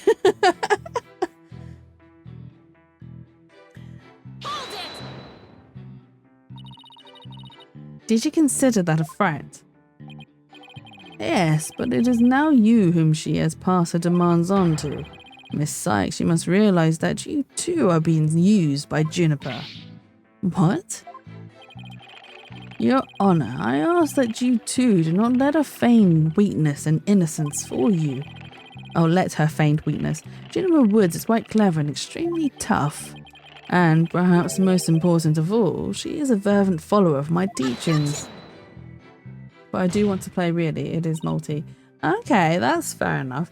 I'd have to look into it. It's not usually a game that I do play, although, right? So, you know, Death Stranding, I really want to play that game, even though it's literally just a walking simulator. It looks like it could be fun. I don't know. It had a very big, like, it got hyped big time when it first released, especially because of it is a survival RPG. It is, and I don't usually play survival RPGs, but it could be something that I could venture out into, right? Your Honor, the witness's testimony is nothing but an attack on our client's character. Very well, objection sustained even. So be it. Nevertheless, the fact that she threatened me is immutable. I love when Widget gets angry when Athena is in the animation. Do you know what I love about Widget is when Widget says what Athena thinks? So if she is thinking someone's a loser, Widget would just say, loser. I absolutely love it. And I'm just like, yes, Widget, you tell him. I just build base and find joy in that. You see, I'm not very good at building bases. So I would totally just die very easily in a game like that. Like if it's generally gathering resources and stuff, I'm more than fine and capable of doing that. But building base to make sure you don't get attacked or you're protected, yeah, no, I'm rubbish at that. How could you overlook such a threat? As a teacher, it's your duty to discipline students. Yes, well, perhaps I do have serious reflection to do on this matter. I'm not much of a survival gamer. They are kind of overwhelmed. Yeah, that's fair enough. So one of the types of games that I don't tend to play are sandbox games. And not because I don't enjoy them, and I do enjoy them. So I prefer playing sandbox games in my own time because there are games where I can just sit and be silent and just play the game, which doesn't make for a very interesting stream. Let's put it that way. Which is also why I don't generally play them on stream. So like Sims 4, and I did at one point play Stardew on stream, but again, because it's a sandbox game, I prefer using it as like a brain switch off time sync kind of thing, and I just sit there and just not talk, not think of anything, just play. Yes, I feel you on that 100%. Yeah, so That's one of the main reasons why I don't use them as stream games, because that means I have to yap and I have to think, and I'm just like, no, I just need brain off for the time being. I like a game I can just lock into without having to be on for. Yes, exactly. Those types of games are what I use for my off moments. I suppose it was just wishful thinking on my part. I wanted to believe that Juniper hadn't actually committed murder and she hadn't meant to threaten me. Really? Please do explain. Long had I waited for a student who would embody my teachings. Does a witness realize what he is saying? Surely you must see the truth meaning in my words. I am merely staying true to what I teach, and my methods are but a reflection of the times. Oh wow, his way of thinking is really warped, but I haven't heard any inconsistencies yet. I won't be so sure. Really? The more he tries to avoid logical inconsistencies in his testimony, the more likely will see inconsistencies between his actions and words. It is a dark age in which we live, and there is much I would like to say on the matter.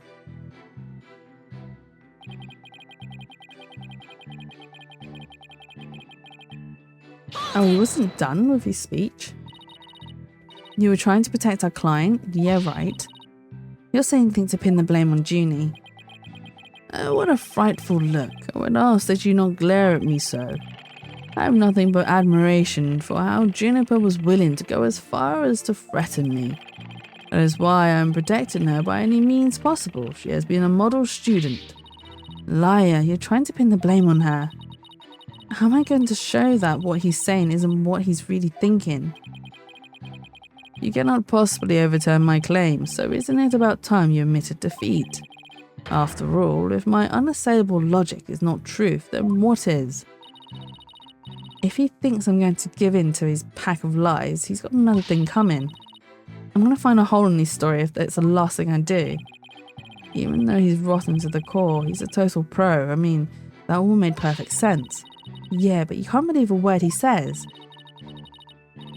He's making this up as he goes along. He'll trip on his own words yet. Time to see how consistently the professor's testing matches up with his actual actions. The defendant came to me with what she said was very important and by necessity secret. She asked me to pre-record my speech and come to the audio room during the mock trial. Jennifer confessed to the murder and asked that I declared her innocent in court. She also said I'd become an accomplice after losing my alibi due to the pre-recording. But when I said I would protect Juniper, I meant it because it's the humane thing to do. Do we have to press him again? Hold it!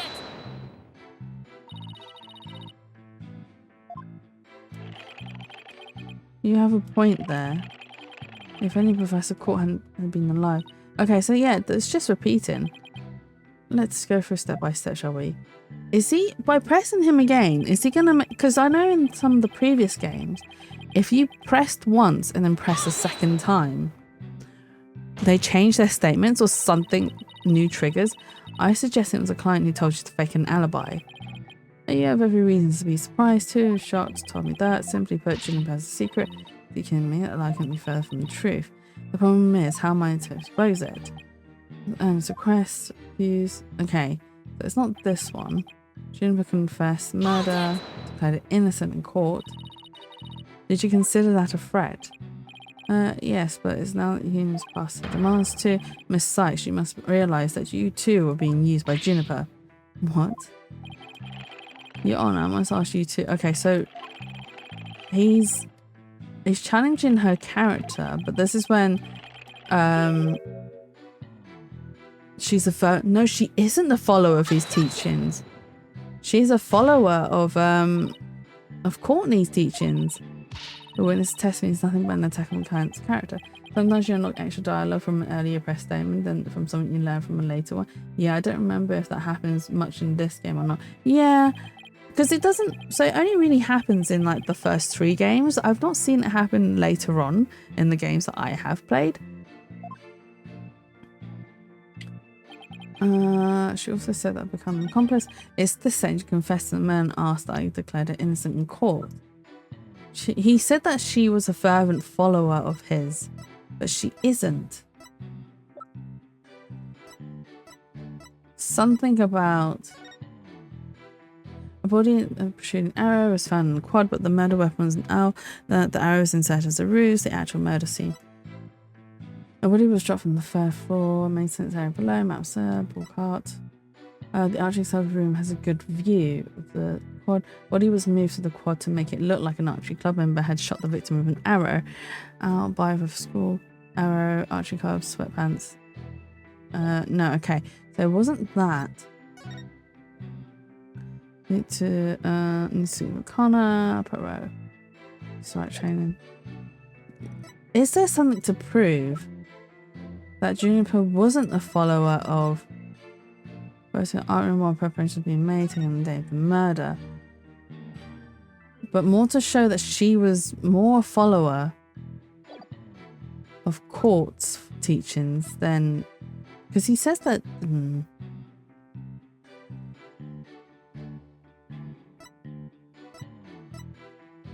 I have nothing here to prove that she is whispers, shouting 10 minutes. No, it's not that one. I also don't want to waste a life, but it's definitely the statement, because it's the fact that he says that she was a follower. Did I press everything second time? Not everything yet. I think I've got 2 more statements. Okay, let's press the last 2. So this one I haven't pressed again. How would you overlook such a threat as a teacher? It's your duty to discipline students. Yes, well, perhaps I do have a serious reflection to do. I suppose it was just wishful thinking on my part. I wanted to believe that Juniper hadn't actually committed murder and that she hadn't meant to threaten me. Really? Please do explain. Long had I waited for a student who would embody my teachings.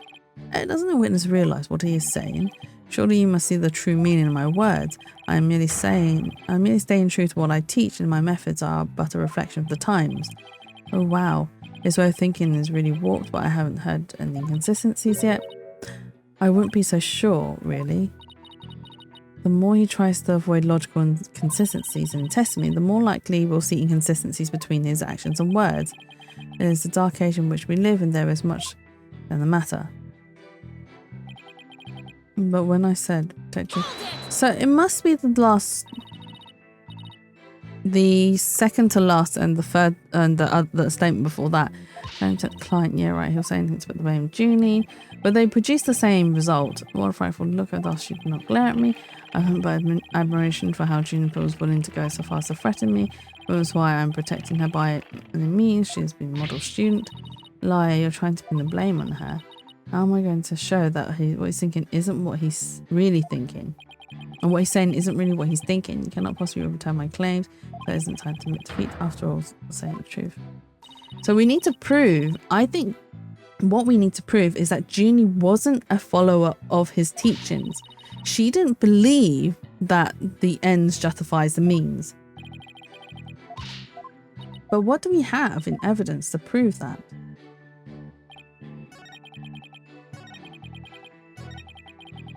She also said to become an accomplice after the alibi when I should. It's the only humane thing to do. But yeah, nothing in our... His court had remade it into a completely different looking statue the day before the mock trial. Precious made taken the day before the murder. Can you present profiles to the court record in this game? I don't recall. No, it's not possible for profiles. Only evidence, which I find really annoying because it was fun presenting profiles when you could.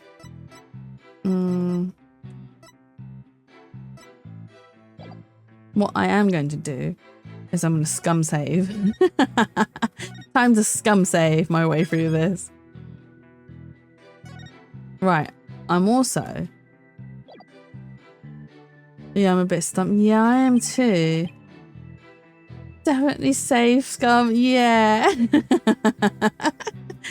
Farmer's alibi due to pre-recording. But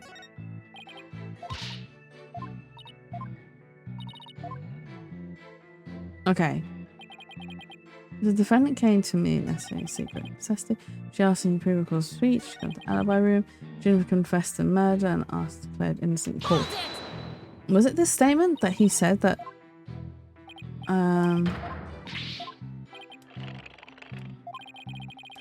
so he pulls her character into question. Perhaps well, she is the fervent follower of my teachings, which she wasn't. Because if she was, she'd be in the she'd be doing the lawyer course, not the judge course. Said I become accomplice after an alibi proven. Confessed the murder. Okay, I declared innocent. Congress. How can you overlook such a threat? Yes, well, perhaps I do have serious reflection. I suppose she's in special thinking. Juniper had. It's the fact, you know, the sound effects. Sometimes they point you in what to look at. So Juniper hadn't actually. So he's saying that she threatened him. Really pleased to explain. Long had I waited for a student who embodied my teachings. So it must be something. It must be the fact that she. So it must be that statement. But I don't think. After losing my alibi due to pre-recording.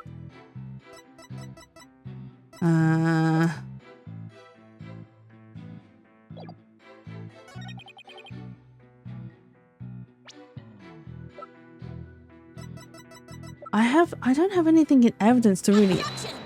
It's not the photo, okay. Kind of knew it wasn't the photo. But I still wanted to try it. Okay. So what in our evidence do we have?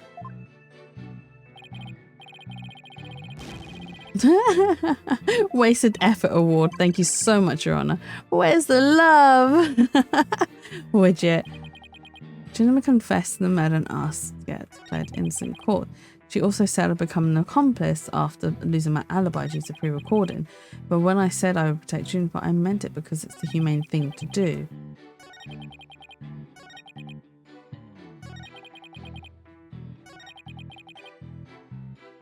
Pompous after losing my alibi to the pre-recording.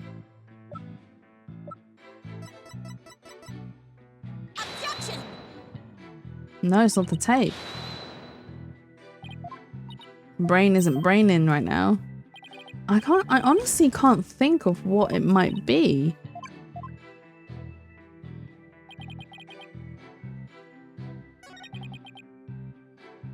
Because it was these last two statements, and especially this one, she also said I'd become an accomplice after losing my alibi due to pre-recording. But nothing in...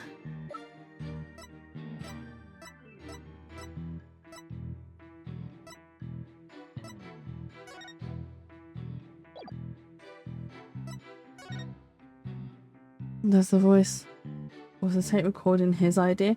So, no, he's saying that it was her idea. It was her idea to use a pre-recorded tape because, right, okay, here. She, Jennifer confessed the murder and asked, no, hang on, not this far. She asked me to pre-record my speech and come to the audio room during the mock trial. So he's basically saying it was her fault.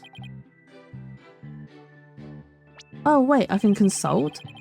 I can consult? This is a new feature. You mind letting your slightly senior partner help you out a little? If you insist, actually, I could really use the help. Do we know if it's true? We know it's not true, but I don't have any evidence to refute it, basically. So which is what I'm struggling with at the moment. Well, I find this statement suspicious. You should find the answer if you take a good look at the evidence. Thanks, Apollo. I get used to this more humble version of you, you know. That was not helpful at all, Apollo. But when I started to protect Juniper, is it this statement? Did we consult on that statement? No, okay, it's the last statement. Yeah, I didn't realise that was a feature.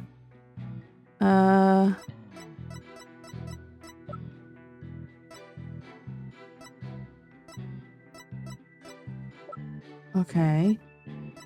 But which one do we present? But when I said I would protect Juniper, I meant it because it's the humane thing to do. Part of me thinks it has something to do with the last statement. Yeah, that's what the game thinks as well. But he's saying it's the humane thing to do.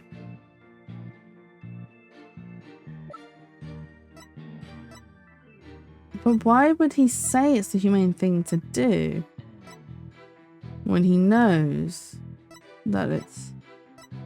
I wouldn't know what to present.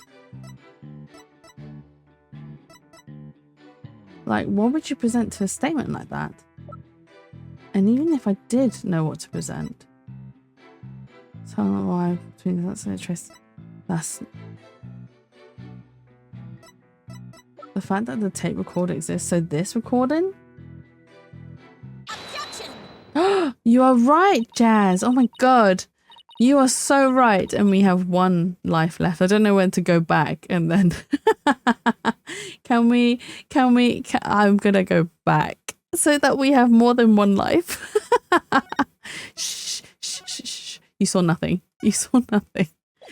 Not the autosave. Here we go. We are gonna go back because we only have the one life. Shh. Shh. I'm jumping in the middle of this case, so I don't really know what I'm talking about. No, that's absolutely fine. That was really helpful. Okay, so he said the humane thing to do, and then, but he was the one who presented the tape. Okay, so yeah, that is a contradiction because he was the one that provided Hugh with the tape and said use it in court. So let me get this straight. You were trying to help Miss Woods. That's something more than a bold-faced lie. No offense, Your Honor. Such defamation of my character and your hair follicles, Your Honor, it is an outrage. Miss Sykes will clarify her statement, but leave my hair follicles out of it this time. Do you have any, Judge? And why is he getting upset that she's bringing his hair follicles into the question? And Simon calls him, or Blackwell calls him, your boldness. Isn't he more upset by that? Yes, of course, Your Honor. Now, please take a look at this. The witness gave this tape to Mr. O'Connor. Then he slyly whispered, take this to the police and tell them you found it. There was no whispering, slyly or otherwise involved. I simply did that out of kindness. The tape contained our client's voice. In short, it is incredibly damaging evidence. Why would it even exist if the witness wasn't trying to pin the murder on our client? You are right, that is true. I didn't even think of that. They say the road to hell is paved with good intentions, but not yours. You never had good intentions, only lies to protect yourself with while blaming another. Athena's theme is really cool. When it played, I was just like, it's the theme from the beginning. You, Professor, are the embodiment of the dark age of the law. Who's objecting?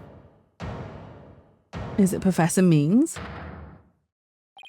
Oh, it is. Why, you little.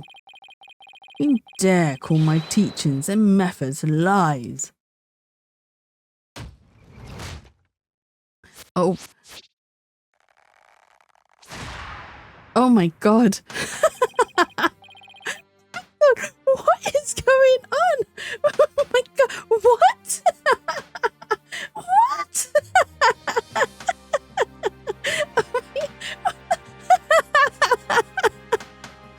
That was so unexpected.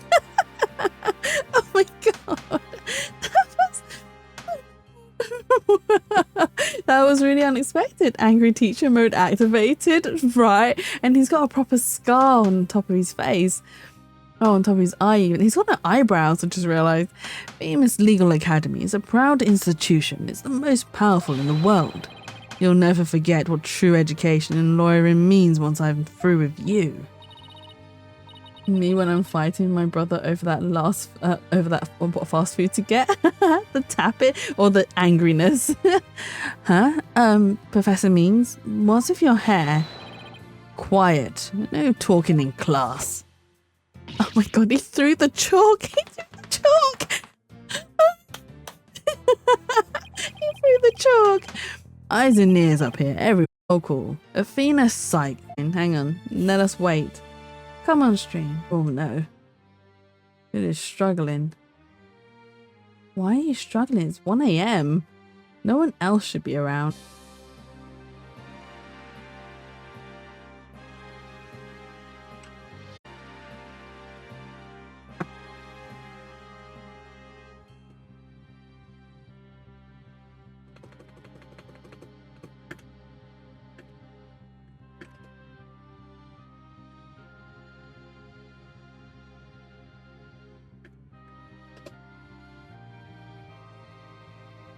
Okay, I do believe it is back. I think. Yes, it is stabilized. It couldn't handle the professor's hair. it couldn't handle the angry tapping on the board and the hair and all the cracks and everything. It was like, no, Professor Means it's too much. It's way too much. Oh, my messages have sent double. It just couldn't handle Professor Means. Right. Huh? Oh, here? How about I adjust this? I'm fine. I'm here. Fool. The proper response is here without any extraneous information. Ouch. Here. Next, Your Honor. Here. See? Class, that's the proper way to answer. Simon Blackwell. The connection got scared when it saw Mean's teeth too. Oh my god, yeah, the teeth. I love when Apollo makes that whacked out face.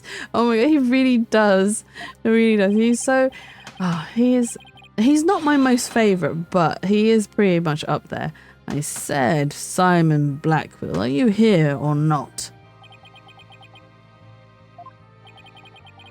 There's always one, isn't there?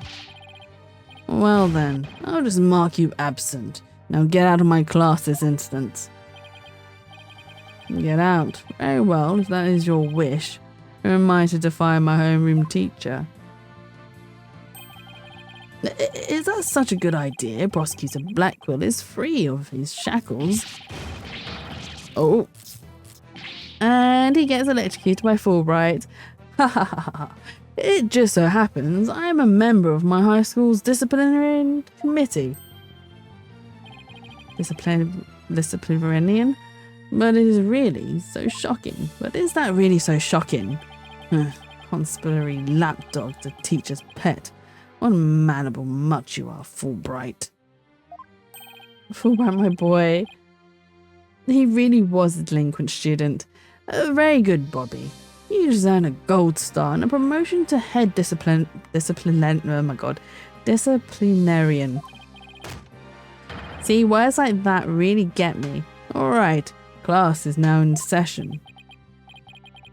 Why do I have the sudden urge to go to the nurse's office with a stomachache? Oh, he's proper like just tap, tap, tap, tap, tap. Main point, Juniper is the killer. Pay attention, I am not the killer. Juniper is. This will be on the next test, so you had better be listening. But Professor, you created the phony tape to pin the blame on Juniper. Plus, you were the only one who could have moved the body during the mock trial. Since you wrote it on the board, I guess it's true. Yeah, it must be true. The truest of truths. I was not at school. Athena, you disappoint me so. To think you would label me as a murderer. Now pay attention. The murder occurred on the 23rd between 6 and 8 p.m. But I was already at home by that time, so how could I have been involved in this crime? It looks like my connection has dropped again. Come back, connection. Please, I beg you. Why are you struggling so much? It looks like it's doing fine on. Like I can see the router. It looks like it's fine, but it's just really struggling. Oh my god, it's completely dropped out. Are you serious right now?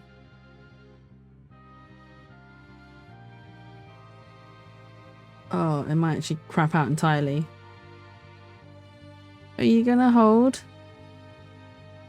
Come on, stream. Come on. Right. I think we are back. I think we are back.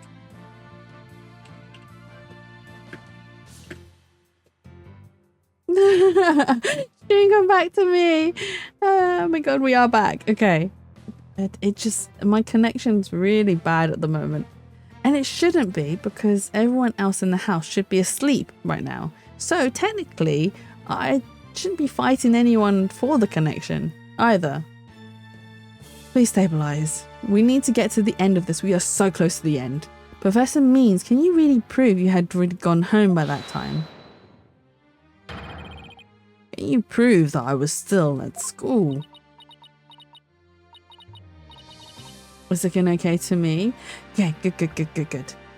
Thank you for confirming. No, I can't. Yes, we can. Actually, we can prove that he was... Wait. What time was this? Okay, 6:01. So, I mean, he was still at school at that time. What time did she die at? Hang on. Okay. Between 6 and 8. So he was technically still at school. Okay, right. Let's see where this takes us. Let's see where it takes us. So you admit it. Well, you just earned extra credit for your honesty. I thought he was going to throw that globe then. I thought he was going to throw it. I honestly thought he was going to pelt it rather than put it back where it was. Right? It looked like he was gonna like yeet it. But you have also earned yourself lavatory cleaning duties until you graduate. Ew, I do enough of that at the office. This globe empty? Yeet, exactly. Oh, no way, man. I totally object. Robin. I can't believe I fell for the professor's silver-tongued lies. Why you? How dare you talk about your teacher like that? I'm not listening to you anymore, man. No way, no how. Now, I have a confession to make. You know those two statues that were on stage? I didn't make them all by myself. The statues on stage? Do I want to know where this is headed? I was able to finish one of them, but the last bell rang before I had time for the other one. So I asked Professor Means to make it for me. In other words, the professor was there on the stage after the last bell. Right. And it would have been way past 7 PM before he could have finished. Professor Means was still at school. This is incredibly important testimony. The professor told me, I'll take care of it. I thought my parents would let me be an artist if I said I'd move both statues myself, if I'd made both statues myself. I'm so sorry for not telling the truth. Robin. Quick, somebody get this juvenile delinquent out of my sight. Simon, you're head honcho among the delinquents. Do something. And who's in charge of the class pet around here? Not interested. But if you want a class in swordsmanship, I'm your man. Of course, only real blades will do. No swords at school. All weapons will be confiscated. Nurse, where's the school nurse when you need one? It would seem Sykes seeks a showdown, Professor. In which case, you would do well to draw your staff quick as lightning. Very well, then I will just have to prove my innocence myself. Get him, Tacker, exactly, get him, Tacker. The real lesson begins in second period. Prepare to be served old school style. What is that? Oh, never mind. Your testimony, please. The judge is like, yeah, I give up. Just give us your testimony. I'm done. That's literally the judge. Judge is like, I'm done. Now pay attention. Robbing over half a day to Robin took over half a day to complete one statue.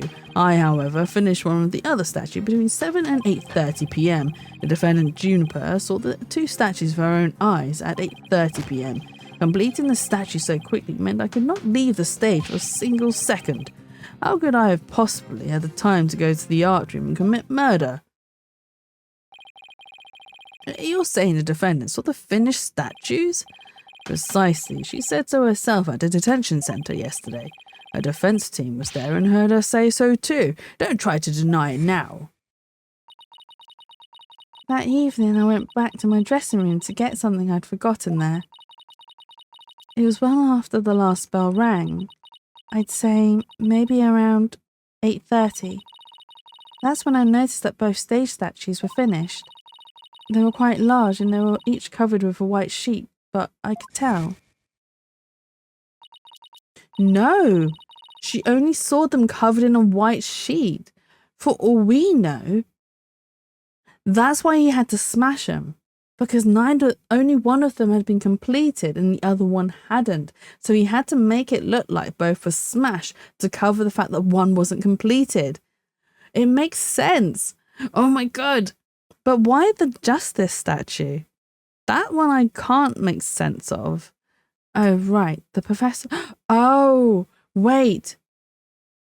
He must have taken that broken statue that was in the office downstairs to act like it was the finished Phoenix one. So he covered it. Right, that makes more sense. And that's why there were shards of that statue down there as well. I'm cooking. I am seriously cooking. It is very hot as well. So I'm cooking from the heat too.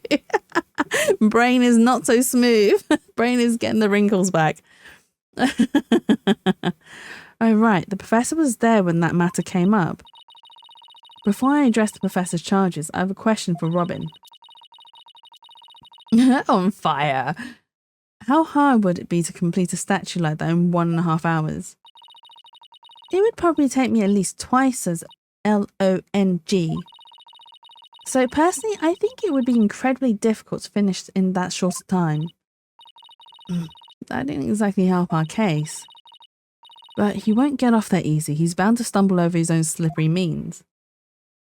His own slippery means? Right. Now pay attention. Robin took over half a day to complete one statue. Oh, okay. So we don't need to reread it. We already know what they've said. We just need to press all the statements. Miss Newman took over half a day. Can you please be a little more precise on that? What a wonderful question. She was having quite a tough time, you see. Prosecutor Gavin's statue alone took her from the morning hours into the evening. Well, it is a rather large statue after all. Don't be silly. It merely exposes the difference between student and teacher.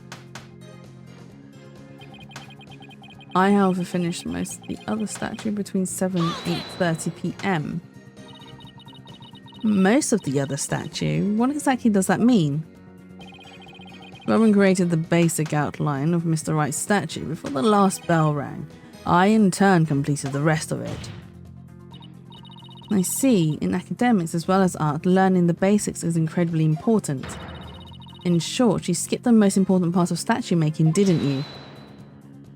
That's not really the point to make, Athena. Why, you insolent little... It is the practical applications built upon the basics that take so much time. Professors such as I mastered the basics a long time ago. Unlike Miss Fancy Pants here, who lacks all lawyerly fundamentals. Oh, quiet you. Now do you understand? I did not leave that stage until I was done. Well, Miss Sykes, do you accept the witness's claim? Not on your life, Buster. No, I don't accept it. No, I don't. I know there's more to this, and I won't stop until the truth comes out. The more you struggle, the more you sink, like so much legal quicksand, so to speak. I used the world's ultimate technique to complete the statue by 8:30.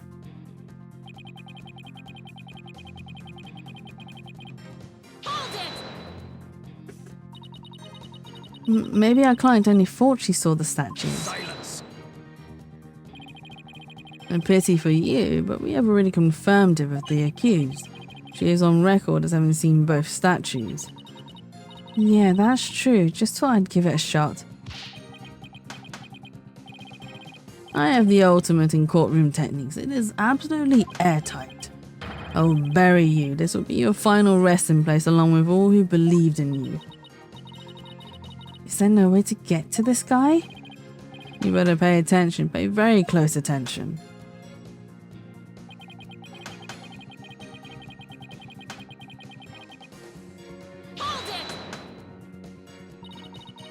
Why were you in such a hurry? In the legal world, your body is your capital. The early bird gets the worm. That's why I get to bed at 9 PM each and every night. You are old. And that's why I was working as fast as I could. I didn't want to miss my bedtime. He has a bedtime at 9:30 PM? Oh my god, that's really sad. Well, ready to concede that I never left the stage. Well, Miss Sykes, do you accept the witness's claim? No, I don't. I know there's more to this and I won't stop until it comes out. I'll be more careful, Fiona, if you don't have anything. It's probably best to just grin and bear it for now until you find something to nail him with. But, when will you cease this nonsense? I'm quite busy today as I was the night of the crime. How could I have possibly had the time to go to the art room and commit murder? Is that a new statement? Yeah, but you could have taken a short break or something. Preposterous. I didn't even have 10 minutes to spare, not even 5 for a visit to the lavatory. Let me ask you, Your Honour, do you find anything wrong with my claim? So far it appears that your statue making was quite a difficult chore, and I see nothing that could overturn your claim that you never left the stage. But the art room is only a few steps away. What's the plan? All I can think of is pressing him like crazy. And that's all I can think of too. We'll just have to seek out a hole to exploit. Hole to exploit. Okay, I haven't finished. Was it this one? So if we pretend to believe him instead, will he give us a different statement?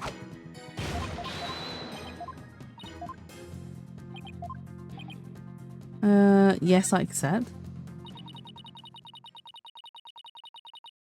Oh, okay, wait, hang on. I've tried everything that I still can't prove anything.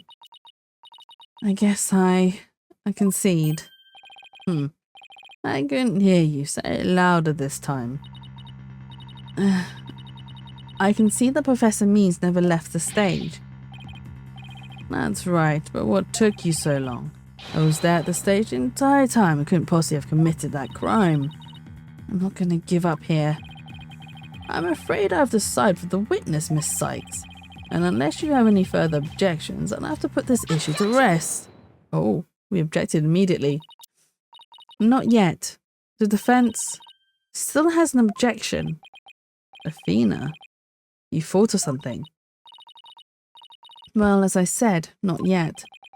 Oh, so it's time for legal smoke and mirrors. Not yet, Athena. It's not yet time to quit. It's at times like these when it seems like there's no way out that you have to... Yeah, I have to turn the case upside down. Instead of focusing on whether Professor Mees could have gone to the art room, I should focus on how he could commit murder without going there. It seems our young lady has a real bona fide idea. But I'll use any means necessary, even casting stones, if it'll distract her. Who brought the bird to school? My god, Taka.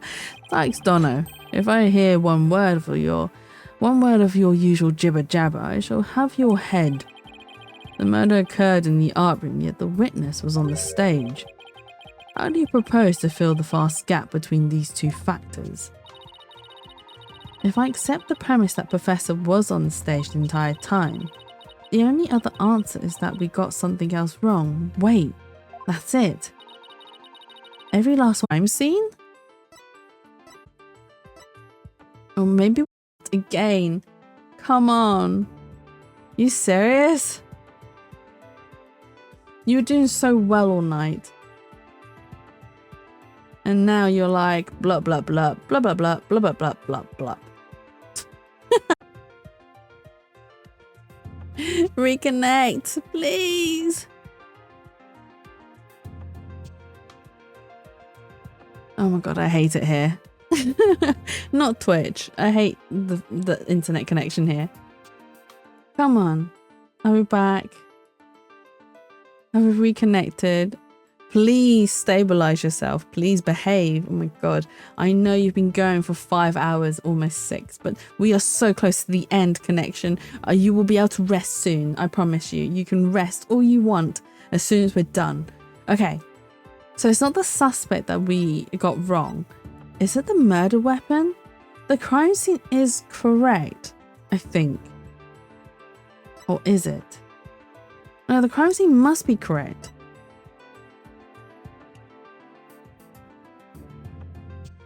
Because...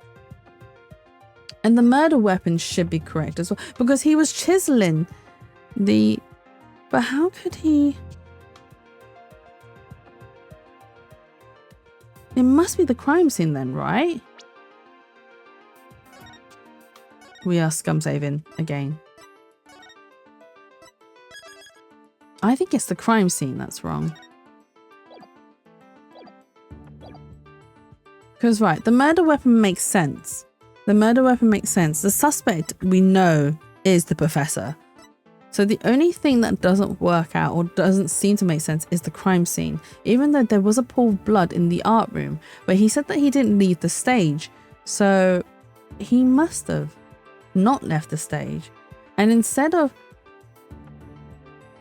Did she perhaps die on top of one of the banners? If Professor Mees was on the stage the entire time, then he must be the killer. Ridiculous, the defense has become utterly incoherent. No, it's just the murder wasn't committed where we thought it was. Continue, Sykes Dono. Okay, the murder was actually committed here. In the stage. The greatest riddle of this case has been how the body was moved from the art room. But if the murder occurred on the stage, that means the body was never moved at all.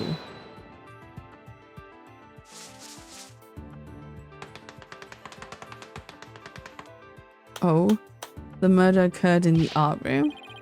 Silly girl, when the body was found, there wasn't a drop of blood on the stage. Surely there would have been some blood if that's where the murder was committed. There wasn't any blood on the stage, really. But there was something on stage at the time of the murder that's now bloodstained.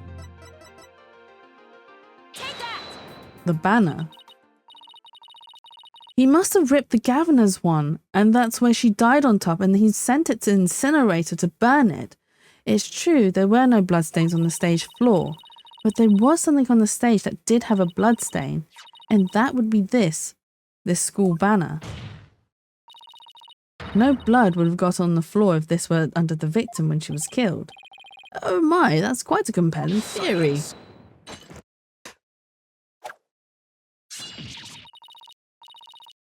What is it now? My theory makes perfect sense. That was a pathetic attempt. You must put every inch of your body into your tax. The autopsy states the cause of death was loss of blood. Yet only a trace amount was found upon that banner. Where did the rest go? Blood getting on there when the body was moved by wire makes more sense than not.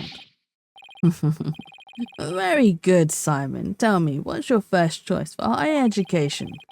I'll write you the ultimate in recommendation letters. You're all but guaranteed to get in. Actually, the defense has something to explain that as well. You do? If there was only a trace amount of blood on the school banner, then there must have been something else the killer used to soak up the blood. All I have to do is figure out what. This is what soaked up most of the victim's blood. Take that! Why, it looks like there's some other piece of fabric on top of the school banner. It's the governor's banner that had been specially made for the school concert. And Claudia did say it was made from high-grade fabric, so it would have been the perfect thing to use to soak up all the blood. Since it's on top of the school banner, the blood would have hit it first. It could have easily absorbed most of the blood like dishcloth, and only a small amount would have soaked through to the school banner below. So it makes total sense for the school banner to only have a little blood on it. So the banner absorbed the blood like a dishcloth. Yes, that would explain it. The governor's banner was like a dishcloth. Surely it was at least towel quality.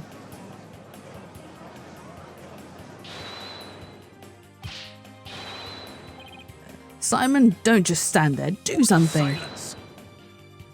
Yes, he'll tell you to just be quiet. Thanks, Donna. You are learning to wield a blade quite well. But how will you respond when it comes slashing at you like this? The remnant of a large bloodstain was detected in the art room. But why would there be blood there if the murder occurred on the stage as you claim? The bloodstain in the art room was faked. How? I'll tell you how. All that was needed was something that could transport the blood upstairs. And that something was a piece of evidence you've just finished discussing. The killer used this to bring the victim's blood up to the art room. Take that! Do you think you stoop so low as to present mere garbage to the court? It's only garbage because someone tried to destroy it by tossing it in the incinerator. That someone was most likely the killer seeking to get rid of crucial evidence. The killer used the wire to bring the blood-soaked Gavin's banner to the art room. Then, the blood was wiped onto the floor to complete the ruse. It makes perfect sense. Did he just smack himself in the head with a board? Order! Order! This is quite a development. To think the body was never actually moved. Hold it right there. The body must have been moved. How else do you explain that loud crash you heard during the mock trial? If it wasn't caused by the body crashed onto the statues, then what was it? I hadn't thought of that. If that loud crash wasn't the body hitting the statues, then what was it indeed? The knot in the school banner shows that something was carried along the wire in it. So if that's true, I know what I have to find. Something that was in the art room before the murder and then on the stage after. The object that was sent down the wire to crash into the statues was... Oh, maybe he did complete the statues then. Take that! The statue. Yes, I believe it was the statue that broke the other two, not Professor Cork's body. The unique statue you see in the right, that's a pure white lady justice from earlier. Professor Cork accidentally broke it while she was polishing it the day before the mock trial, but she used her own unique artistic sense and technique to repair it as you see here. Nobody could have guessed that it was originally Lady Justice. Perhaps you are onto something. But why, pray tell, would anyone move that scrap heap relic in such a tedious manner? Excellent question, Simon. Keep them coming. You know why, but the fact that you won't acknowledge it shows how twisted you are. Lady Justice was moved during the mock trial. During that time, Professor Means was fabricating an alibi with his pre-recorded speech. If we consider the facts when the Lady Justice moved in order to point us to the body. Professor Means used his pre-recorded speech to fake an alibi during the mock trial. He wanted to make it look like he couldn't possibly move the body. Moving Lady Justice was his way of pointing us to the body and cementing his alibi. That's quite a persuasive argument. For a while there, I thought you weren't taking the trial seriously. Well done. The judge believes in us, finally. Oh, is he going to back out of this? Is he going to be a really annoying villain and make us prolong this, even though I'm absolutely tired? You should never underestimate me, Athena Sykes. Professor Means always means what he says and says what he means by all means. Fine then, say it already. I'm waiting. The murder occurred the night before, but the body wasn't found until late the next day. Countless students passed the stage till they met in the lecture hall for the mock trial.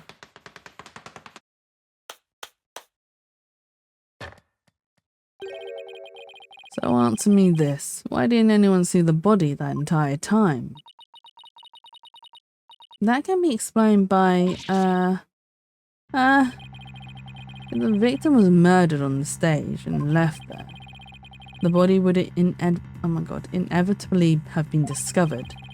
And of course, there was nowhere to hide a body upon that stage. This is not good, Athena. My claim is this close to being beaten to a pulp. I know, but we've come so far. Consider yourself schooled. I couldn't have possibly killed anyone. The killer is none other than Juniper Woods. It always has been and always will be. Just wait a minute. They look so defeated, bless them. Poor Juniper, she must seriously regret having asked you to defend her. And to add insult to injury, you nearly had her Hugh convicted for murder. Surely you haven't forgotten that little fiasco.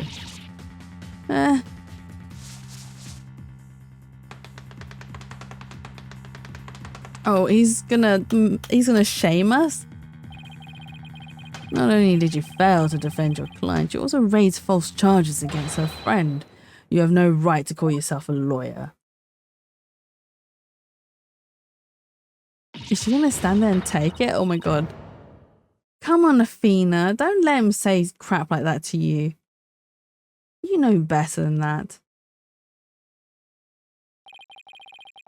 But if this trial proceeds in the same manner and ends in the same way as the mock trial, would you not lose everything you've worked so hard to gain? Well, I'll just have to make sure that doesn't happen then, won't I?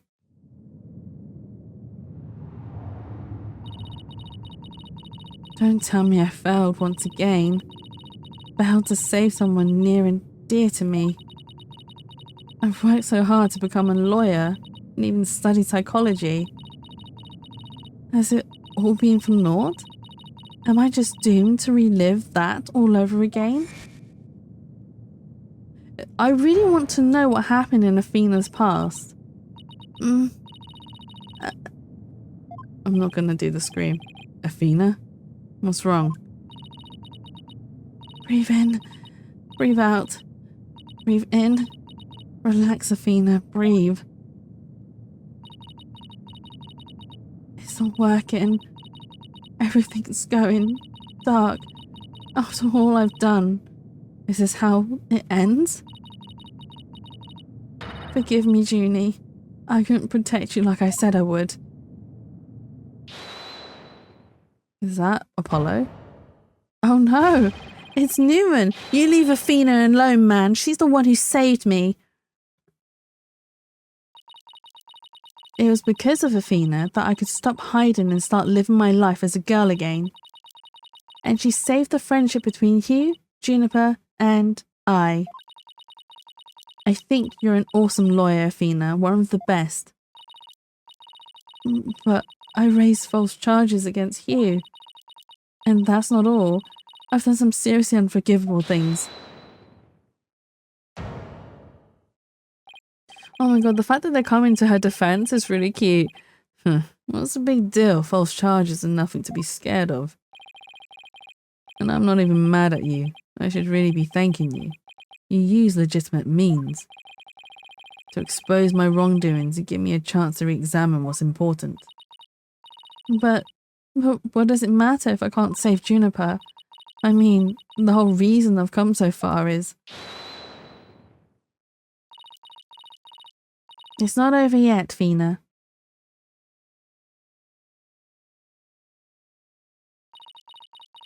Even now, at this very moment, I still believe in you. Oh my god, they're so cute. They're so cute. Junie. I know you better than most people, Fina.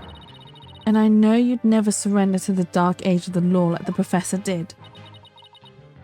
Thank you, Junie. But I feel like I can barely breathe. I don't know what to do. Silence. Stop your bleating this instant. You look an utter fool. Prosecutor Blackquill? There is one who awaits you, is there not? And that is the reason you have studied so very hard. Are you prepared to give up on all you have worked for, Falsar? It would not do to have you disappoint you know who. Does Blackquill know something that we don't?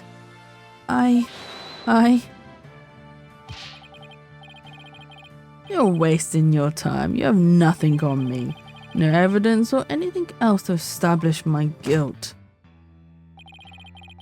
You are helpless before the might of lawyers, in whom the ends justifies the means. Don't worry, Athena. You're doing fine.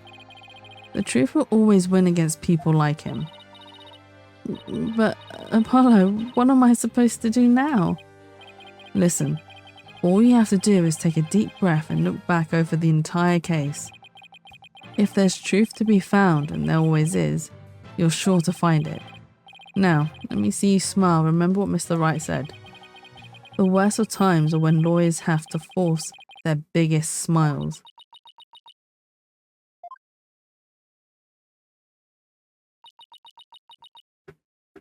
Oh, bless her.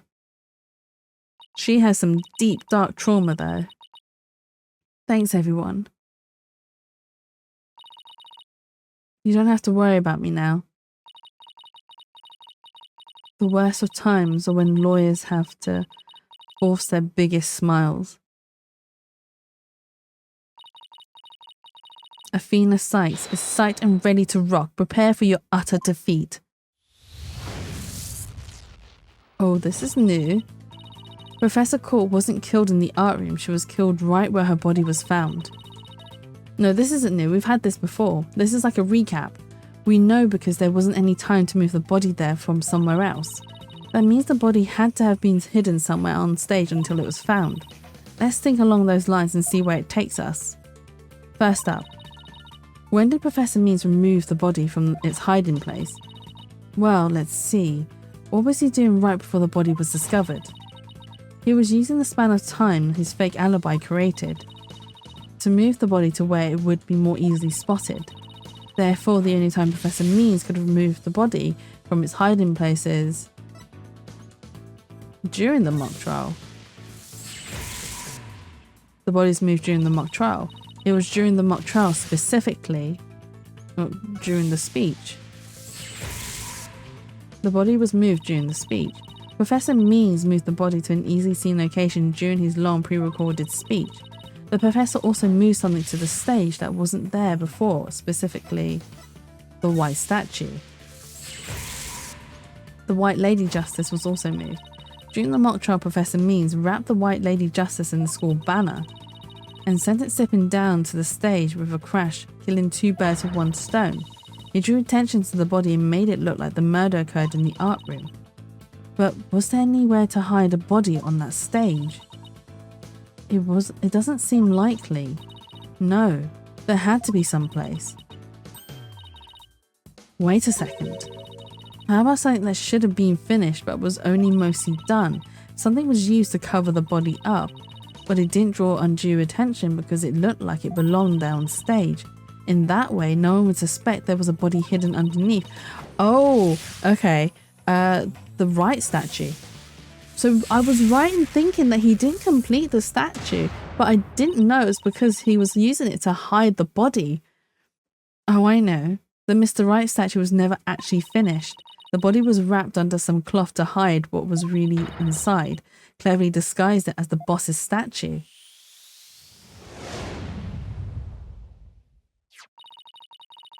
Miss Newman gave up on the right statue, yet Professor Means finished it in a single night. Yes, what an impressive feat that was. No, his so-called work of art deserves none of our praise. That's because it was only a facade to hide his real work, the murder of Professor Court. Come again? I'm afraid I don't follow. He hid the body by making it look like the statue of Mr. Right. With the body wrapped under a piece of cloth, it looked just like a statue. What? I second that what. Now this is getting interesting. No, this is getting preposterous. How would such a thing even be possible? We'll never know until we try. Uh-oh. I think I know where this is going. Okay, Apollo, time to turn me into a reasonable likeness of Mr. Right. I'm going to pose like the statue, like so, and now I want you to wrap me up in a cloth so that I look like a statue. I hate to ask the obvious, but where am I supposed to get this magical cloth? I have to go skedaddle now, but have a wonderful rest of stream, Jatsu. Thank you so much for popping by, Jatato, and thank you again for the raid.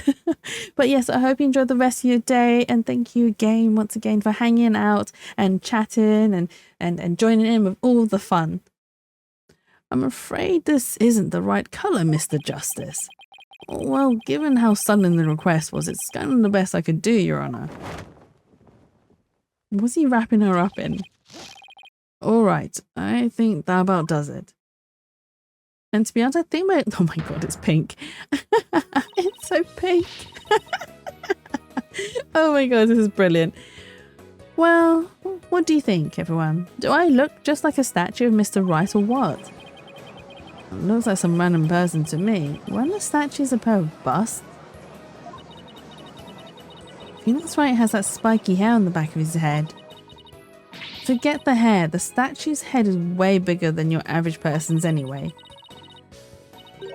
You gotta hand it to me for trying anyway. Wait, that's it, the hands.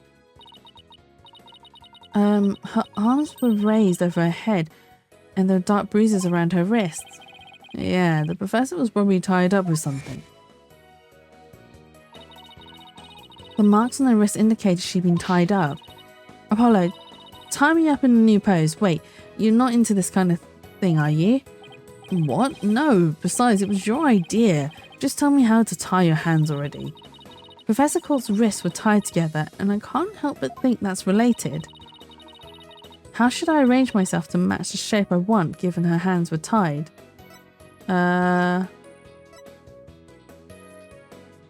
Wait, behind her head? Apollo, tie both my hands behind my head. Because oh, to make it look like the spikiness. See, this makes it possible to fake the spikes on the back of Mr. Wright's head. Sure, but then what about the statue's arm? With both arms behind your head, you can't exactly complete the pose. Yeah, it would be awfully hard to make the objection pose like this. I can't help thinking you've forgotten something, Athena. Something on the body that you don't have right now. What did the victim's body have? The arrow! Oh right, there was an arrow sticking out of her side. Okay, Apollo, take that and plunge it into my side. What? Are you crazy? Fine, then go get some duct tape, Ripardo, Schnelly. Oh, Schnell even. Not Schnelly. Alright. I don't need to know other languages to know bossy when I hear it.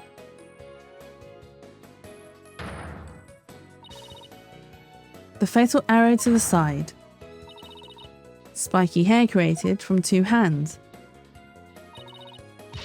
The masterpiece in the making. Now cover me with that cloth. But remember to make the arrow stand out, okay?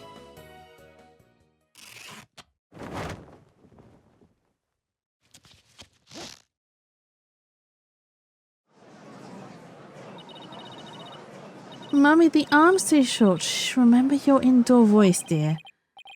Nobody's buying it. The arrow's nowhere near long enough. But what else could you use for the arm? You still won't give up, eh? I must commend you. If only for your spirit and determination. Of course she's not giving up. After all, she's put me through, or she owes me an explanation, and one that makes sense. And now, disappoint me again and the penalty will be doubly painful. Yikes, I guess I better get it right this time. Think, Athena, think. Professor Court was murdered when she stopped by the stage to see Professor Means. If it wasn't premeditated, he must have used something close at hand in his little ruse. Apollo, show me those stage setup photos again. Like what? Right now?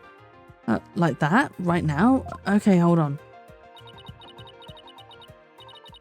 Please, please, please, please be in this photo. It just has to be.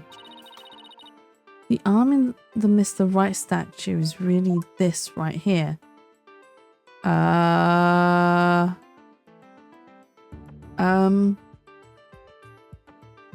Oh my god. Am I gonna actually lose the life? Okay, let's quickly save. I think it's the easel.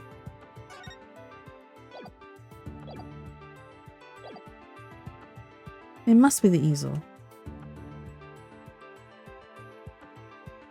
Take that! Look at this.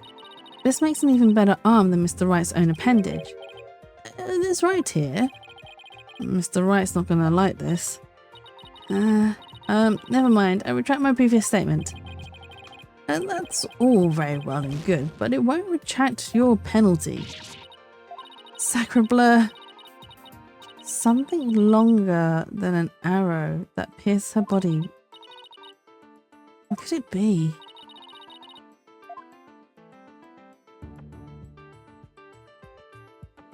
I also can't change photos.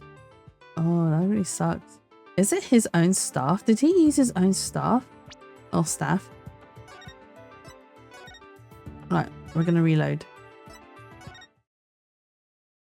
I don't trust that I'm not gonna get this one wrong, and we're gonna die anyway. No! Okay, it's fine, it's fine, it's fine. We are so close to the end though. We are so, so close. Is it this, his own staff? But he's had it this whole entire time. Unless you're telling me he's got like several replacements. Take that! I've got to run out of the house to get dinner now, Jassy, but I hope you have a good rest of stream. You're so close to finishing everything. Thank you, Jazz. It's very much appreciated. No worries. I hope you enjoy your dinner. I hope the noms go well. And thank you so much again for hanging out and chatting. And yes, I do think we are very close to the end. So hopefully I won't be going on for too much longer and I can end stream. But yes, thank you again for joining. Bye-bye for now. Got it. I know what he used the arm on the statue of Mr. Right. That is absurd. There's no such thing in this photo. Don't play dumb with me, Professor. It's the staff you have right there. Staff? This is the spit of a great legal warrior. Whatever. Just hurry up and lend it to me.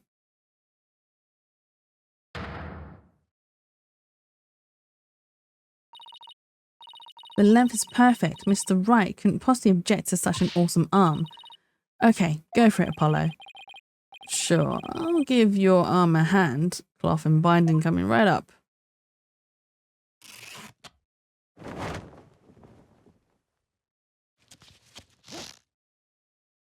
Objection! Oh my god, this looks really weird.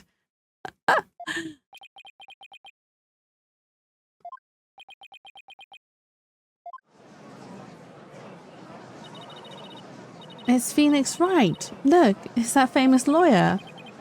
That's definitely him. I'd known that pose anywhere. We did it, didn't we? Well, am I not the spitting image of the legendary Phoenix Wright? The man who will bring us out of these dark ages and into an era of bright and brilliant golden light. Golden light, all I see before me is the pink spectre of a man. That's just because Mr. Wright likes his statue. He's positively tickled pink. Get it, Apollo? He's tickled pink. Blah, that joke deserves a pink slip. It seems the gallery is quite impressed with the defense's sharp thinking. And the witness? Blah, The resemblance is nothing more than a coincidence.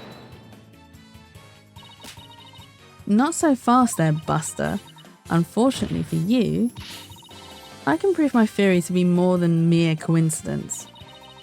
To prove that his spears... Oh my god. To prove that his spear was thrust into the victim, all I have to do is... test the spear for blood. We'd assume the victim's jagged wound came from the arrow being forcibly shoved in. But if the wound was from this spear instead, then we should be able to detect traces of the victim's blood on it. Your Honor, a brief recess if you will. By any means possible. What if I get rid of my spear? Wait, what if I burn it? Oh, is he trying to destroy evidence? What's wrong with a non-guilty verdict? If I do that, I'll be found innocent. Yes, I'm innocent, I tell you. Surely you don't expect us to take lectures from you now. Now I ask you in the gallery. Help me decide the professor's fate. Bathroom detail? Oh my god. He's trying so hard to retake bar exam. 30% salary cut. He is doing anything possible to avoid prison. Oh my god. Do it right, guilty. Oh my god. Oh my god, I love this. I love this so much. What is going on? Oh, his teeth broke. His teeth broke. And damn right they should have. Jesus Christ, they were so creepy. Prosecutor Blackwell, what has become of our witness, Aristotle Means? It is as Sykes Dono suspected. Blood was detected on his staff. He has admitted to his heinous crime, all of it. He shall join us in the clink tomorrow. His teaching skills can be put to good use there. Great. He'll teach felons that the end justifies the means. So much for rehabilitation. Can I ask what the professor's motive was? You can barely make out a word he said on account of his shattered teeth. One of Blackwell's fellow inmates was once a surgeon. Why not a former dentist too? I eventually had him put pen to paper. It turns out Professor Means was the one taking bribes. The victim has suspected him after a report from the class snitch. That led her to question him at length the day of the killing, right there on that stage. The result? The heinous crime that was brought before this court. The fool, like Newman, had come to know of the script's contents via the victim's note. It seems he came up with a plan to stab the victim with her own owl in order to make the killing look like the one in the script and thus frame the defendant.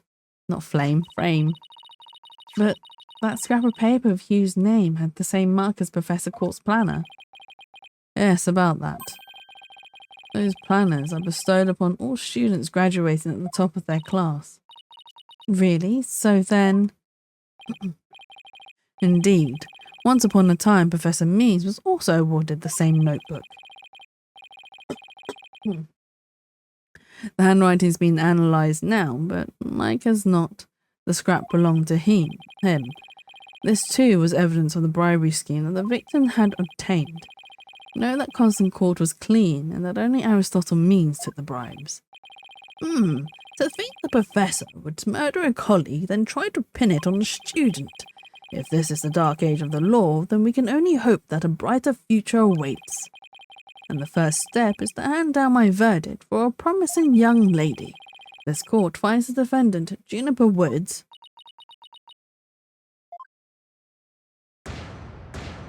Yay! Not guilty! Woo! We did it! I was expecting him to be a little bit more difficult to break, but he wasn't too bad. He was good.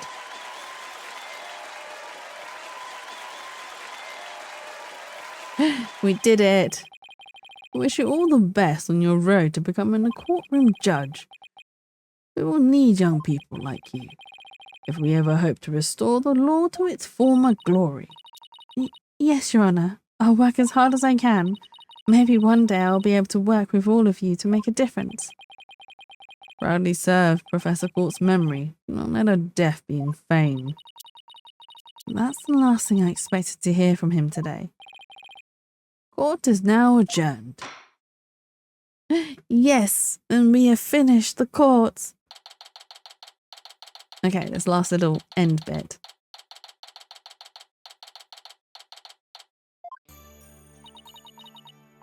Thank you, Fina. I really mean it. It was nothing, really. I can take the biggest tangled mess of a case and unravel it just like that. I don't know. You look pretty wound up there at the end, literally and figuratively. You look pretty hungry for a knuckle sandwich, Buster. I wanted to thank you too, Apollo. Don't mention it. The way you were always there for Fina when she was in a bind. And at the detention center where your smile gave me hope when there was none. I knew it! I knew her crush started here for Apollo. I just knew it. I was just like, oh, is this where Junie starts her crush for Apollo? And it is! This is where her crush begins. It was like the warm rays of the sun shining down on peaceful woodlands. I think you're an absolutely amazing person. Thanks, Juniper. That means a lot to me. But I still have lots of work to do, and I can't wait until we see you on the judge's bench. I promise you, I'll get there someday. That's why until that day, I'll... Guys, I've got some big news. I mean, this is huge. Oh, am I interrupting something? No, it's okay, I think. So, what's the big news? The school festival. It was supposed to have been cancelled after what happened, but we just got a call. In memory of Professor Constant Court, who worked so hard to make it happen, the festival has been extended one extra day until tomorrow. Really? Alright. Are they going to enjoy themselves? They are. Oh, we get to see Junie sing. We've got a special treat for all of you. A love letter for Themis Legal Academy. Achtung, baby. It's time for the guitar serenade. Oh, this is adorable. Look at